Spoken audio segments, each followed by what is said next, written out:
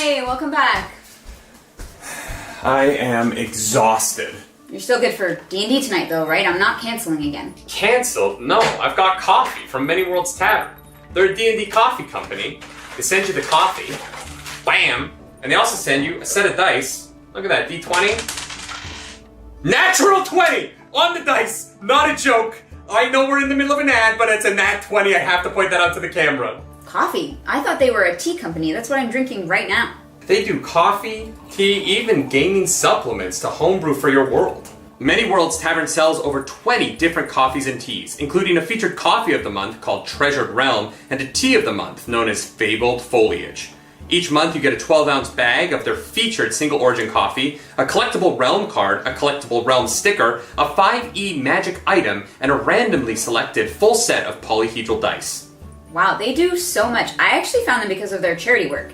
Did you know that they've raised over $40,000 for gaming nonprofits since 2021? And this month's charitable donation is a matching donation so that you can double your donation to Doctors Without Borders through Roleplay Relay's Heroes Without Borders. Link is in the description down below. Thank you, Many Worlds Tavern. Make sure you go follow them, get yourself some coffee, some tea, or something to help you be a better DM. And do something nerdy tonight. Bye. So I heard that you either don't have any dice, or you don't have enough dice. The two genders. Don't worry, I can fix that.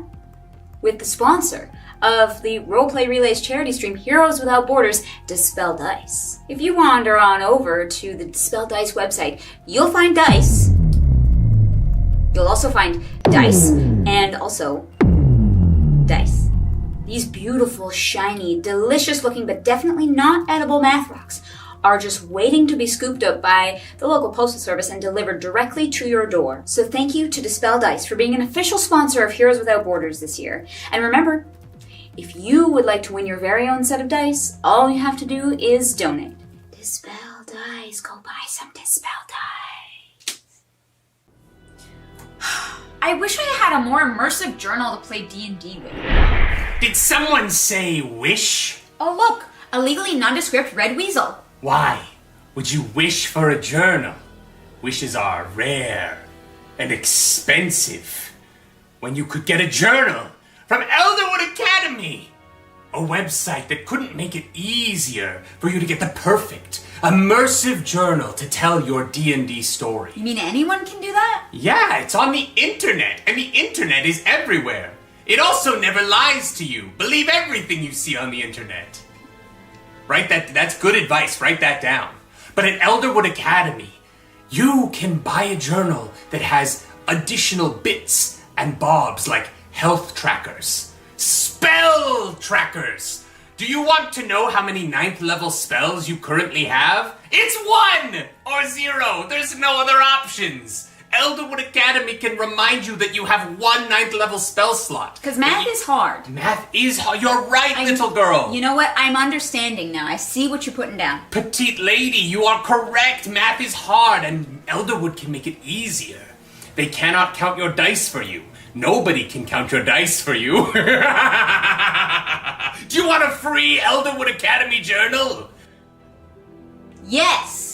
Then watch Heroes Without Borders on the Roleplay Relay. They're giving 2 away for charity. If you donate to Doctors Without Borders through their Tiltify link, you'll be entered into a possible chance to win, little girl. Wow, I want to win something. That sounds fun. I bet you do. It doesn't look like you win very often. That's great. That's gotta be the end of the ad. That's it. That's the end of the ad. That's it. That was Great. perfect. Great, love it.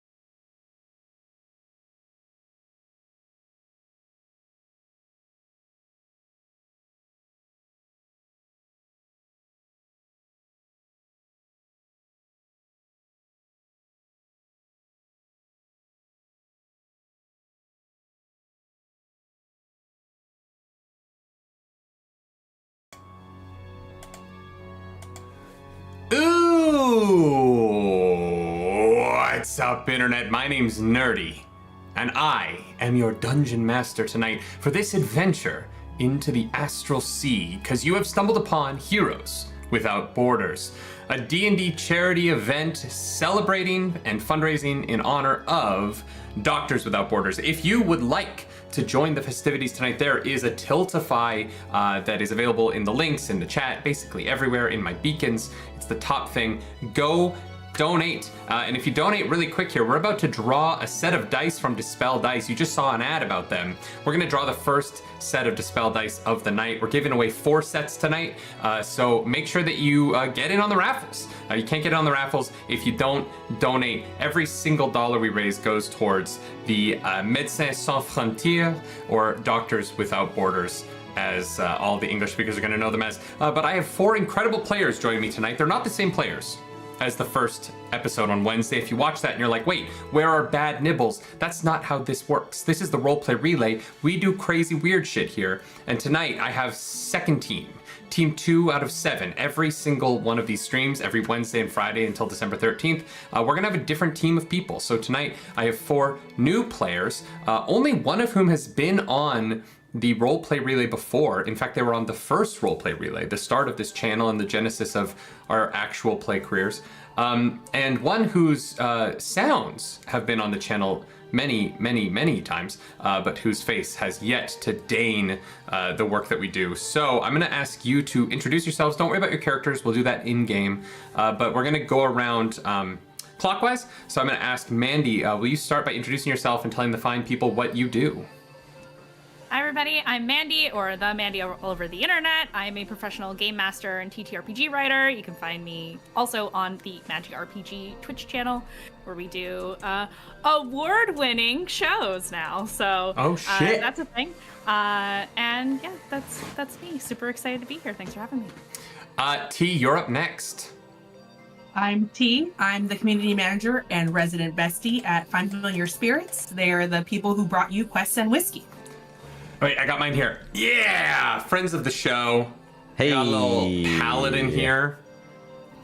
It's real good. Oh my god. Look at the lasers happening over there. He's got a That's laser I'm show. That was on purpose. I knew that was going to happen. Yeah. Hey everybody. Oh, sorry. Yeah, Wes, you're next.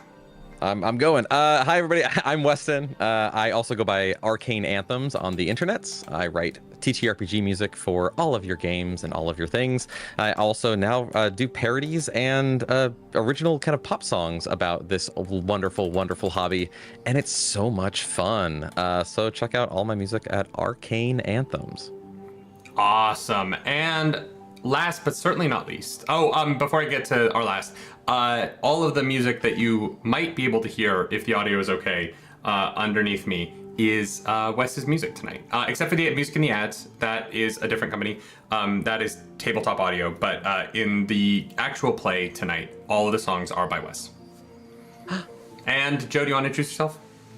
Hi, I'm Chaotic Neutral Joe, or just Joe for short. My pronouns are she, they, and I do variety content all over the internet. I do live streaming, video games, cosplay. I'm a certified sleuth for D&D. In fact, the first roleplay relay was the best week of my life. Don't tell anyone else. And I am a future Canadian. By the end of the year.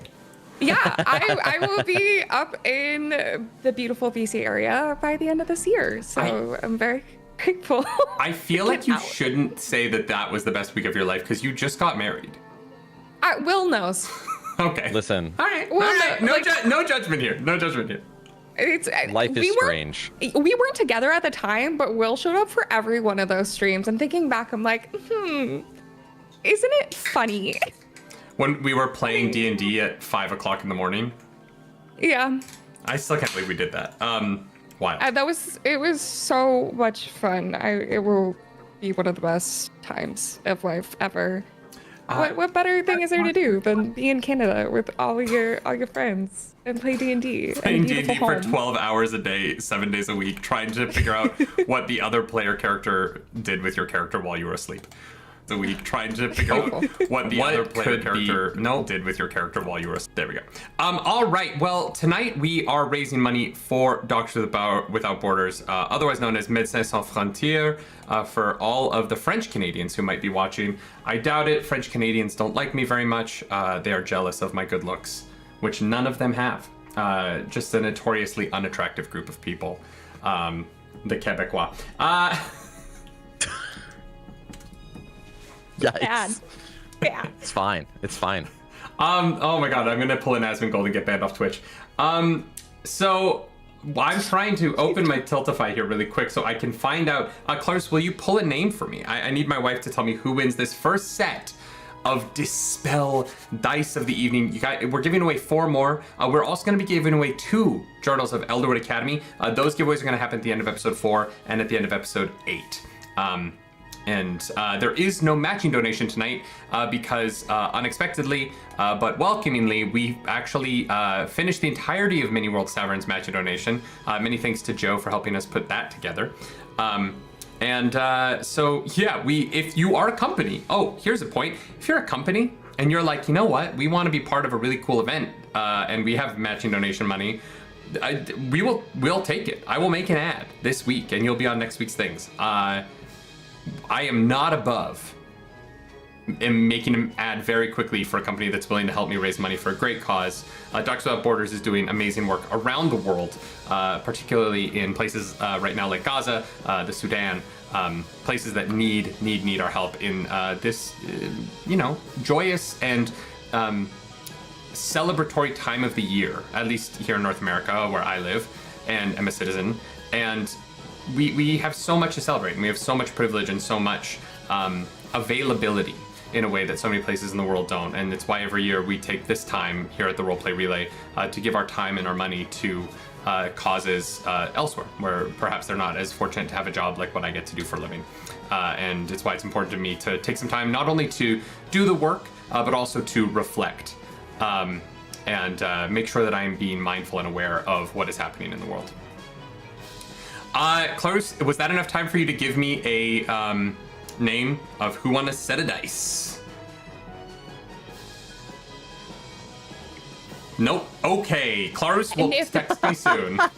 I can also just vouch for, like, as someone who's worked on the brand side of coordinating like almost a dozen creators over the past couple weeks, what Roleplay Relay and Nerdy and everyone is offering here is a freaking steal, from the ad length to the inserts to the social media. It's a steal. Mm-hmm. The impressions are there. The reach is there. Do it. The quality is there also, obviously. Awesome. Yeah. So it's great. It's easy. Tiltify makes it so easy for you to set up a matching donation. And the first winner of tonight is Kayla. Kayla, make sure that you email us your information so that we can get back to you with Kayla. Everything needed for you to get your Dispel dice. What was it Clark said in the ad? Dice. Gorgeous dice. Gorgeous. Yeah, gorgeous they really are beautiful. They're ridiculously gorgeous. I'm actually playing with some of the dragon bones this evening. No way. Oh, you have the new ones? Dude, those are Product wild. placement. They're so pretty. We do love a collab. All right. Let me just get signed in here, and we are going to be good to go. Is everybody ready? Chat, are you ready? I was born ready. Are you ready? Do it. Are you ready? Sorry. Okay. Just want to call out a few. We Deadsy just donated to name the next NPC encounter. So Deadsy, if you want to give me that name in chat, I would really appreciate that. That rhymed, and I don't like that it did. I'm actually not okay with the fact that rhymed. Deadsy, drop the name that you want the first NPC to be, and we will go from there. Are we ready? I am. Ready. Here we go. Oh, yeah. The Astral Sea is a space unlike any other in the plains of D&D. It is a space with no gravity, without atmosphere or pressure. It is a expansive void of nothingness and everythingness, where with a mere thought, a being of any sentience can send themselves hurtling in any direction at the speed printed on their character sheet. It is in this void that we find 4 adventurers from the perspective of someone standing on the object they are headed towards. It would appear they are falling like Halo troopers jumping out of a plane towards an massive rib cage that seems to be decaying in the middle of this space. But from their perspective, they are not falling at all. They are merely heading straight towards something with a thought. And in this time, the 4 of them look to one another, and I'll allow my players now to explain what one might see if they were to be hurtling through this astral space.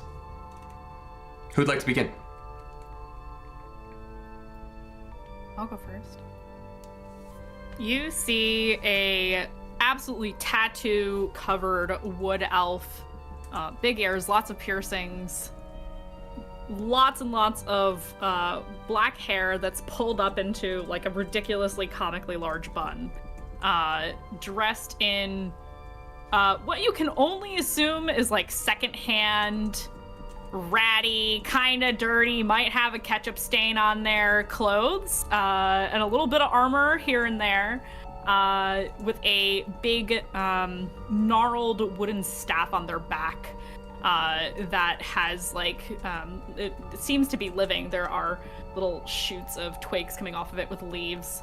There may or may not be some kind of animal living in there, you're not sure.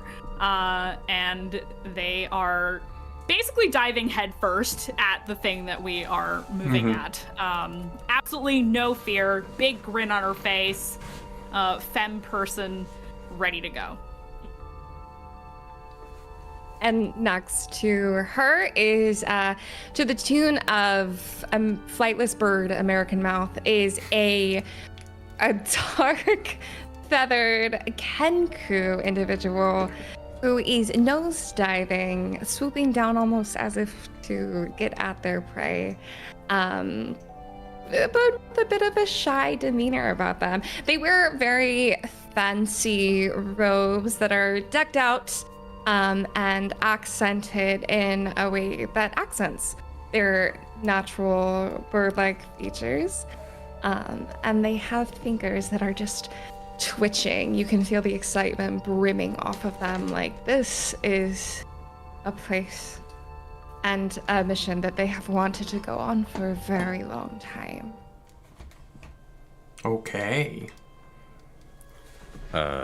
Closely behind them is a large, white-furred minotaur with 2 giant horns, a circlet that connects between them, a very large figure standing probably 6'7", big, burly. Attached to his waist is a large spell book, and you can see runes that have been carved in the horns and in the fur, carved in the fur. And he looks at his compatriots, slowly falling, with the cape behind him, kind of draping in the airless space. Bringing up the rear is a golden, glowing Azamar, who's sliding, as everyone else is going head first, is actually sliding feet first. Long black hair billowing behind them, and just keeping an eye on everyone and making sure that however we land, she's going to land as equidistant as possible to kind of keep everyone together as I bring up the rear. So as you are falling, you are able to see this patch of ribcage that you're headed towards. You have been hired by the Githzerai, an organization of some repute in the Astral Sea. They're harsh, but they're rich. And if you want to get a good job out here, they're definitely someone that you want to know. and they've hired you to head down to these ribs, crack one open, and scoop out as much of the god marrow as you possibly can. You know this to be the of a very valuable liquid, and it changes hands often, and is used even more often for rituals, for the powerful kinds of spellcraft that people outside of time and space would need to influence the realms around the Astral Sea. And as you are headed down, you're only really able to see the patch that you are headed towards, as there is some form of cloud that is covering your view of the entirety of this god's body that you know to be suspended for eternity, if eternity can exist in a place that doesn't have time. And as you're heading through, just where it's hard to describe direction here, as you can head in any direction you'd like, but if you were to consider the body of this god, the head to be north and the feet to be south, what would be north for you? In this cloud that is blocking your view, you see two bobbing lights begin to grow brighter and brighter as they head towards you. Hold up, everyone. I see something ahead. It appears to be two light sources of some kind. Are they organic in nature, or can I gauge? Have I seen anything like this before? How long have you been in the Astral Sea? This is our first time in the Astral Sea. But how long do you think that you were? How long do you think you were here in order to get this job? And to, you know, how experienced do you think that you would have been in the amount of time it would have taken you to get to this point? Couple weeks, perhaps, but Ryle has been studying. That's one of his favorite pastimes, is reading. He would have done plenty of that. Okay, so I would say roll a Arcana or History check. I'll let you choose. I'm going to be using a card deck from Foreteller, which is going to be kind of fun, so I'm going to show you what I roll. Oh, fun. Please take guidance as well Okay. from Gumdrop, who has been a enthusiast about any kind of gift culture which extends to the Astral Sea, and I am casting the cantrip guidance as well. And what do I add to the? Is that a D? D4. D4. Okay. D4. That's a 2. So 10 plus. It was. Which one was it? Arcana. Was that Arcana? Yeah. I think your total options were Arcana or History. Yeah, dirty Arcana or 20. History. Okay, yeah, with a dirty 20, you are absolutely able to see. Kenny tells you, thank you for a $35 donation. You are absolutely able to see these two bouncing lights have a distinct circular look to them, but there is a piece at the top that seems to not be reflecting any light or illuminating in any way. And from your research that you were doing before coming here, and from stories that you and Gumdrop were passing about the excitement of the Astral Sea and what kind of creatures might be there among the Githyanki and Githzerai, you're fairly certain that these are the enticing drops of light that hang in front of the epic maws of a star angler. Giant fish-like creature with massive foot-long teeth that use these bright lights in the Astral Sea to entice adventurers into what is a very perilous mouth to find yourself inside of. Everyone, stay away from the lights. There's something bigger behind them. Oh, lights? Where? No, not. But they're behind the lights. They're giant fish. Are you I know that doesn't sure? sound very intimidating, but I guarantee, I can assure you. I they're- love fish. No, these are you can't do you eat. think I These could are try? massive, giant fanged creatures. Well, now I really want to go over there. No, it's kind of I'm. sparkly. Oh, fine. I'm gonna. I'm gonna cast haste on Laz. So, yeah, Laz is now hasted. Awesome, okay. And that lasts for a minute, right? Yes. Okay, what do you guys want to do? Are these things close to our destination? Like close to the skeleton of this god that we're trying to mine from? It seems like as you're pitching down towards these ribs, it seems like they are, whatever this pocket of air that you're in, this cloud that you're able to see through, it seems like they're sort of like waiting at the north side of it. That's directly in our path, yeah? If you were to go, you're like falling down, right? So if you were to go straight through this patch of space in this cloud, you would pass what would be in front of them. With haste, could I scoop both Gumdrop and Faye under each arm and just shoot straight down past them into where we're headed? Yeah, absolutely. If you wanted to start moving faster, you could start dashing and use the enhanced speed to push all of you faster. Because you would be grabbing people. So if you're gonna grab 2 people while hasted, I think that you'll end up moving the same speed that you're all moving currently. Do you know what I mean? You're not actually gonna go any faster because you, as a hasted creature, can't move 2 creatures. It would have your movement, so you would end up you would just end up grabbing them and just sort of being buddy-buddy, so. Exactly, because I feel like they're the 2 who are most likely to go adrift, and I just gotta focus them in, and if I can just mother hen them down, then we're gonna do it. Okay, so you are now mother henning them as you continue to fall. Sure, are you planning to still try and go through that pocket in the cloud? Yes. All right, as you get closer and closer, you do notice these 2 lights have a sort of bobbing sensation in space there. And you are going as fast as you can, as fast as this lack of gravity will allow you, willing yourself mentally into this pocket of space. And as soon as you are in there, you hear just a as out of the clouds, now chasing you down, these 2 star anglers have appeared, and they are hot on your tail. You quickly realize they are much more built for moving in this space, and they are gaining on you quickly as you begin to fly down. What would you like to do?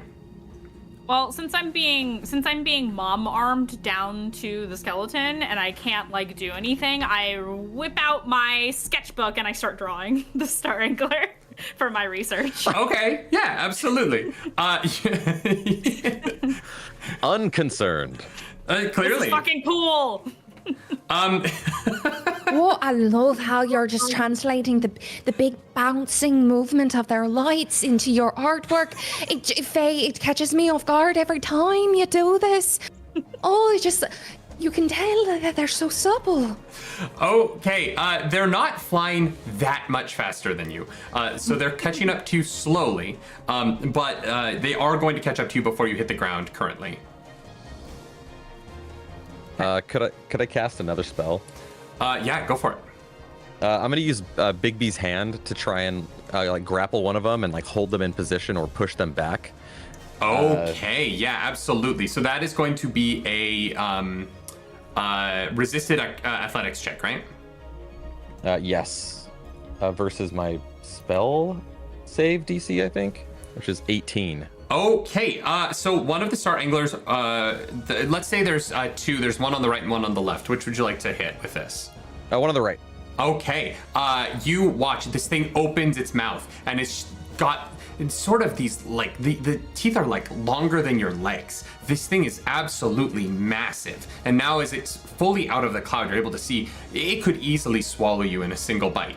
And it's got its mouth open and you watch as this purple energy of a hand appears in the space between you. And you're able to kind of get that in there, and the hand passes through these teeth and catches onto like a second row of teeth and begins to push it back. It only rolled an 11, so 13, but still it is being held in place somewhat, just stuck there, trying to chomp down on Bigby's hand as it's trying to get out of the way. I see this happening and I go, is it time to fight now? Yes, Oh, I think we should light it up. And then Gumdrop is gonna cast Eldritch Blast. All right, on that, I'm going to say that we are going to roll initiative. All right, I think we're at the part of this where that's a good idea. I also need Counting one 'cause of I can't you. turn into one. Can one of you please roll a D100 for me?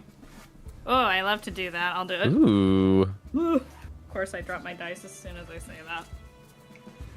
Yeah. Okay. 78. 78. Okay, we just got a wild magic surge from a donation on the Tiltify. Thank you so much. That is going to be. You are now a sheep. You have been polymorphed. You sense Vecna's energy in the back of your mind as you see this flash of a purple face with deep, burning red eyes. And your hand reaches out and points back at you. And in that moment, this fizzling energy transforms your body using your own magical arcanic connection to the land. And you are now a sheep for 10 terms. This is Gumdrop? Oh, actually, no. You do actually get to make a saving throw. So make a saving throw for me. It's not automatic. Wait, This is Gumdrop because I cast Eldritch Blast, right? No. is this- So since Mandy rolled the wild magic surge, I'm going to say that this is happening to Mandy. This wild magic surge was a donation. Okay, Gotcha. so I'm a sheep. No, you might need to be a roll. I need you to roll a. I need you to roll a. What is the save for this? Is it a wisdom saving throw? To see if you okay. become a sheep. Okay. That is a 19 plus stuff. Okay. Even with Vecna spell save DC, you feel yourself become sheep-like Yeah, I for have a a moment. +9 to my wisdom saving throws. So. But you're wise enough to know better than to become a sheep. Is that how that works? Is that how the saving throw works? No, I only turn into a sheep when I want to turn into a sheep. Yeah, let's go with that. Jesus, okay. You are You're wise enough to know chaos for me now's today. not the time for sheep. Now Not is now. not the Okay. time for wool. Do you want initiative? I do want initiative. Yeah. Did anyone roll above a 20? T, what'd you get? 34. Goodness What? sakes. Oh, God. What? Ooh. Sorry. Plus 10 plus 5. Should establish. Sorry, what? Okay, yeah, so T, you're gonna go first. I don't know if you know this. Did anyone roll from Bonkers. 15 to 20? I Nope. got a 17. Oh, okay. 10 to 15? Okay. And then 5 to 10. 9. 9 and 8, okay.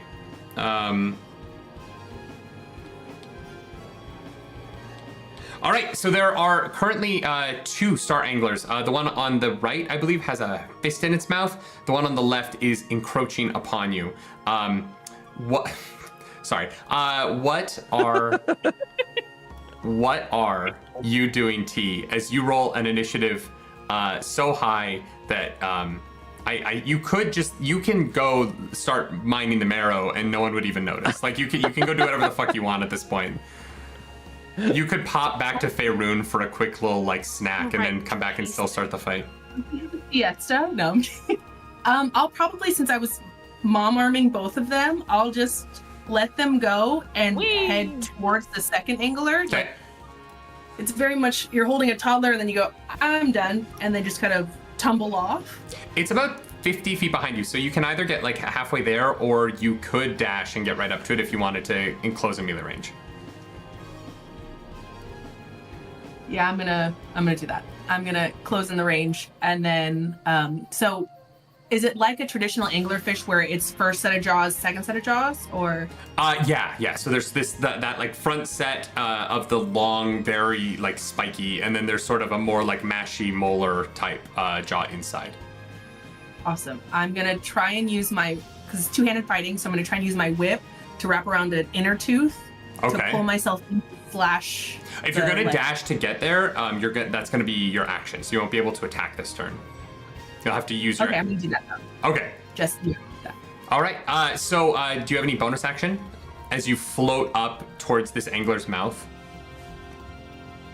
I'm gonna You're save my hasted, second right? turn. Oh yeah, you are Alright. also hasted. You're hasted. I hasted you. No, actually, take all of that back. You can get to that thing with just your movement, because you are currently hasted. Excellent. Yeah. So do I still get 2 attacks? Yeah, you have 2 actions. So you, I think that you would have 4 attacks at your level. Beautiful. Or more. So still whipped almost like Tarzan, like Batman, Sure. pull myself in to the mouth. Catwoman. Correct. Yes, Kyle, so I can just pull in and just start slashing at the jaws and the tongue of it. I love it. Yeah. Roll your, so roll your attacks for me. Okay. So 19 for the first, Yeah, that hits. A little bit. 17 for the second, That also hits. Yeah. Mm-hmm. 16 for the third, That also hits. Yeah. 27 for the fourth. That one actually misses, weirdly. That, yeah, you rolled too high. Yeah. I'm too far in the mouth. Yeah. Yeah, you actually, you rolled too high, and so you're on the other side still swinging, but you missed. No, okay, all 4 hits, so roll damage for me. Perfect. So let's see, that's- God damn. Okay, if you kill this thing in your first turn, this one-shot's gonna end on time, which would be good for my sleep schedule. I have 2 shows tomorrow and 2 shows on Sunday, so. I've got 17 for the first hit, Okay. Yep. 18 for the second, Great. Yeah, no, that's awesome. This thing is very much not liking you very much in its mouth. dirty 20 for the for the third, don't, and then another dirty 20 for the fourth. That's What? damage? Yes. Goodness sakes. What's your damage die? Oh, sorry. No, I did the math wrong. Subtract 5 off of all of those. I was like, what are you rolling? I'm not a numbers girly. Okay, so I'm gonna re-roll it. Forget it. Wait, no. So that was 75 minus 20. So you did 55 points of damage in 4 attacks. Not bad. I did it. Pretty good. I mean, you guys are level 16. Like, that's not the And I went craziest thing straight in the fighter, world. so like that's Jesus Christ. Okay, yeah. So this thing, you managed to like remove its tongue. You just hack and slash as you get that whip around one of those teeth, holding yourself in place between its jaws. You just hack and slash as you watch, no longer sentient, its tongue just. It continues to move with you in its mouth, but its tongue just stays locked in place with no sentience to will it in any direction. The blood just sort of coagulating at the tip where it drips out. I tuck it into my like sort of belt so I can take it with me. Okay, yeah, you grab this. You can't put it in your belt. The tongue is like almost as large as you are. Like I'm talking, there's like a 4-foot tongue drifting in space right now. Dinner. Yeah. Attach some rope to the end of it and tie the rope to me, so it's like a toddler. Yeah, absolutely. What is the 50 feet of rope in D&D for, if not dragging a giant tongue behind you wherever you go in the astral sea? Okay, Shabari, Mandy, that as you will know. Shabari. Mandy, it's gonna be your turn. You're up. Okay, these things are how far away from me? They're about 50 feet. The one on the left, or sorry, the one on the right, which is the one that, the one on the left, which is the one that T just attacked, is about 50 feet from you, and the one on the right is about 80 feet from you with Big B's hand holding it in place. So, I'm gonna go for the one that Laz is attacking. I'm gonna move my full movement of 35 feet. Great. You're and fast. Then I am going to use Toll the Dead. I gotta save the big spells for later. Little cantrip. Little cantrip action. So that is a wisdom save for the Fishi. Right. The DC is 17. Okay, well, I just got advantage from Vanessa. So I'm gonna roll with advantage here. Yep. That is a wisdom. Yes, wisdom save. Would you believe that these primordial beasts floating in the astral sea are actually kind of wise? They but are I wise. rolled a 9 on the dice, so it's an 11. Okay. Thank you, Vanessa, for donating so that I could fail that roll still. Sorry. I'll do better next time. That one's not on you. That one's on me. Is I'm grateful to you. 3. Actually, there's bonus. Hold on. If you had the spell dice, this wouldn't have happened. You would have rolled a natural 20. You know what? Oh, Dispel dice do roll better than other dice. Except they don't. actually. Because I don't... They probably are like, no. It's missing Fair and hit points, balanced. so it takes. Fair and balanced, like Extra Fox D12. News. Sorry. That's their slogan. I don't know if it's 3D true. twelve. It's just it's what they write on the papers. 3D12. Fair and balanced excuse entertainment. me. Yeah. 3D12. Oh, my water. That is gonna be. Holy shit. That is. I don't like the 11? sound of that. 23. 27. Because it's 3D12. So you said 27? Correct. Okay, this thing looks really, it's in a lot of pain. It is straight up not having a good time. Because it was already wounded, correct? So I get the higher die. Oh, damage. absolutely. Yeah. Right. It was So, yeah, very, that it's is very wounded. correct. Okay, that is correct then. Yep. Its tongue is floating in space behind your friend, leashed like a child at Costco. That is now going to be its turn. It is very mad. It has a person in its mouth, and things are fucked. It is going to make 3 bite attacks, and since Lazo has did the service of just getting right up in there with that whip, it's just going to make all 3 of them just down on her.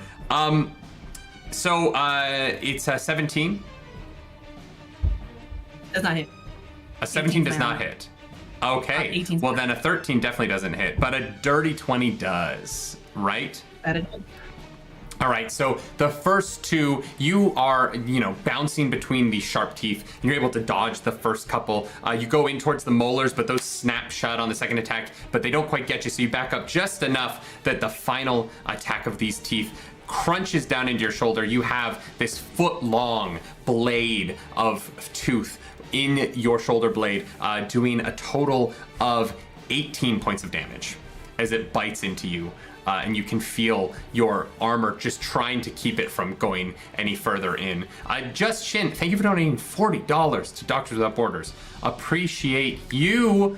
That's gonna be its turn. It's gonna actually, yeah, it's just gonna hang out there. It doesn't want to get any closer to anyone else, but it's not quite ready to leave the fight yet. And so that is going to be Joe, your turn. What is Goomdrop doing?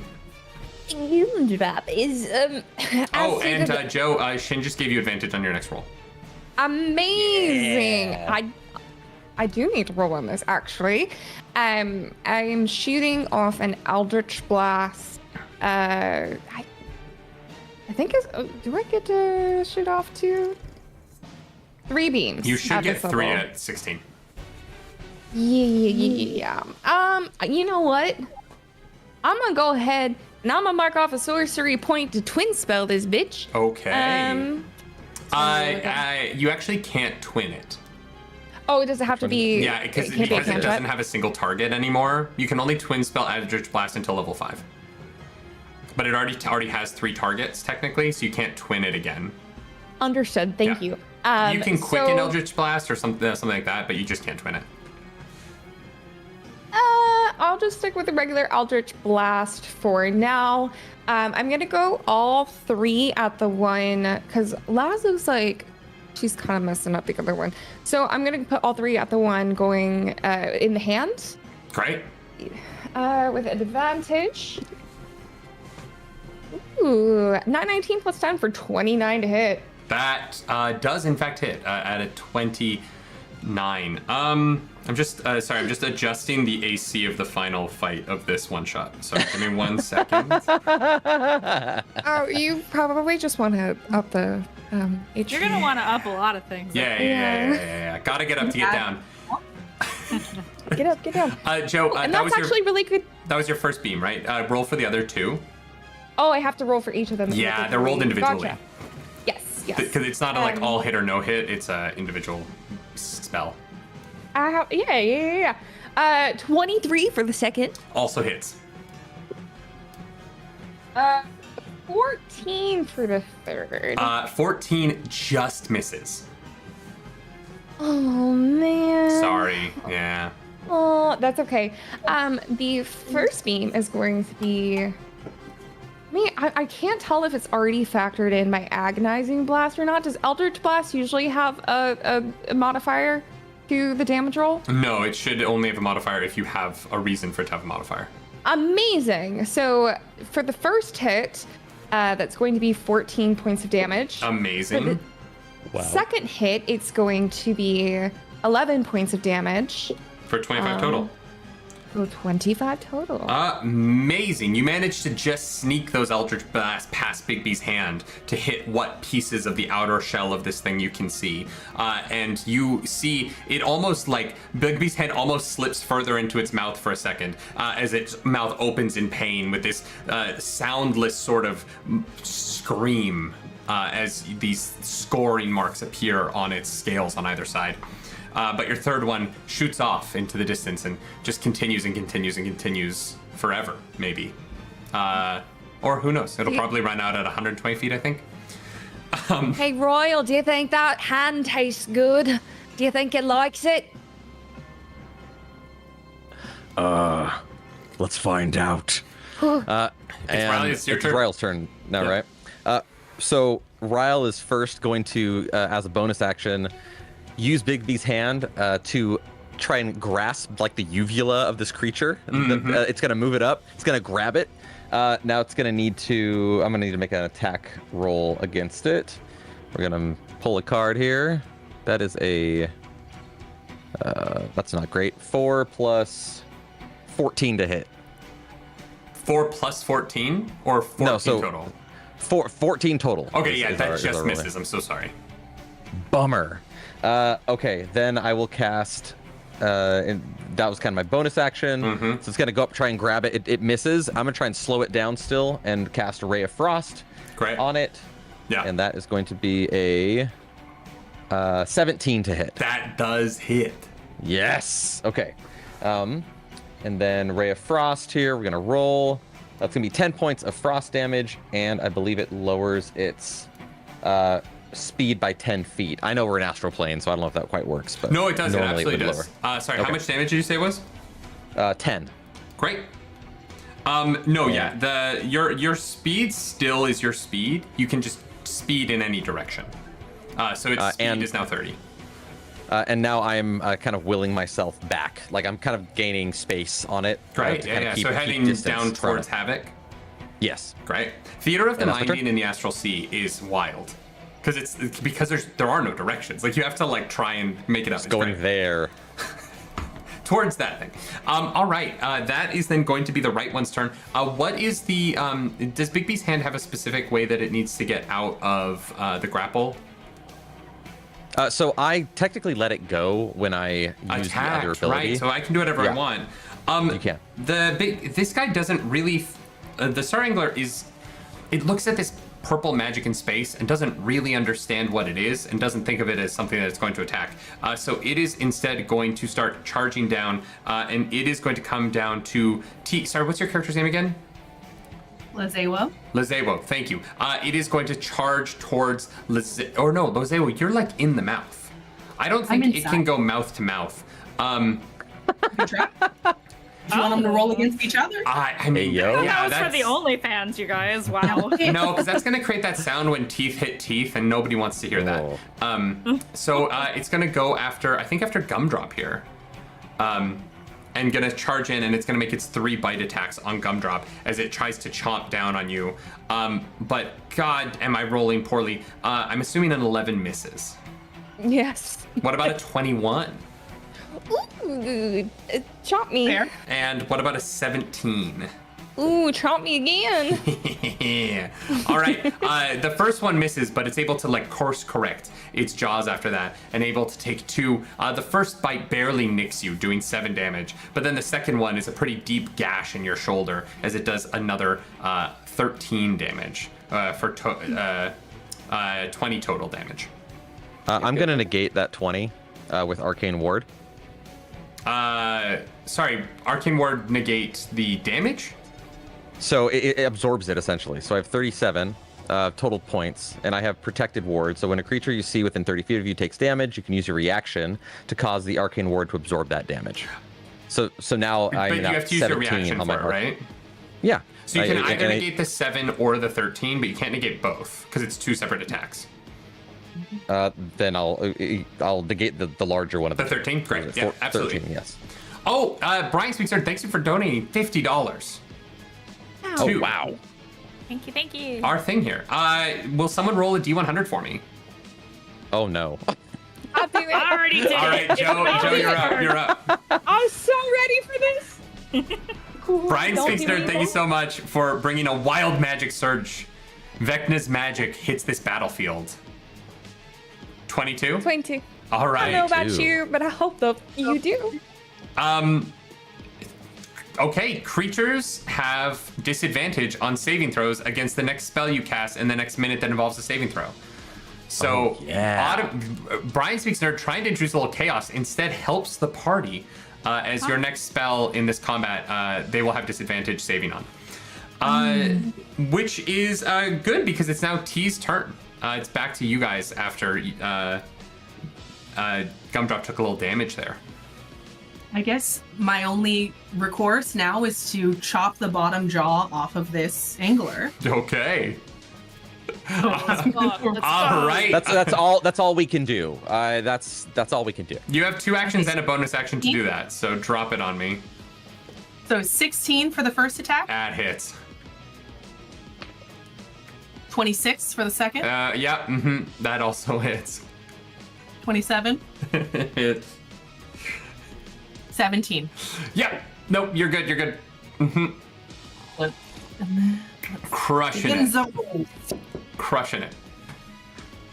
So 11 for that one, Okay. 10 for that one, Okay. 11, Okay. 10. So you do 42 points of damage. All right. God, this haste is insane. I have to keep telling myself that you're hasted. Yeah, it's not just me.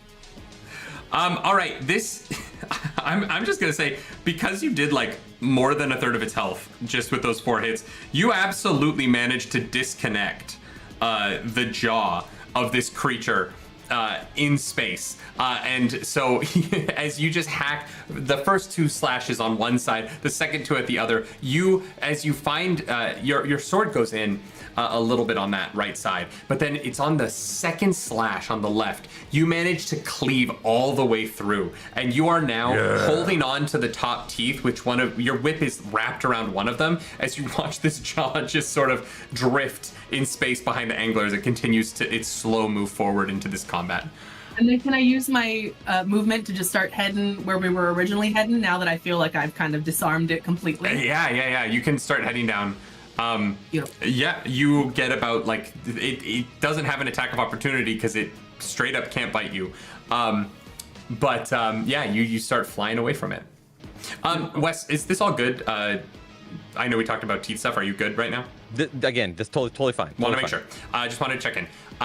So we are, you're flying away with dragging this fucking thing by your whip. You get to the edge of your whip. Do you want to keep holding on to it or do you want to let it go and...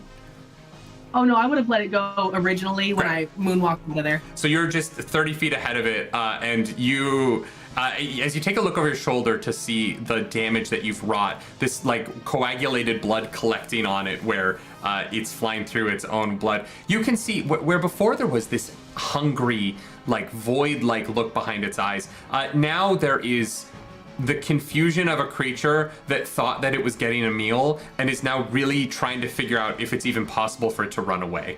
It's had a very, very bad afternoon. And we'll find out what it does on its turn. Mandy, what is Faye up to as all of this nonsense goes down? Yeah, there's a lot happening, and all I'm thinking is I would much rather be sketching or trying to turn into one of these things. So we have advantage. Does that apply to both of all creatures that we are fighting presently? What advantage do you have? Was that for the party or was that just for Gumdrop? No, Gumdrop got the next spell that they send they out, have. the target has Okay. disadvantage. I heard that as a general, so thank you Yeah. for clarifying. Okay, well, the one without a jaw can't fight, right? Like, that's pretty much game over. I mean, maybe it could, but it really doesn't look like it wants to be honest. It's not looking. It Cool. doesn't Am I- look feral anymore. It looks very sad. I am, okay, I'm 35 feet close to them. I know there's like a ways to go before I'm actually to them. With Toll the Dead, can I hit the other one? Yeah. Oh god, yeah. It's like 120 feet, right? It's 60. Yeah. 60 It's feet even. for Toll You're the Dead. only probably like 20 feet away from it at this point. Okay, so I need a wisdom saving throw. Amazing. I love that for me. That is going to be a 4. I'm rolling god terribly, so. Yeah, okay, so I get 3d12 again. In the last 6 dice I've rolled, only one has been over a 10. Time to put your dice in your mouth where they belong. You Yeah, know, truly. Goblin. Assert your dominance. Okay, not as I crazy charge mine in the as... full moon. Not all of us crazy do as that. the first Not all of us one. do That that. is 12, 13, 19. I can't math in my head, sorry. 19. 19 damage. Yeah. Amazing. Cool. Yeah, it's necrotic if that matters. In so much that it does, it doesn't Okay. in this instance. Okay. I'm gonna write that down. Yeah. That makes. I think it's a sentence that works. In so much as it does, it doesn't. That's it. That's my turn. Yeah, that works. Yeah, enough. Whatever. All right. This is now Left Angler. Left Angler is the one that is fucked beyond imagining at the moment. Looking at it, you're like, even if we don't kill it, it's gonna, like, it will succumb to its wounds here and die eventually. And so it turns and it begins to fly as fast away from you all as possible. And you kind of see the like other angler kind of turned its eye towards it and is watching it fly away in this moment. That is going to come around to Joe. What is Gumdrop doing? Oh, don't you dare think of leaving us now. And I'm going to beat my little chest and hit myself with a 2nd level transmutation spell. Actually, I'm going to use a packed slot for this. Okay. With Dragon's Breath. And then with steam coming out of my little beak holes, Okay. I'm going to spit fire at this little anglerfish. So we're not So- having sushi for dinner. Okay. Got it. So it's seared sushi. That's popular now. You're the one that's running away, right? There was one that was attacking me. So I thought that's the one you're attacking. yes. Great. Yep. Roll your.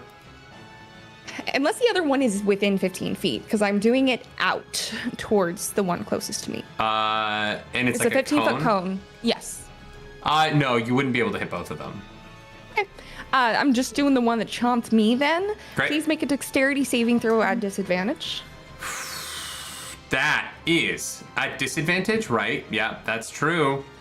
Fuck, and I finally rolled a 19, but it's going to be a 7. Nerdy doesn't get nice things. I love it. I love it. It's okay. My damage is not spectacular. It's about 11 points of fire damage. Amazing, yeah, that's great. Yeah. And that's going to be it for Sweet Gumdrop. Great. As Ryle, they just nestle in closer to the arms of... Oh, we're not grappled anymore. Never mind.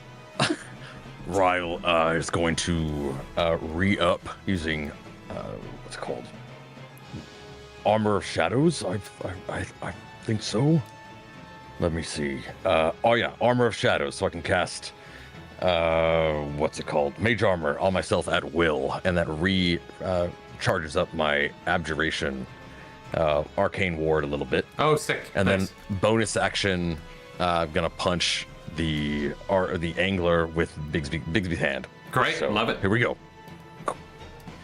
That's a 14. That just misses, sorry. This is again kind of whiffs through the air. We're just falling at this point, right? Like that one doesn't even matter anymore, I assume. And besides, I think that Laz is gonna take care of it anyway.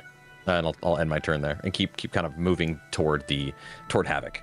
Yeah, absolutely. As you keep moving, for the first time, you are able to pass below that cloud cover, and you are able to see expanding in almost every direction, really, this massive corpse. This is it gives the idea that it might have once had humanoid features, but there are extra limbs and there are tails and things that go off it in a way that your brain can't. Looking at the decayed version of this, you actually can't quite piece together how this existed as one entity whenever this thing died in the long distant future of the Astral Sea. Or past, or present. It's very confusing here. There's no such thing as time. I don't understand how that works. It just does, okay? As you look at the space where these cracked ribs exist, north of that, further up its body towards its head, you see remnants of a massive ship that looks almost like a wooden pirate ship from where you are from. It is crashed and cracked in 4 distinct large pieces, but in a way where you can tell this was once one ship that has somehow just come to be destroyed on the surface of this dead god. As you take that moment to take that in and turn back towards your party, you're going to see it is now the final anglerfish's turn, and it is going to run the fuck away. It's very hurt, and it sees its friend is not doing well. And as it begins to chase after its other friend, Gumdrop, you do get an attack of opportunity if you'd like one. Yes, absolutely, I do.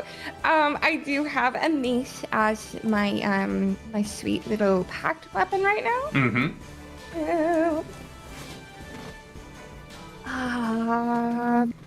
That's a 13.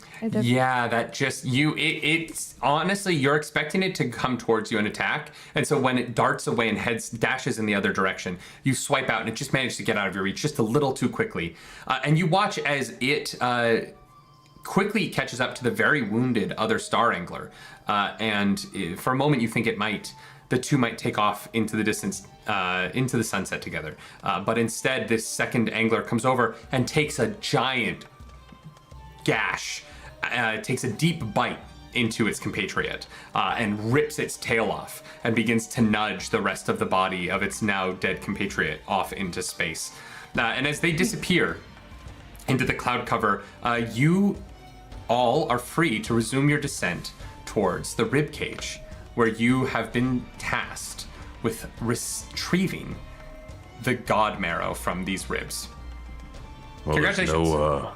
There's no honor in the Astral Sea, I suppose. Well done, Gumdrop everyone. is just rotating in the air because they put their whole body into that mace swing, so they're just like, no honor ever. And the I rest just of like hold out my staff to like stop the spinning. Like I just boop you in the middle so that you stop. the rest of you know, like, they can stop just by thinking it, and so they're spinning intentionally. Like they're doing this to themselves in this moment. Do you need a hand? I've still got this spell up. I could bring you down with the rest of us. I would always take a hand. This giant spectral hand just kind of lifts you up and brings you down where we're all with the rest of the crew.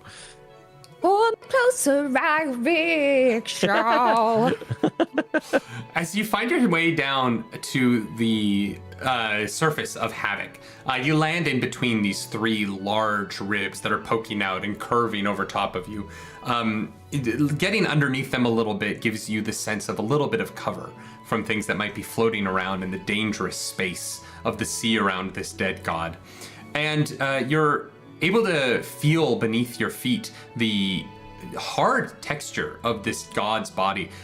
It's almost like petrified stone, whatever it has become. And it brings to mind that despite the fact that time does not pass here, something has occurred to the body of this over time, and it has almost become planet-like in its texture, and it's not spongy like the flesh that you expected when you were first given this task. And you are now among these ribs, and you are they're all available to you. If you can, how would you like to go about collecting the god marrow? Were we given like instructions on how best to, like, where to go, if there's any specific weak points we should go for? You were told to come to these ribs in particular, and the ship that dropped you off, the Spelljammer ship that dropped you off close enough that they were kind of able to go in that direction. They didn't want to get any closer because of some tensions they told you between themselves and the Githyanki, who are in control of the like upper half of this god's body. The Githzerai have sort of this lower rib section down. And they did tell you they weren't sending any Gith with you because this section of ribs that you are harvesting is kind of near the edge of the border between the control of the two factions. And so you have been sent in to do this job because they could technically do it, but there's that risk of things escalating just because of proximity. And all they told you was crack them open, get the liquid out, and then get the fuck out. Cool. I'd like to place my hand on one of the ribs and see if I can feel, like, instinctually, magically, like, where a good place to, like, take a crack at it is. Okay, yeah, roll a survival check for me. Survival. I can do While that. Faye is doing that, could I do detect magic to see, because this is clearly some kind of magical substance, right? Yeah. Could I see where the highest concentration is by using detect magic? Guidance, Faye. Yeah, so 13. Ryle, your detect magic, obviously you and your compatriots light up immediately, right? You're level 16, you all have magic items on you. The actual body of this god doesn't light up with magic immediately. And you wouldn't be that surprised by it. This is more of a faith, religious magic than sort of the arcanic magic that your spell would usually dictate. But it doesn't seem like, as you just cast a spell, it doesn't seem like there is any sort of magical traps nearby or any wards or anything that would prevent you from interacting with these ribs. They are clear of magic. All right. What'd you find, Faye? I got a 9 on the die, plus 4, 13. They honestly seem pretty solid. You're not able to detect any particular weak points on any of them. As you're using your magic to try and find an easier way in, they're just sort of a consistent structural integrity from the body out. Cool. I'm gonna thorn whip one of the ribs. Yeah, absolutely. I'm gonna say, don't see any cracks anywhere, so I'm gonna make one. Whoopsh. Roll an attack for me. Okay. That is 12 plus 9. Okay, Do I- yeah, that do I is. hit? Yeah, you definitely hit. It's an inanimate object. Awesome. So that's. It was mostly to see if you'd roll a 1 and it could be funny, but you It do could hit. be funny. Do I roll damage? Is that even? Do I need to do that? No. You Okay. you know that it connects and it should do damage. Unfortunately, it doesn't seem like your thorn whip is able to pierce this thing. Don't worry, I've got this. Gumdrop drops to all fours and starts pecking. With your face? I'm not. Yes. How? Okay, I need you to describe the level to which you are pecking this thing. Do you know what I mean? It's very tender at first, very Okay. peckish, and then it gains intensity as we kind of find our rhythm Okay. together. Kind of like really trying to connect with the vibe of this because I love stone. I do love stone, so I'm gonna be very tender with it because you have to be careful with different types of stone. As you begin to up the intensity of your pecking, there's a part of your brain that you're like, we're finding a rhythm together. in a way that you can't actually do with an inanimate object, and so you're going to take 1 point of bludgeoning damage as you manage to crack the tip of your beak just a little bit on this stone as you hit it over and over again with your face. Oh. She's a feisty one, everybody. I feel like we're getting somewhere, though. Can I come back from because I feel like I would have landed first and I would have done kind of a little bit of a perimeter check on the little area that we're in. Yeah, roll Can a perception check for me. Absolutely.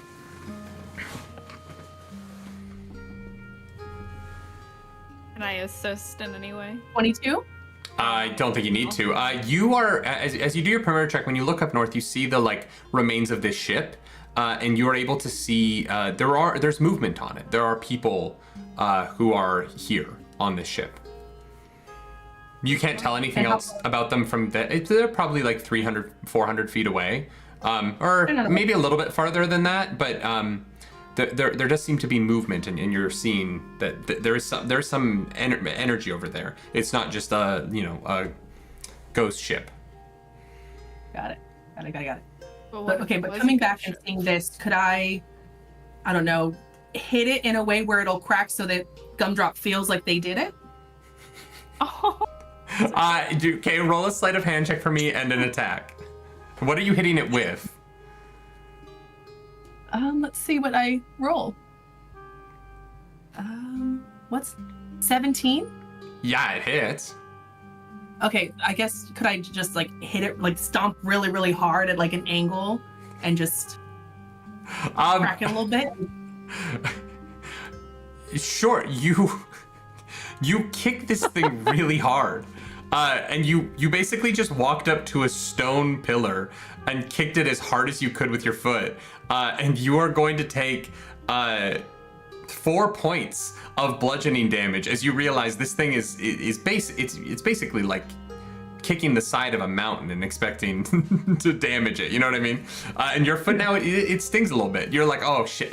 Your ankles just rolled just slightly in your boot. Friends. And Gumdrop, you've just had this boot kind of connect with the pillar in front. You just chipped your beak, and then a foot connected, and your friend just went, ow, fuck. Oh no, she's burned you too. No, everyone, can we please stop just hitting this thing? So we've used magic against it. We've used physical force. There is this another kind of magic that actually hold on. No, I know where you're getting it. We could say it at the same time, we're really in sync together. All right. 3, 2, 1. Force Stoner damage. magic. Oh, no, okay. that's not. So that's what Faye says they are. They said they're stone. They love stone as much as I do, and they love stoner magic. So and the magic. So then so obviously you can do the stone. Are you suggesting that we get high with the dead god? No, we just were high. That, yes. Sorry, what? We were high. Now we're on the bone. We're on the stone. Correct. Yes. Okay. So. Yeah, Gumdrop, we're stoned right now. Hey, Gumdrop, you can take care of whatever it is that you need to take care of here. I was suggesting. Oh, I do have to go to the bathroom. Excuse me. No, that's behind. I suppose you're free to do what you like. Oh, I thought you were about to leave and go to the bathroom. Yeah, no, Gumdrop goes behind the pillars. I'm still listening. Go ahead. So in the world of magics, it's clear that this thing is resistant to most types of damage, but there is one type of damage that is generally things aren't resistant to, and that's force damage, which Bigsby's hand actually deals. So perhaps it's that type of damage that might be able to crack this bone. Yeah, you're probably right. Thorn Whip isn't super magical, so I agree. Do you want me to attempt it? Yeah, Faye? just punch it. Just real you're good. kind of the one in charge here. I came in you late. know, You three were friends before, and I was just kind of added to the group. Hey, listen, I'm not. Listen, dude, I'm not picky. You know, we're pretty laid back. I don't run a super tight ship. See, ship. Just pick one and just punch the shit out of it. All right, Not you yourself, obviously. We believe in you. Okay, I'm going to punch the shit out of this dead god. I'm gonna not hard, but I'm gonna like slap his shoulder, like you got this, and I'm gonna give him guidance. Great. All right, like a meteor coming through the cloud. Bigsby's hand comes kind of scorching downward. Why do I only? That is the third 4 that I have rolled. 4 plus 10 is 14. That still hits And though. you get a D4. And you get a D4. Okay, so yeah, it regardless it hits, right? Yeah, you all watch as this purple hand made of pure energy comes shooting out of a cloud, and it connects with the peak of this rib, and about 20 feet down in the middle, where the bend of this rib is above you, you see a crack appear. And it grows and grows as Bigby's hand continues to press and press and press, and it cracks, and this giant piece of stone rib falls off. And there's a moment where you have to all take a step back as it lands in between you and pierces into the ground. And now there are 2 pieces of this rib, and you can see, because of the way they're bent up, at the tip, at the meeting point of this rib that has broken in half, there's little bits of this goldish liquid that are bubbling on the surface, not quite moving out into space because there's no force to act upon them, but just sort of like these, like astronaut food, just sort of dangling there at the mouth, squeezing out like a Delicious. freaking applesauce tube. 1000%. Gumdrop comes back around from where they sought their privacy and was like, oh, that was really impressive, Royal. You punched my shit right off of there. I mean, It that wiggles their wasn't tail feathers. the point.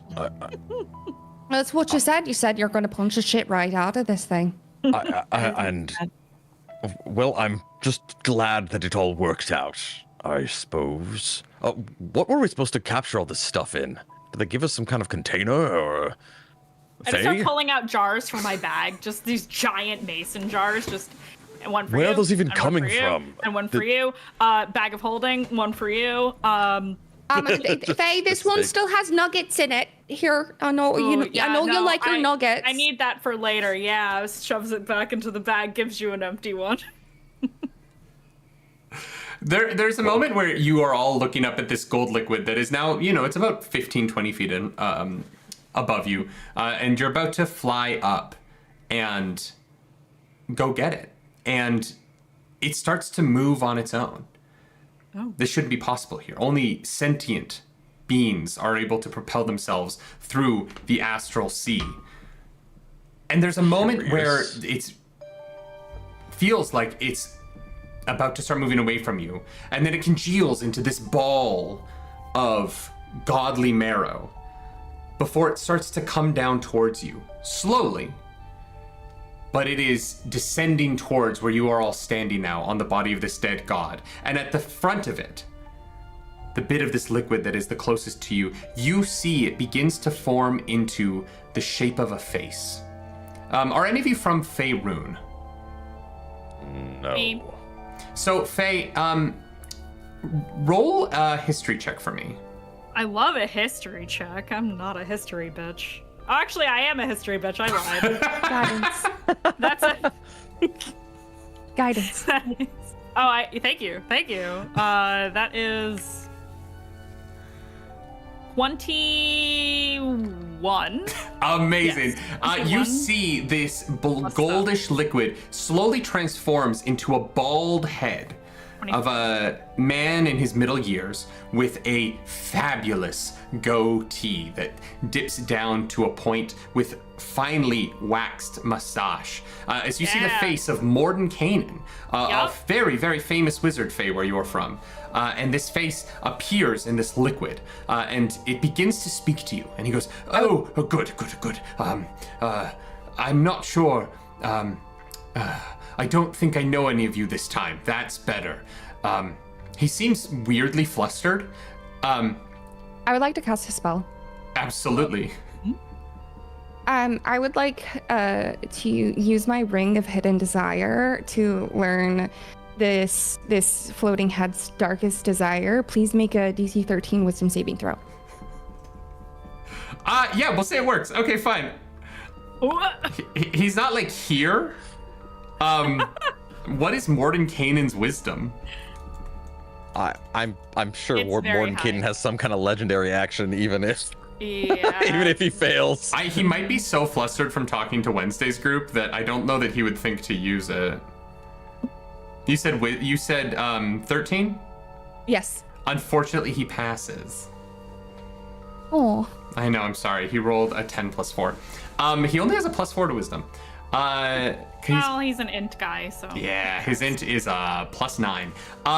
According to this one random stat block I found very quickly. And so you watch as your spell kind of like bounces off of the marrow of this goldish hue. I'm going to need you to roll a d20 for me. Yep. And I 14. All right, nothing happens. And mordenkainen speaks, and he goes, "Yes, I'm not sure if I know any of you. Do I? What, you haven't seen the wanted posters? Lame. I'm sorry, I don't leave my tower very often. My friends and I have been working to gather heroes across the multiverse. For Vecna, the Whispered One, is at his ancient shenanigans once more. He is attempting to destroy everything. And I need your help. I'm gathering heroes. And the reason I need you in particular is there is a piece of the Rod of Seven Parts nearby. It was on the bow of a ship traveling through the Astral Sea, and I believe it has crashed somewhere near your current location. If you were able I to look over at the retrieve... ship. What are you looking at? It's here. Oh, it is. Oh, you found it. Oh, Well, yeah. we don't have it in our possession as of now. No, but we will. But you found the ship.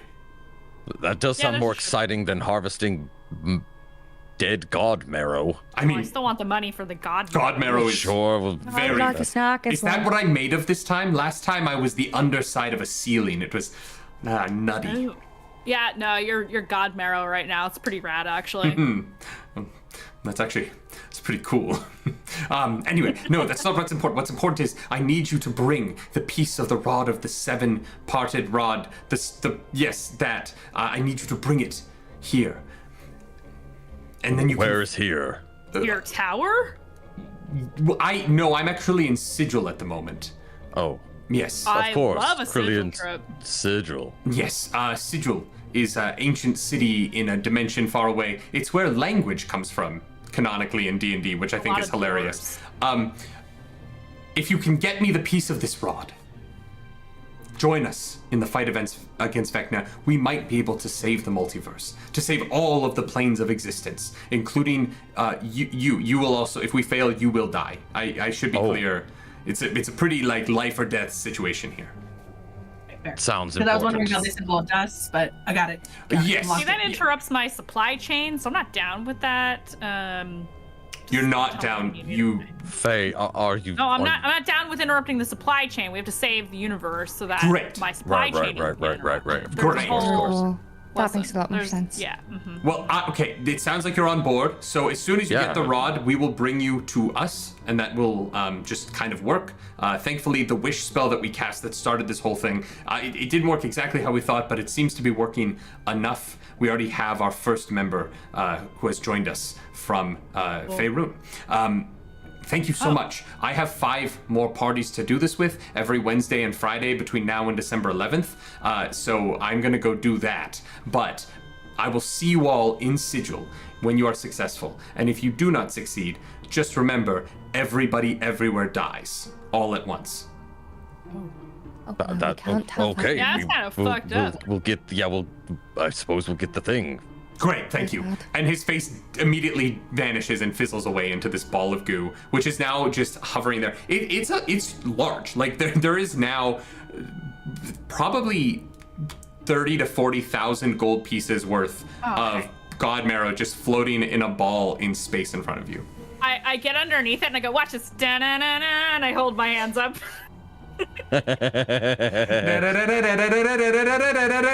That's great. I love that The Legend of Zelda Ocarina of Time is a canonical video game you can play in Faerun. You go down to the wizard shop at Baldur's Gate, and the joysticks are all like arcane devices. It's the only video game that exists in the world. It's There's the only single and it's one is Legend of Ocarina of Zelda. Time. Yeah. People are like, but what is the timeline for this world? I just start like glooping the god marrow into these giant mason that jars might because I'm a take- person of color, and of course I have giant mason jars. Just That might take a little. I could fabricate a large space for all of this to exist in instead of glass jars. does it taste good? I wonder. You know, I was just going to try that. Maybe don't just try it. Hold it. Gumdrop is absolutely already taking a late. little piece that has like kind of wandered off. Just like, Well, Okay, sorry in advance, Gumdrop, you guys. as you take the god marrow into your body, you find yourself trapped in a tight space. Around you, everything is opaque, and you can't see, but you know your eyes are open, and there does seem to be light moving around some object. And as you reach out with your wing, you're able to touch. There seems to be something between you and this light source, and you find yourself instinctively beginning to draw your mouth forward, and you begin to peck at it, and peck and peck and peck, and this thing over top of you cracks. And as you continue to peck and push your wing up into it, you feel the egg that you're inside of break away around you. And you know this to be the moment you were born into the world. As you come into a nest with other eggs around you, you hear pecking and scratching. And then suddenly you're back to yourself, on top of a dead god in the middle of the Astral Sea. Hey, you look a little. What was that? Hi, you look like you just been on a bad trip. Yeah. have you ever wanted to go back to your earliest of days when everything was pure and wonderful and there was not a bad thing in the world? I just did that. I was a little yoke. I was a little eye on the tree and the tree and the bird and the bird and don't worry about that. That's a song from my home. But no, I felt like a young chick again. Oh. Well, great. I stashed Nothing some away bad for can myself for later. Nothing bad can happen. Oh, I feel like I've just gotten through like a whole night where 3 ghosts from past, present, and future just came and just, really set me straight and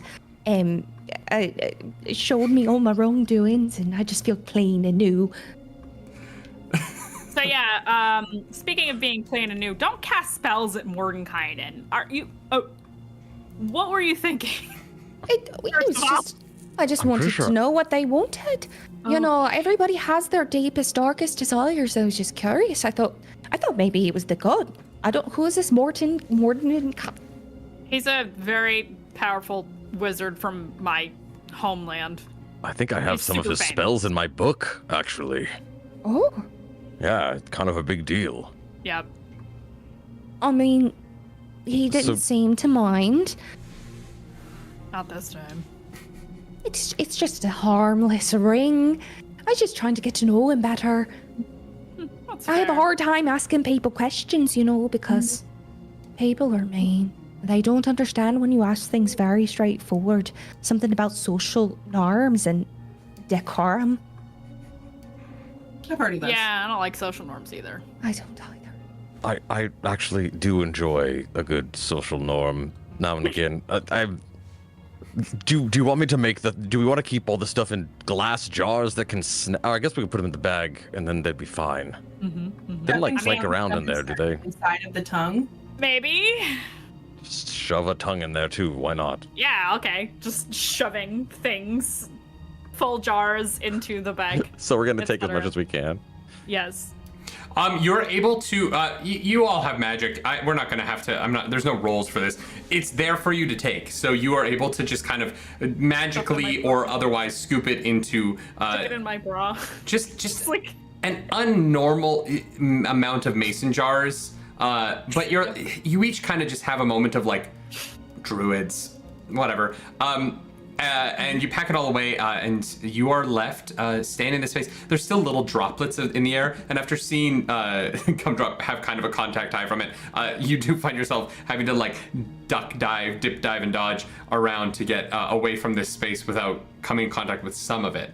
But you have a like dragon's hoard worth of gold if you can find a place to sell that much of it. I need this money for research. But you also do owe a significant amount to the Githzerai, so don't forget that. Well, yeah. Mm-hmm. And the rest is for us. Yeah. So They don't need to know how much you got. Capitalism.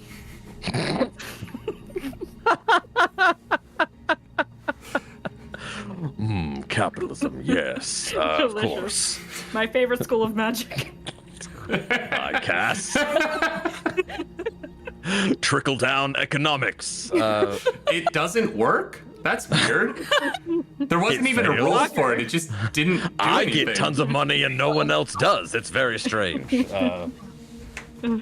Well, so we're supposed to find this rod, are we not? Yeah, on the ship. On the ship. Okay, well, did you see anything over there, Laz? Perception. There are beings on it. Don't know if they're friendly, not friendly. There are many of them.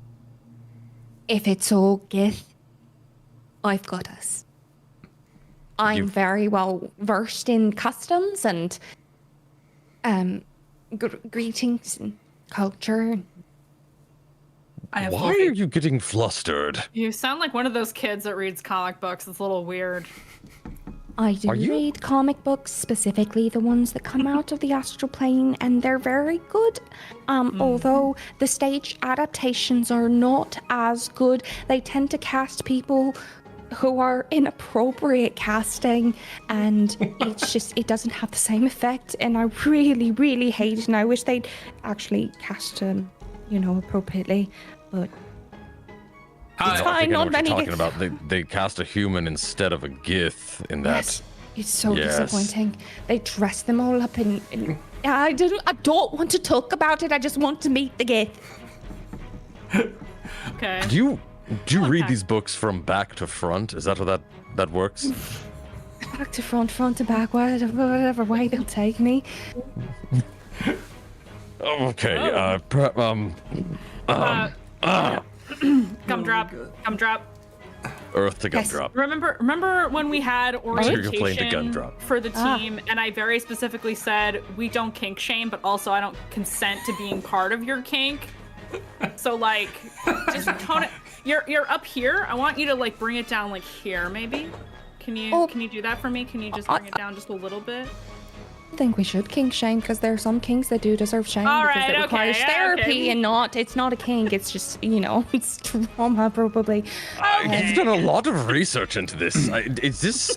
Were you Pointing over to Gumdrop, Laz and Faye. were you already aware of this when you took this one into the astral plane? You know who's here.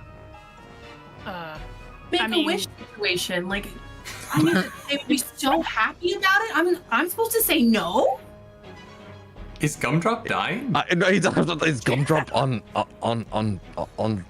her last feather? Like what's happening here? If Their we last didn't feather? know, This conversation goes on for a while as you walk towards the pirate ship, but Yep, we're going thank to cut you. away from it for a moment because Kiro-chan just donated $100, and we have Kiro-chan! officially passed $5,000 for the campaign. So thank you so much for getting us over the 5,000. Kiro-chan, if that was for a specific thing, let me know because you didn't click on any incentives when you did that.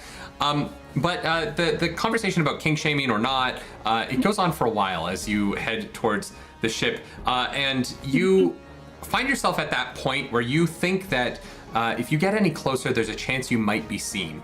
And so you find a crack in this petrified skin of this god to hide yourselves in, peeking over to determine what your plan of entry to this space is going to be. So what would you guys like to do? I could get a better look using magic if you wanted, or we could save our spells and Hey, I got a Walk up. +9 to perception. I could totally just peek, Well, I can make anybody invisible if you really do want to go sneak in. Or we could just appears talk we to have them. options. Where we- it was, you said on the bow, but he didn't say like, is it inside in the wood? Like, so we can at least head towards that direction and maybe see what we see. Yeah. As you look up over this crack that you're hiding in, you see that you are fully looking at the back of the ship, the poop deck, the stern. You're seeing the rear end of the ship. And so it is facing towards you, so the bow of the ship would be at the other side. Well, I think we're gonna have to make our way through whatever this is. Could we go Oh, no. under? Stealth under? They might be friendly. I'm just saying we don't know until we ask them and tip our hats. I don't want to take that chance, if Okay, I'm being yes. completely honest. Oh, you're so right. I'm so sorry. Here, they're gonna touch you, in a very conducive, not weird way. Oh my god. And they are going to hold on. I have to find out how many I have. I'm basically going to give you a bit of a barrier. Oh gods, I cannot find it. It's a silly little barrier thing. Gumdrop, tell- why is your feather on my pick? I don't understand. Gumdrop. Why is it there? You're just staring at me now. You just Just let it happen. Gumdrop.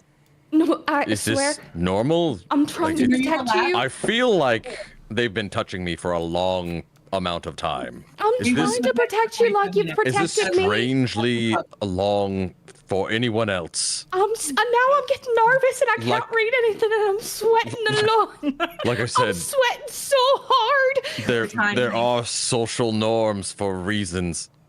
Well, can't you explain them to me while I figure this shit out? Because Sure, I swear it's near the top of my character we sheet. are- It's not. We are friends, so it's not uncommon for friends to be affectionate, but Can I it's just take one still of them? there. It is and bastion of law. don't- It is. I'm expending 3 sorcery points, and you are going to have 3d8s worth of damage negation. Oh, That's crazy. Yeah. sakes. Okay. So you have that until we do a long rest, which we're not going to do feasibly here. I mean, with the way this is going, I have no idea what the fuck we're gonna do. So Great. Well, whenever you are hit, you can use those 3/8 to expend and negate damage. Oh, well, now I'm glowing a little bit. So I just wanted to pay you back for what you did back there. will someone roll a D100 for me? I already had my turn. I'm Do it. waiting. I just want to pay you back. Turns you into a sheep. Yeah, I don't want to be a sheep. 57. So as this awkward conversation is happening,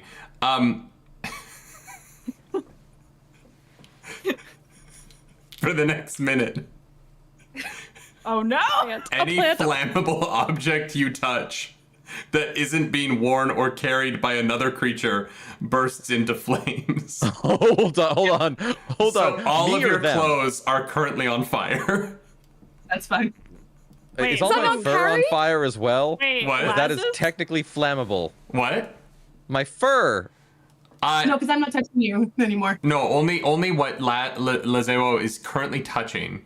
Lazeo. Well, Anything Lazeo touches immediately lights on fire. Oh I no! touched the ship. Oh. I touched the butt. Boop. You're gonna go forward and touch the wood of the ship. All right. So you now walking out into the open space between the crack that you're in and the ship. You are currently aflame. So you are a walking beacon of fire as you walk across this field. I'm part of this place. It's Burning Man. And you see, Where's like, Laz? there are Githyanki Mercer should be pirates on top of this ship looking down at you as you walk fully in flame over and put your head on the ship. And it does not immediately catch light. This is a magical ship that flies through the astral sea. Can I use and Druidcraft on Laz to stop the fire? yeah, for a minute, no matter what you do, the pieces of them that are on fire are just, they reignite immediately. I try that, it comes back on, and I go, I'm losing my touch. Laz, are you immune to fire damage? That's a great question, Diane. That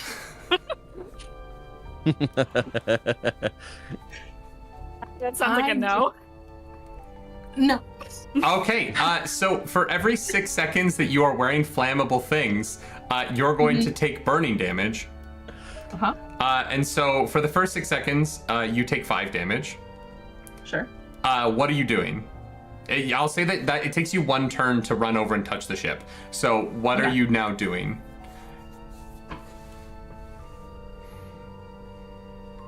I guess since it doesn't catch, I'm just gonna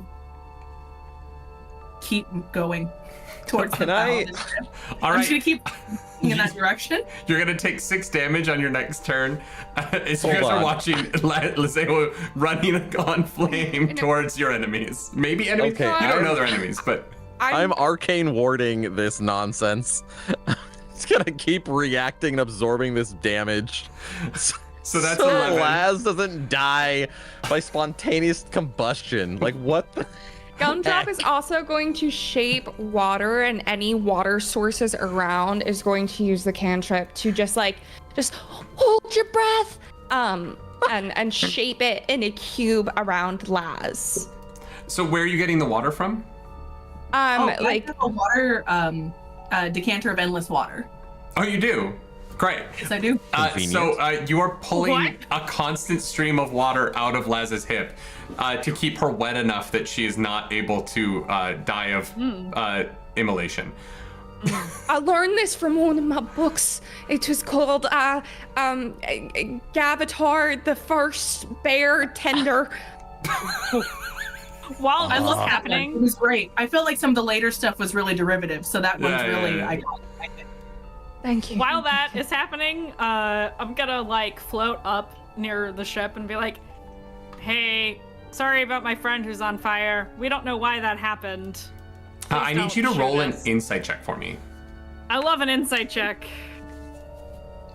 Hey, that's actually pretty good for me considering I'm a dumb thought. That's 16 plus. Oh wait, actually, this character does have insight. Plus 9. A 25? Yeah. Okay, yeah, you're Gracious. very, very good at this.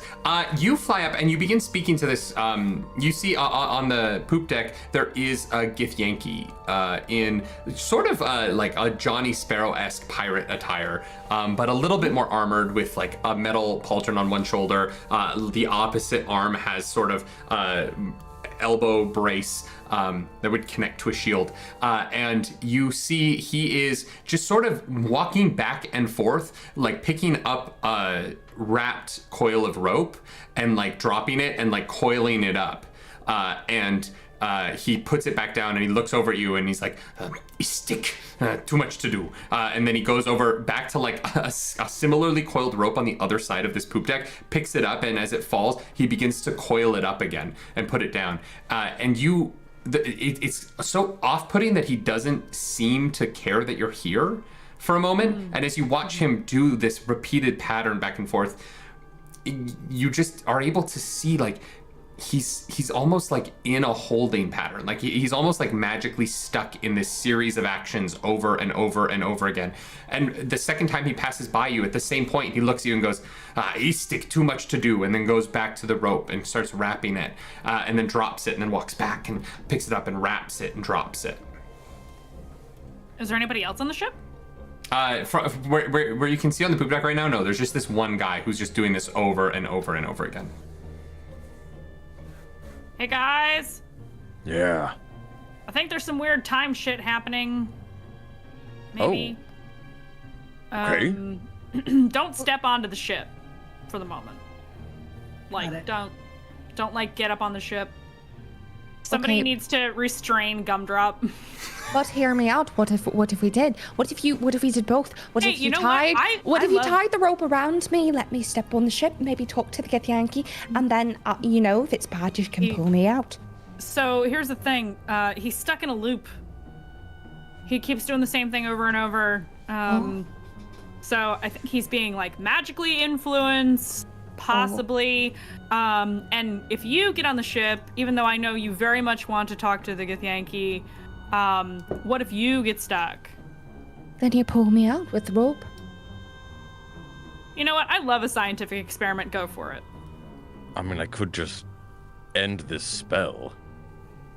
Oh, you No. could.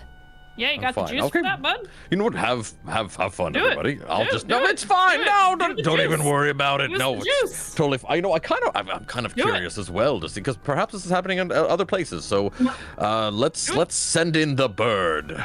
Am I still on fire? Okay. Bird. The bird?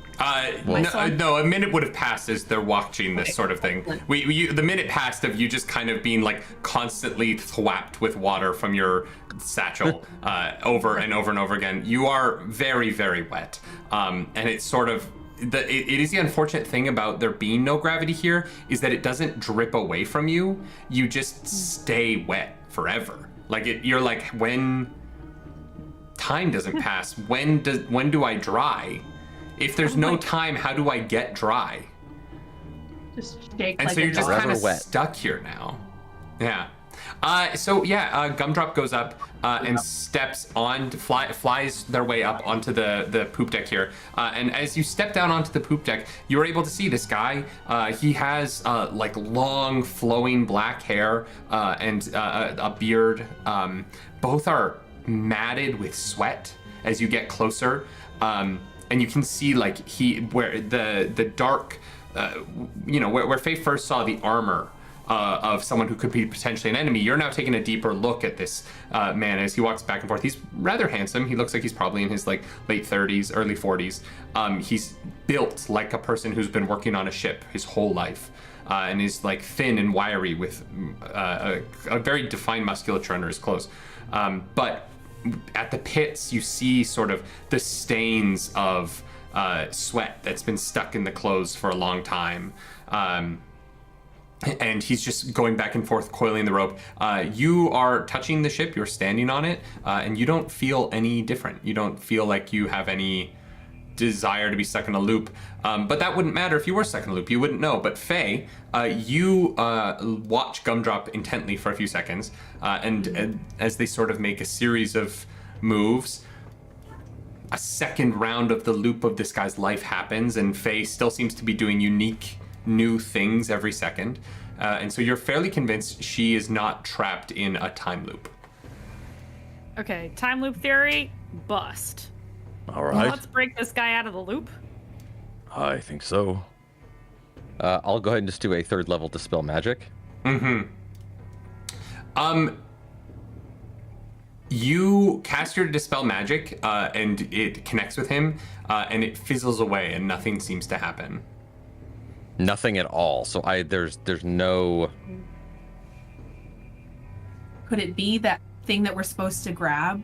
It's the rod, probably. Oh, maybe they're cursed. I mean, if it's something Vecna wants, and we're trying to take it away from him, it's probably really powerful, right? Yeah, I think this is beyond just a simple. I could cast it at a higher level and perhaps Save the end juice, it that man. way. You Okay. gotta drink your juice, you know? Sure. Can I instead cast Detect Thoughts on this person to see if they are. If they know that they're caught in this time loop? Yeah, absolutely. You cast Detect Thoughts on them, and you're immediately you feel the music of a like sea shanty in your mind that this person is singing to themselves over and over and over again as they walk back and forth. and it's not good. You know what I mean? He's clearly not a musician, but he seems to have written a song about himself as he walks back and forth. And this name is brought to us by Kenny Theology. Thank you for donating to Heroes Without Borders for this. And he just walks back and forth going, I'm shiny hiney, I steal things. I do it with my very cool rings. I ride on a ship with Captain Ilrin, and now we're gonna look super illin'. I'm shiny hiney and I steal things. And he's just kind of like singing this to himself in his head as he goes back and forth between these two loops. Well, he's singing a bit of a jig, a bit of a pirate song. But he doesn't seem aware of us, so we should, if he's not aware of us, perhaps the others are not as well. So let's You go. actually notice he is aware that you are there. Like, because when Faye first flew up, he goes like, "Stick, I had no time for this, gotta work," and he keeps doing what he's doing. So he's aware enough to know that you're present, but it doesn't seem like he has any deeper thoughts about what that means or what he should be doing about that. He's just deeply focused on whatever this work that he thinks he's supposed to be doing. Well, considering that they don't seem to care that we're here, we should be able to make it to the location of the rod without any issue if everyone else is the same way. Yeah, let's just stroll around, man. Blue Star Mirage, thank you for that donation. The next player roll is at advantage. Hey. And apparently I said that it's Johnny Sparrow, but it's Jack Sparrow. And so they say to tell Johnny Sparrow that Jack Depp sends his regards. So I fucked that up. We assumed we were doing a spin, you know? No. I assumed we were protecting ourselves from IP lawyers. That's what I thought. I'm just We're being legally dyslexic. distinct. And when I have dyslexic moments on camera, people donate to charity. So Fantastic. that's fun. Honestly, same. Okay, well, let's get going. Let's continue toward the bow of the ship.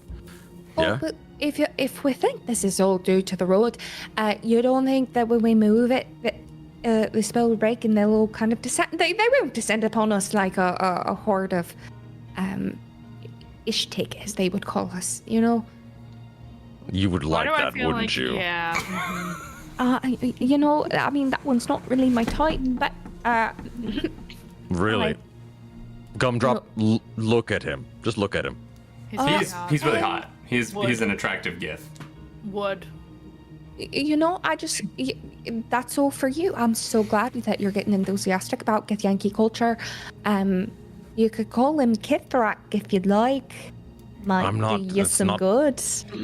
I Might. don't care either way, if I'm being totally honest with you. Oh, that's okay. That's okay for you. But I was, you know, Faye, I see the way you're looking at him. I mean, I just want the rod. I don't really. He could give it to you, I'm sure. Not his. The one on the ship. Oh. Same. All right. Same? No, the ship. You Come on. are some dirty birds. All right, where we're going? As you pass further down the poop deck towards the center of the ship, you see as you pass kind of over the up onto what would be where the big wheel is. What the steering wheel? Yeah, I'm sure it's not called a steering wheel on a pirate ship. The L? The big wheel helm. is Let's the go with the helm. steering ship. Jesus Christ, I'm not a Go pirate. deep in that helm. You go up Got to the it. helm and you're able to see the piece of the ship that you're on is only the back of the ship. The ship is in 4 kind of large parts. Right in front of you, you see what would be the stairwell down to the next deck is actually like 30 feet ahead of where it should be, crashed on its side. And inside of that section of the ship that's exposed, you see there is a female Gith pirate who has a mop, and she is just slowly mopping back and forth on top of, it's tilted on its side. And there's a prison cell, and it looks like she was mopping the floor of the prison, and then it got shifted, and so she's oriented herself up again, and so she's just kind of mopping across the bars of this prison cell over and over and over again, and dipping her back in like this bucket that's empty because the water toppled everywhere, and then just sort of wrapping the mob across the cell doors as there is a halfling that is passed out, unconscious in the cell on the ground. In front of that, you see the main thrust of the ship, that middle section, where you can see into what looks like it was the kitchen of this ship, and this part is upright, and there does seem to be someone who is in there with a whisk and a mixing bowl, kind of just like whipping their arm back and forth over and over and over again. And you stand there and watch for a second, and they don't even seem to move. And then they dump everything out and they start grabbing ingredients again, and then they just start wildly whisking. And in front of that, you see the front of the ship, the bow, and it is completely submerged in the body of this god. Whatever it crashed into, it has crashed like point first into the body. And so you can kind of see there is an entrance where there's a door, the piece of the ship that almost, probably like 2 feet not level with the body, but it looks almost like it's could be pushed in a little bit more, and you would have this flush piece of the ship that is connected into the body of the god. So it's just a bunch of Skyrim NPCs just yeah, sort of, yeah. just forever repeating as best they can their work. There's a real there's a real weird vibe to all of these people just sort of stuck in this like holding pattern of what they are currently doing. Perhaps now is the time to cast Detect Magic. Yes, try and find exact location of this thing. Yeah. Sounds good to me. I mean, we could do that, or we could help them. They seem like they're in need of help. Oh, I think this is step 1 to that process, my dear. I mean, I tried to stop that one, and my spell just did nothing. It didn't even hold. Although, be prepared for this whole fucking thing to be magic. Looks around at the wood and notices how it didn't catch fire. Sure, but I should be able to determine the type of magic, where it's coming from, and True. the school Yeah. and all that. You good know stuff. better than I do with that stuff. I do nature, you do arcana. All right. Detect magic one more time. Yeah, you cast Detect Magic, and it is impossible to see what isn't magical. Every beam of this ship is imbued with some level of magic. And you've been around magical ships before in your life, and you would know that it's not totally unexpected. There would be like charms and wards against flames, things to protect the wood magically against kind of the dangers of fire or against rot, keeping the wood from molding or needing to be replaced regularly. There are magical weapons around. There's a cannon on either side of the main section ahead of you that sits on top. They're both very magical. There are what else? There are magic rings on the Githyanki behind you who's doing the coiling. There's also magic on the sword, on the basically everything. Like you're looking at this expansive piece of magic with a variety of curses and charms and things woven in. Does anything have any kind of chronomancy or anything along those lines that would be no, dealing specifically in that school, because they all glow different colors, right? No, there's nothing in the realms of time-based magic. Okay. There is a lot of, there's a lot of abjuration. There's not a lot of like, there's a lot of conjuration. Like things that have been like artificially created and sure. that are permanent, but there's a lot of like warding magic and just some of it you would expect to see, but if you're trying to look any deeper, like you're gonna have to get closer to things because the ship itself is so magical that it's hard to parse through to anything specific because of that. Well, let's head. What magic the rod is? Sorry, what? What school of magic the rod is? That's a good question. I don't actually know. Sure. Well, in the meantime, perhaps we continue toward the bow. Piece is technically a different school. Yeah, they all have different abilities, each piece. So I think that you wouldn't actually know what. Yeah, I don't think that you would actually know what it would be. It's technically an artifact. You know what though? I'll give you this. It is such a deeply famous and like ancient artifact of magic that you're fairly certain if you could see it, it would be immediately obvious. You would know. Yeah. Yeah. Okay. Yeah. There are certain things that their magic is so powerful that they light up in a way that just a regular magic item does not. Well, I have attempted again. Everything on the ship is magical. We need to get deeper in the hole to figure out exactly where this thing. It also could be in some kind of case that is stopping magic from exuding out of it. Something completely lead or something hidden. Could be along those lines as well. And you were told that it was at the bow of the ship. Correct. Yeah. Which is normally where the... Okay, at the bow. Well, let's continue toward the bow, and if it's not there, perhaps we need to go deeper inside the ship. Yeah. Maybe it's down below. That's I'm fair. gonna walk towards the bowsprit. Do you want to like walk through all of this, or do you just want to fly over everything and go straight to that bow opening? Oh yeah, I'd rather like whatever's faster. I'll fly. I thought we were already there. Oh no, you If guys are I'm gonna be standing on the on the back main of the deck. ship. Yeah. Oh, I thought we had like already moved I on. I put a ship chart in the chat, by the way, for anybody who doesn't know where things are on ships. Right on. Thank you. Yeah, so you guys, you were able to quickly fly over. You notice that all of the Githyanki that you see, the halfling in the cage stays unconscious, and the three Githyanki that you have seen don't seem to react to you passing over them or flying away from them. They all continue to just do whatever they were doing when you arrived. And you get to the front of the ship. It is, like I said, it is fully like almost as if someone took a like toy ship and stabbed it into their action figure. It is penetrated in, and this seems to be, if you look back and look at the splintering of the wood, it does seem to be like this is where the ship crashed, and the momentum arresting is what caused the ship to crack down and fall apart in the way that it did behind. There is a plain wooden door that would have been the lower level of the ship. You would have had to go down into the bowels of the ship to get to this door previously, but it is just there, kind of at the same plane as the body of this god. What would you like to do? Before Gumdrop follows the rest of the party, they're just gonna skitter over to the bars real quick and shape some water and kind of use it to slap the halfling and try to see if they can wake them up. Yeah, absolutely. Okay. Yeah, you have gone over to slap the halfling.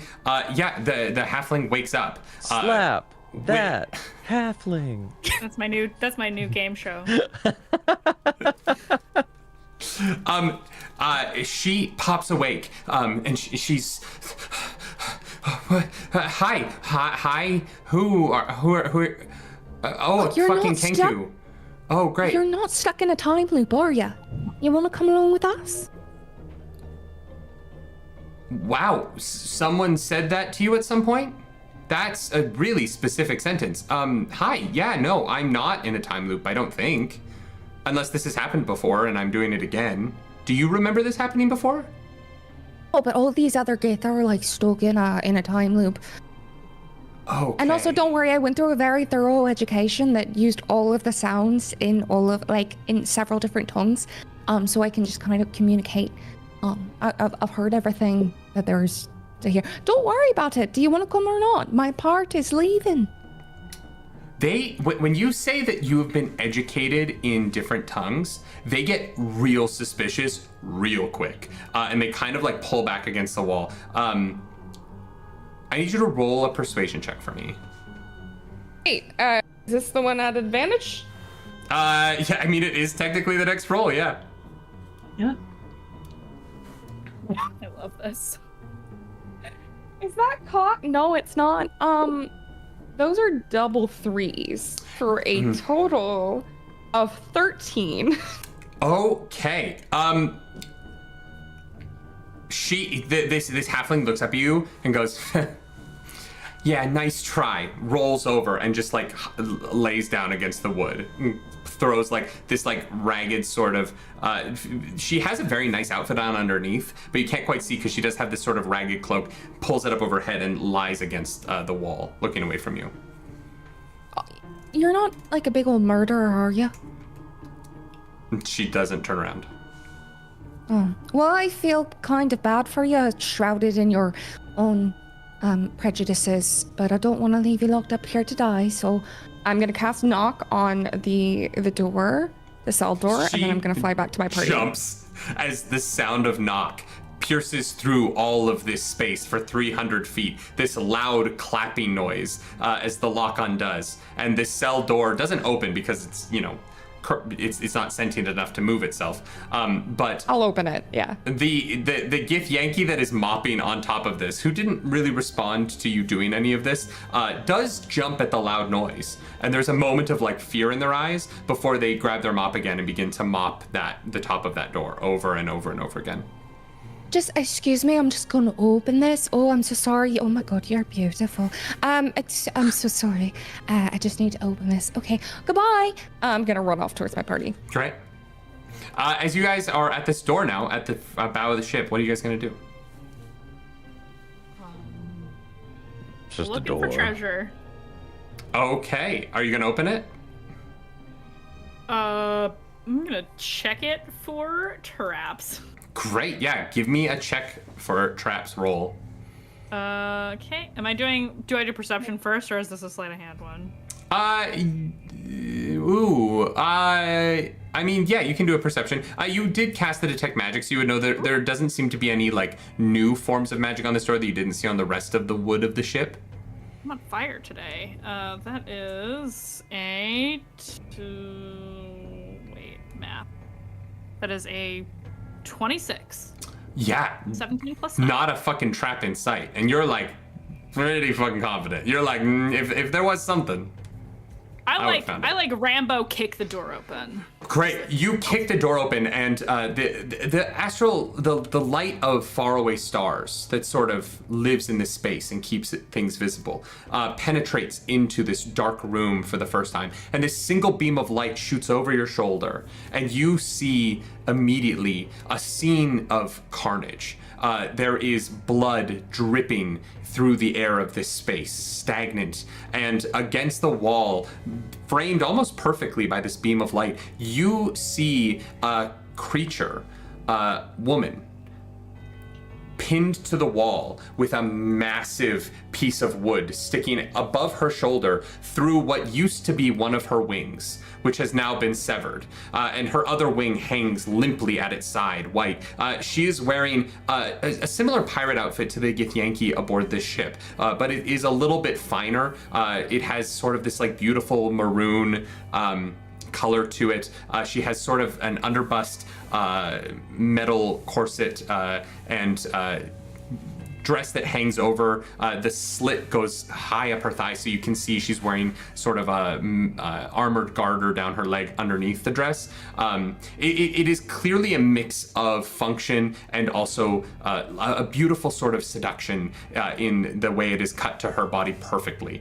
She's a person who clearly cares very much about her appearance, and she has a gorgeous face with one large scar that kind of wraps from her mouth up and around her eye, and she's completely bald with these two pointed ears on either side, and she's hanging there limply from whatever is protruding from where her right wing used to be.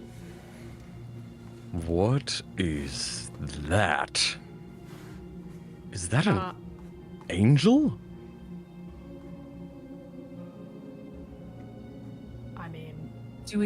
Can we tell if she's alive or not? Is she breathing? If you want to go in and inspect her, you can't quite. There's only like a little beam of light on her right now, so you can barely see her from here. But if you want to go investigate, you can. I do. All right, roll an investigation roll for me. I'll come with. So you're not alone. 18. Yeah, you are able to deduce.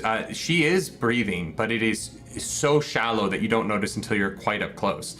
She has lost a lot of blood, and roll a religion check for me.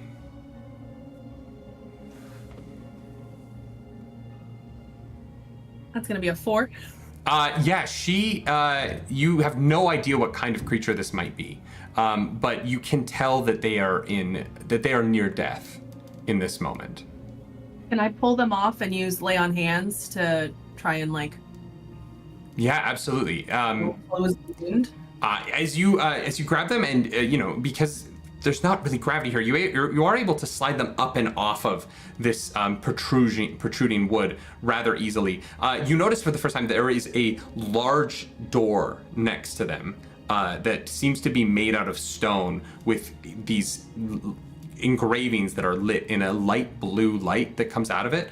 And you're able to pull her away from whatever the magic of that door is. And when you pull her off of that wood, for the first time, this creature makes a noise. And she just kind of... and her eyes open for a second. And there's this moment of, almost understanding that there's somebody there before she fades back to unconsciousness and slumps down. And now that she's off of this spike, blood begins to come out of the wound again. And comes, as you lay on hands, how much are you laying into her? I'm going to do 10. Great. You watch as the magic of your spell seeps into her wound, and you watch as the colored light of your magic stitches together, covering the space and tying off as the blood stops pouring out of her. And there's a moment of concern and calm as you're all waiting to see what happens next, as her eyes just slowly flutter open. Hello? Hello? Oh fuck, what happened? We don't know. We found everyone. Who like are this. you? Faye? Faye? From the Fae realm? No, my name is Faye. I'm from Faerun. Okay, yes. Hello. I am Inda. I'm the captain of this ship. Inda. Indica? Well, Indica. Sorry, Indica? It's a pet name where we come from. Sorry. I'm sorry, but that's quite familiar. What happened to my wing? Looks like it got pierced by that, and I point to the wood sticking through the ship. Jeez. Oh, we just took you down. So she looks down, and the remainder of her wing is still there at the base of where it had fallen off. And she just kind of walks over and takes it up, and she takes a moment to look at the end of it and look at herself and be like, do any of you have any magic for this, by any chance? I don't do that. I have mending. Nope. I have mending. I do have healing. Has Gumdrop made their way over here by now? Yeah, you would be walking in the door at this point to a scene of just absolute carnage. Yeah. Oh my god, I staged a jailbreak, but you did something far greater here. No, it was already a this when we jailbreak of walked in. who did you break out of jail? Oh, just some poor halfling that was shrouded in What are their you own doing, breaking fear and... people out of jail. Oh, for the love of God! Oh no! Fucking adventurers. Okay, please close the door. Close. And she goes up and she looks through she takes a bit of her cloth off of her dress and brushes the porthole and is like, I don't see anything, but that doesn't mean anything. Okay. Would you like some help with your wing? I do have some restorative effects. If you could fix my wing, that would be fantastic. Yes, I would appreciate that. Would greater restoration work for that? No, you would need... Well, actually, you have both halves of the wing. Yeah, fuck it. Yeah, who cares? It's a powerful spell. Yeah, I'll cast greater restoration on that. Thank you. It almost makes up for letting that fucking koata loose. Wow. Sorry? She's just flexing her wing over and over and over again. Wait, a coatl? Yes, it's a celestial, like myself. It's of a house that my family has been fighting You for are a an long angel. time. I thought so. Yeah. Yes, I believe I'm known as a diva. most places. Oh.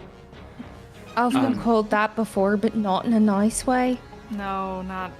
It's not a name I'm particularly fond of, but it is just what others call Sorry, you were afraid of a half. You were a diva, and you were afraid of a half thing. No, it's a co-op. What's that? She likes to take the form of a small, cute little girl, and she's been a bane in my existence for most of my life, and I finally Good thing we didn't let her out. had her. Oh, I absolutely did. I'm so sorry about that. did. Sorry, I had what? a moment of pity.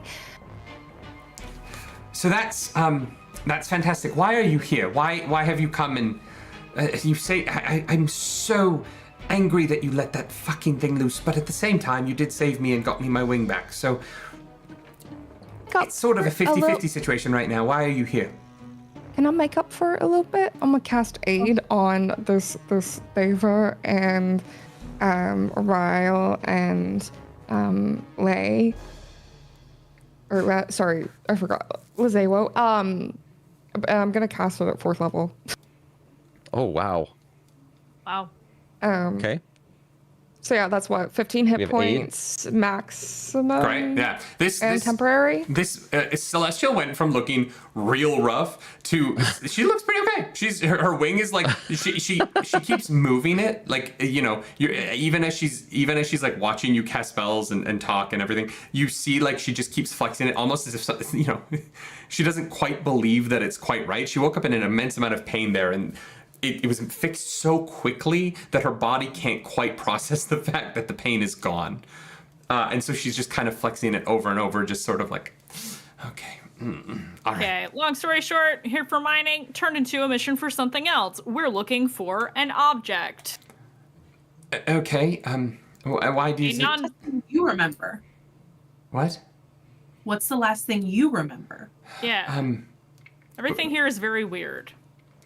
Yes, we were using our ship's ability to transport between planes, and we teleported here to mine God Marrow, I believe. If I'm correct about where we are right now, we're near the body of Havoc. Yes, the long dead god. We had gone through to this space, and the bow of our ship began to react to the magic of this space, and a wave of energy shot through the ship, and we began to... I was so sure in the astral plane we would be able to just fly in the direction we wanted to, but all of a sudden we were drawn towards it with such force. I couldn't believe it. When we made impact, I was here in this room trying to get through the portal to see what was wrong with the device, but I guess we crashed, and I've been unconscious since then. Oh. Well, when we step outside, it might be a little shock. Your friends are in loops. Doing the same task over and over and over and over. I mean, maybe the ship did it. Yeah, the device is, it's mostly a way for us to tap into something magical that allows us to transport through space and time and planes. Insight check.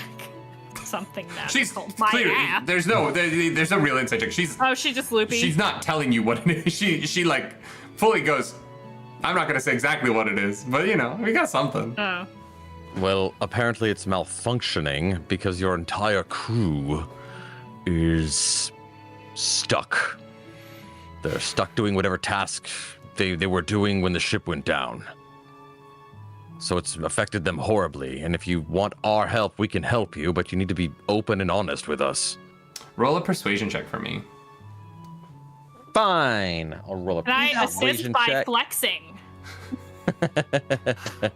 Is it an intimidation check? No. No, I'm just. Then no. No, damn it. I would allow a flex Persuasion. assist on an intimidation check, but That is a 9 total. Ugh. Did I get Not the help persuasive. back since I helped her stop bleeding? sure, yeah. If you wanted to add on, what would you add to help with the roll? What would you say? I guess persuasion, because again, I just helped get you off the wall and heal you, Mhm. which would have been what, like +6 to mine. No, but what is your character saying to give the help here? Like, what are they actually like contributing to the conversation? How much we helped you so far. We could help everyone else just as much if you were honest with us. All right, Wes, I want you to roll again. You're at advantage now, so it's a 9 or a 10. I got a +0 to persuasion. Lazo tried. She did her best. But sometimes the dice do be like that. She kind of fine. She kind of looks at you all and goes, to be honest, I think the ship might just be lost to me. So I do thank you for your help, but I'm going to go check on my crew. And she wipes the window again, peeks out. She seems very, very concerned about this Quaddle. And then opens the door and she begins to fly out and starts heading down towards the rest of her ship. Well, she was of no help at all. I'm gonna follow her. Hey, if that object happens to be, I don't know, somewhat long and vaguely cylindrical, I might want to talk to you about that. She stops in midair, kind of like peeks over her shoulder. Roll an intimidation check for me. I mean, I'm not trying to fight her. I'm just like, I want to talk to you. I'm not saying like intimidation in terms of a fight. But there, like the intimidation of like, I know what you have. I'm trying to confirm it, but you and I both know that I already know what it is. It's a 2. Jeez. She considers for a moment and then just continues to fly on. Wait, what if I helped you get the child back in the prison? And not only that, I can put them in a greater prison. A prison of the mind. Would that sound good? Trade for trade? Roll a persuasion check with advantage, because that's a pretty good... That is a pretty good offer.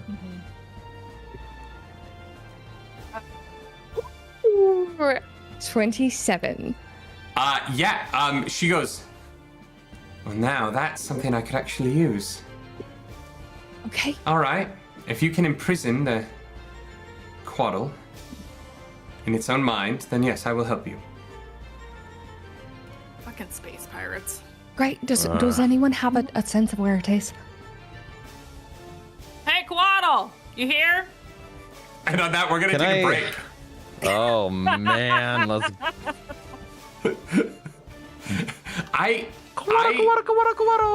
Clarus, my dear Clarus, can you drop the name of the next winner of the Dispel dice? That's right, if you donate, everyone who donates is entered into raffles to see if they can get a set of Dispel dice. So we're gonna do that, and then we're gonna go on a quick 15-minute break. We're gonna roll those ads again, because we gotta thank the sponsors who made this possible. And then we'll be back to see what the second half of tonight's adventure is gonna be. I'm hoping that you guys have rolled so well on everything except conversation checks. So bad. Like, that's none of my business. I'm here to perceive and do magic shit. And remember, Kennychology just donated $25 so that you, Laz, when we get back, you're gonna have a greater healing potion in your inventory. Oh.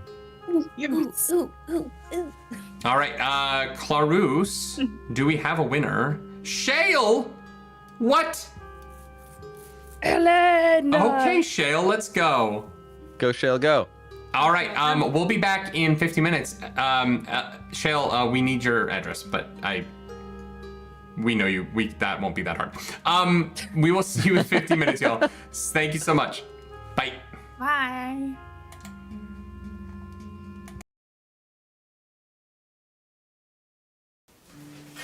Hey, welcome back. I am exhausted. You're still good for D&D tonight, though, right? I'm not canceling again. Canceled? No, I've got coffee from Many Worlds Tavern. They're a D&D coffee company. They send you the coffee, bam, and they also send you a set of dice. Look at that, D20. Natural 20 on the dice, not a joke. I know we're in the middle of an ad, but it's a nat 20. I have to point that out to the camera. Coffee? I thought they were a tea company. That's what I'm drinking right now. They do coffee, tea, even gaming supplements to homebrew for your world. Many Worlds Tavern sells over 20 different coffees and teas, including a featured coffee of the month called Treasured Realm and a tea of the month known as Fabled Foliage. Each month you get a 12-ounce bag of their featured single origin coffee, a collectible realm card, a collectible realm sticker, a 5e magic item, and a randomly selected full set of polyhedral dice. Wow, they do so much. I actually found them because of their charity work.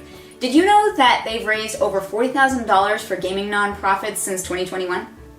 And this month's charitable donation is a matching donation so that you can double your donation to Doctors Without Borders through Roleplay Relay's Heroes Without Borders. Link is in the description down below. Thank you, Many Worlds Tavern. Make sure you go follow them, get yourself some coffee, some tea, or something to help you be a better DM. And do something nerdy tonight. Bye. So I heard that you either don't have any dice, or you don't have enough dice. The two genders. Don't worry, I can fix that. With the sponsor of the Roleplay Relays charity stream, Heroes Without Borders, Dispel Dice. If you wander on over to the Dispel Dice website, you'll find dice. You'll also find dice, and also dice. These beautiful, shiny, delicious looking, but definitely not edible math rocks are just waiting to be scooped up by the local postal service and delivered directly to your door. So thank you to Dispel Dice for being an official sponsor of Heroes Without Borders this year. And remember, if you would like to win your very own set of dice, all you have to do is donate. Dispel Dice, go buy some Dispel Dice. I wish I had a more immersive journal to play D&D with. Did someone say wish? Oh look, a legally nondescript red weasel. Why would you wish for a journal? Wishes are rare and expensive when you could get a journal from Elderwood Academy, a website that couldn't make it easier for you to get the perfect, immersive journal to tell your D&D story. You mean anyone can do that? Yeah, it's on the internet, and the internet is everywhere. It also never lies to you. Believe everything you see on the internet. That's good advice, write that down. But at Elderwood Academy, you can buy a journal that has additional bits and bobs like health trackers, spell trackers. Do you want to know how many 9th level spells you currently have? It's 1 or 0. There's no other options. Elderwood Academy can remind you that you have 1 9th level spell slot. Because math is hard. Math is hard. You're right, little girl. You know what? I'm understanding now. I see what you're putting down. Petite lady, you are correct. Math is hard, and Elderwood can make it easier. They cannot count your dice for you. Nobody can count your dice for you. Do you want a free Elderwood Academy journal? Yes! Then watch Heroes Without Borders on the Roleplay Relay. They're giving 2 away for charity. If you donate to Doctors Without Borders through their Tiltify link, you'll be entered into a possible chance to win, little girl. Wow, I want to win something. That sounds fun. I bet you do. It doesn't look like you win very often. That's great. That's gotta be the end of the ad. That's it. That's the end of the ad. That's it. That was Great. perfect. Great, love it.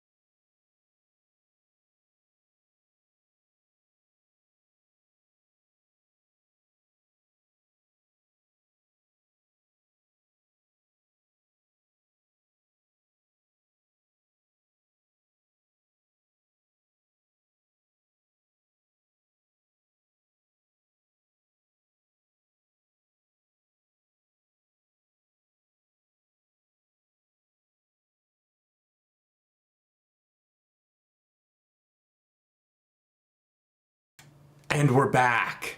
I need to remember to unmute and then go in. Hi, everybody. Welcome back to Heroes Without Borders, Episode 2, The Astral Sea. That's right. We are currently on the body of a dead god named Havoc. We were sent here to extract some god marrow. Turns out that was easy because this one shot has a plot that we have to get to, and so we had to get to the plot. Mordenkainen, wizard from Faerun, showed up, and thanks to a wish spell that was cast to bring about the end of Vecna, our party was tasked with finding pieces, one piece of the Rod of Seven Parts, which had been attached to the bow of the Lambent Zenith, a ship flying through the Astral Sea. They found that crashed ship, and they made their way to the bow of the ship, where they found its captain, Idan, a diva celestial, with her wings sheared off in the crash. They resuscitated her, mended her wing, and also discovered that the Githyanki crew aboard the ship were all stuck in some sort of time loop, passing back and forth between actions they seem to have been doing before the crash happened. One Piece confirmed, that's true. We are on the cruise. Now, we have made a deal where we will be told, the party will be told, what the deal is with the mechanism that allows them to transfer through realms and space and time. If they capture a coatl that Joe's character, Gumdrop, accidentally released because they didn't understand that was a coatl, because they looked like a cute little halfling girl. Before we get into the next part of the story, though, let us dive into our next Dispel dice giveaway. Claris Polaris, who is it? Mandy just gave them self-advantage. So their name will be in this drawing. And Laz, don't forget that you have a healing potion gifted to you by Kenny Theology. While we wait for this, Pilks. Pilks, I'm not going to full name you, even though I know your full name. Longtime viewer of the channel, thank you so much for coming in, donating. We're going to send you a set of Dispel dice. Ooh, that's right. They're made in Castilian Spain, where all the best dice are. No, they're probably not. They're probably made somewhere in the continental United States, based on the shipping that I have seen. Pilks, congratulations, you win dice. Oh, Joe. Why? That's what they said. Their name was Pilks. I thought it was Pepsi Milk. I don't know. Oh. I don't know what. You thought their name was Piss Milk? Pepsi milk. Oh, Pepsi Wow, you Milk. made it worse. Oh my God, you sound like you're from Atlanta. I wish. We thought about moving there. All right. Are we ready to dive back into the game? Please. Ready. Our party finds themselves floating in the air because the Astral Sea does not have gravity. It's a very weird place where you can use thought to move in any direction you like. And they are looking down at 4 pieces of a pirate ship that has been crashed and sundered. And they're looking for a coatl that was hiding in the form of a pretty young halfling girl that, upon seeing Gumdrop speaking regularly as a Kenku, and not just repeating sounds they had previously heard, had said, nice try, and then rolled over and cuddled up against the wall before Gumdrop opened that door. So how would you like to go about attempting to find and capture this celestial spirit in the Astral Sea? I have a fairly good idea, considering I'm a wizard. Just give me like 1 second. And he's going to reach into his component pouch and pull out this like small crystal ball. Great. And then he's going to hold out what looks like some kind of mirror to the crystal ball. And then he's going to swing. He's going to throw the crystal ball in the air. It begins to float. He swings the mirror around it. And as he hits the crystal ball, it erupts into like this like cascade of water down in front. And he's going to push his head into the water, casting scrying. Mm-hmm. on the koatel because we did see it. As you do that, you push your head into this water, and the diva puts her hand on her shoulder and drags your head back out and goes, "Come on now. You should know Koatl has a shielded mind. You can't scry them." And I'm only saying that because that's on the official stat block for a Koatl. They have shielded mind. The Koatl is immune to scrying and to any effect that would sense its emotions, read its thoughts, or detect its location. So goodbye, 5th level spell slot. So sorry, I didn't know that was a thing until you did that, and I was like, I should see what's up. All right. So Metagame. that fails. Well, I tried. Yes. Anybody else have any ideas? Because that's all I got. Hey, Quaddle! I suggest you come grant us an audience. Did we look at the cage first before we started doing all this, by the way? You didn't, but you could if you wanted to now. We'll do it now. Great. I am casting suggestion with what I just yelled Oh. as well. You float down, and as you pass over, you have to kind of like pass over to even see the cage. And as you pass over the cage and you look inside of it, you see that Githyanki is still just sweeping, mopping back and forth over the cage. And the diva with you goes, "Kathy Bates, are you all right?" And she flies over and she cradles this Githyanki's face. Kathy Bates is a name from Deadsea. Thank you for donating to name this Githyanki Kathy Bates. Thank you so much. Thank you. I have to save Kathy. And so there's a very tender intimacy in the way that this diva is cradling the face of this Githyanki, who's just kind of mopping back and forth in this spot. Just and Kathy, it's me. It's Inda, darling. Please. Is this what you meant? And she turns to you all. Is this what you meant by a time loop? Yes. Well, Yes, they're I see what just you in mean. a loop. Whether it's time or not, it's a loop still. Sure. Yes, of course. It's almost like their minds have just been stuck in place. I don't know anything that could do that. I'm sorry. Long, cylindrical. One might even call it a rod. Perhaps. Yes. I assume you know what you're here for then. Do I look like I was born yesterday? I felt like I was born today, honestly. Waiting for it. Have you ever tried god marrow? No? Oh my. What do you mean tried it? How do you Fuck- think that fuck I you up. got this? How do you think I can talk like this? Well, you know, I just tried the god marrow. It gives you god powers, and so now I can just talk. Why wouldn't you Like- be able to talk, darling? Well, do you know anything about my people? No. No. Other than the fact that we both have wings, Well, I'm not quite sure. Well, your quarter did, and I'm not sure if they made their saving throw that they were supposed to make at the Gale of my suggestion, unless they were out of earshot already. But I was pretty loud.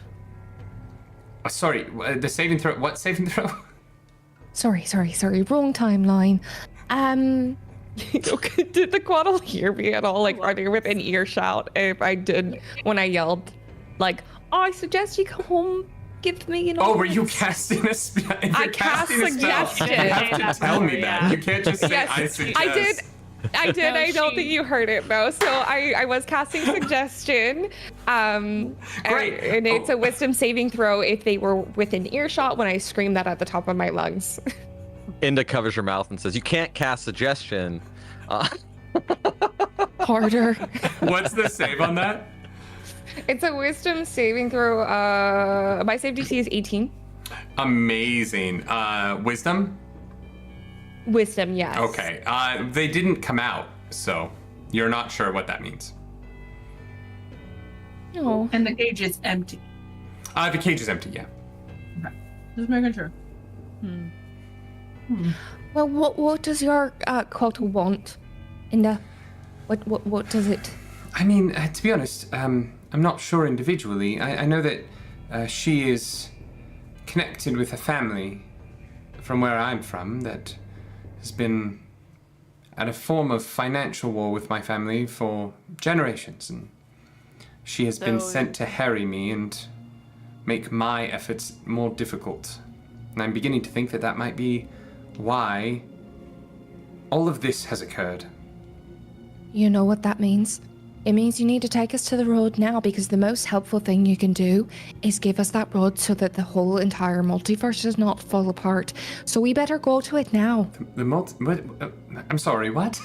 The multiverse is going to fall apart. How? Because a quartal is after a rod. Faye, you know the lore better than I do. I don't know who Vecna is. Vecna? I don't know why they whisper the whole time. It doesn't make sense to me. No. They are the whispered one. Because they're whispered about. You don't talk about them because they're that dangerous. Well, I just did, so what you gonna do about it? Well, they haven't been seen in... Gently pats the top of Gumdrop's head. All right, okay. I'm sorry. Are you wrapped up in something to do with Vecna? Yeah, we need the rod so we can stop Vecna from doing the Vecna thing. Are you familiar with a wizard named Mordenkainen? By reputation only. Well, he appeared to us to tell us that we had to get the rod because there's like a bunch of different pieces it needs. And you put the pieces together and then you can defeat Vecna, apparently.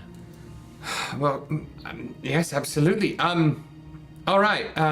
Roll a persuasion check for me. Mandy and Arcane, both of you. Oh dear, not again. I need to keep my mouth shut. Cool. I'm gonna give myself Skittles, aka guidance. I am going to give myself just a hearty I will guide you. college try. Oh, guide me, thank you.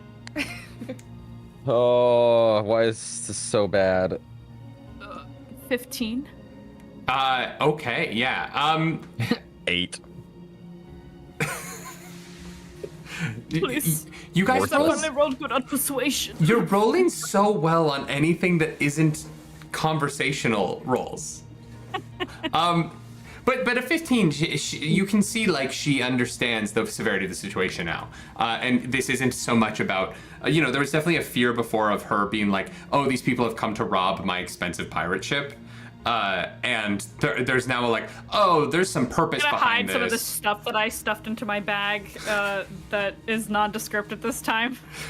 She's more worried about Kathy Bates. She doesn't quite notice that, but she goes, I mean, if it's Vecna, I want nothing to do with this. You understand that, right?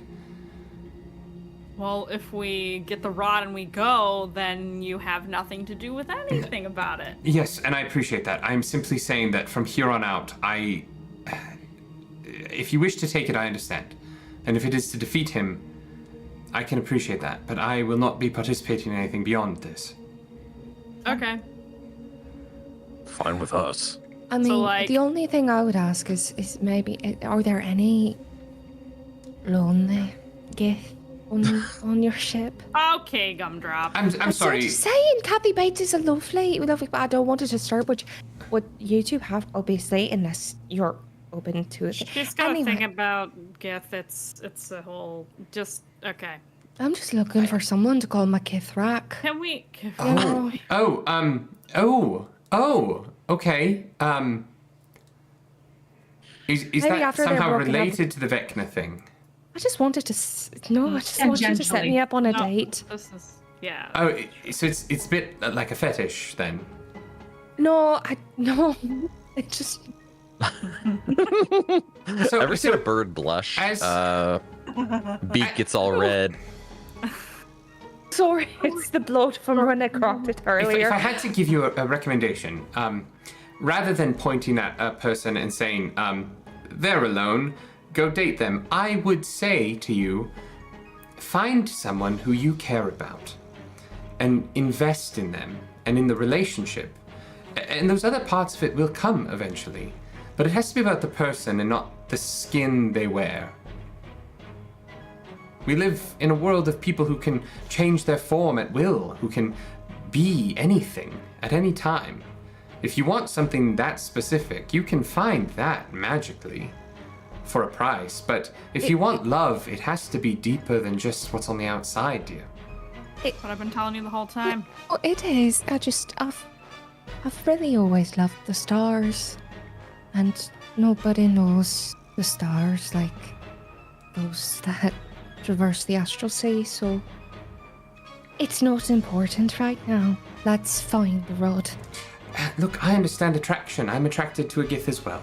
And she kind of like looks over her shoulder as Kathy just keeps mopping in place. And she's like, I understand where you're coming from. I just think perhaps it's just a change in perspective will help you achieve your goals.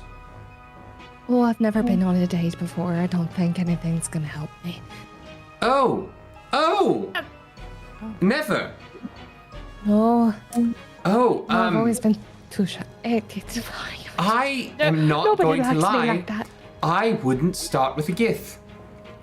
You know, They are violent lovers, and I do enjoy that. But as a first time, perhaps not.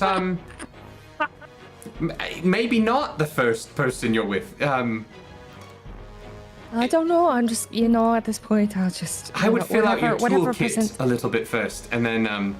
Maybe I haven't a natural propensity for it. You never know. Like you said, I'm just gonna go with who I feel a connection with. I don't know. I mean, look, you've got wings. That's good in my book. But anyway, there's a door. Yeah. It's got magic Can I, runes. Thank you. could I just try and maybe scry again or something? I just didn't want to get my head out of this entire You conversation. can cry if you want to. It's okay. No, it's Roy. not. That's not tears. It's not. I mean, if you'd like to Use my cry, arm this is while a safe walk space. the door.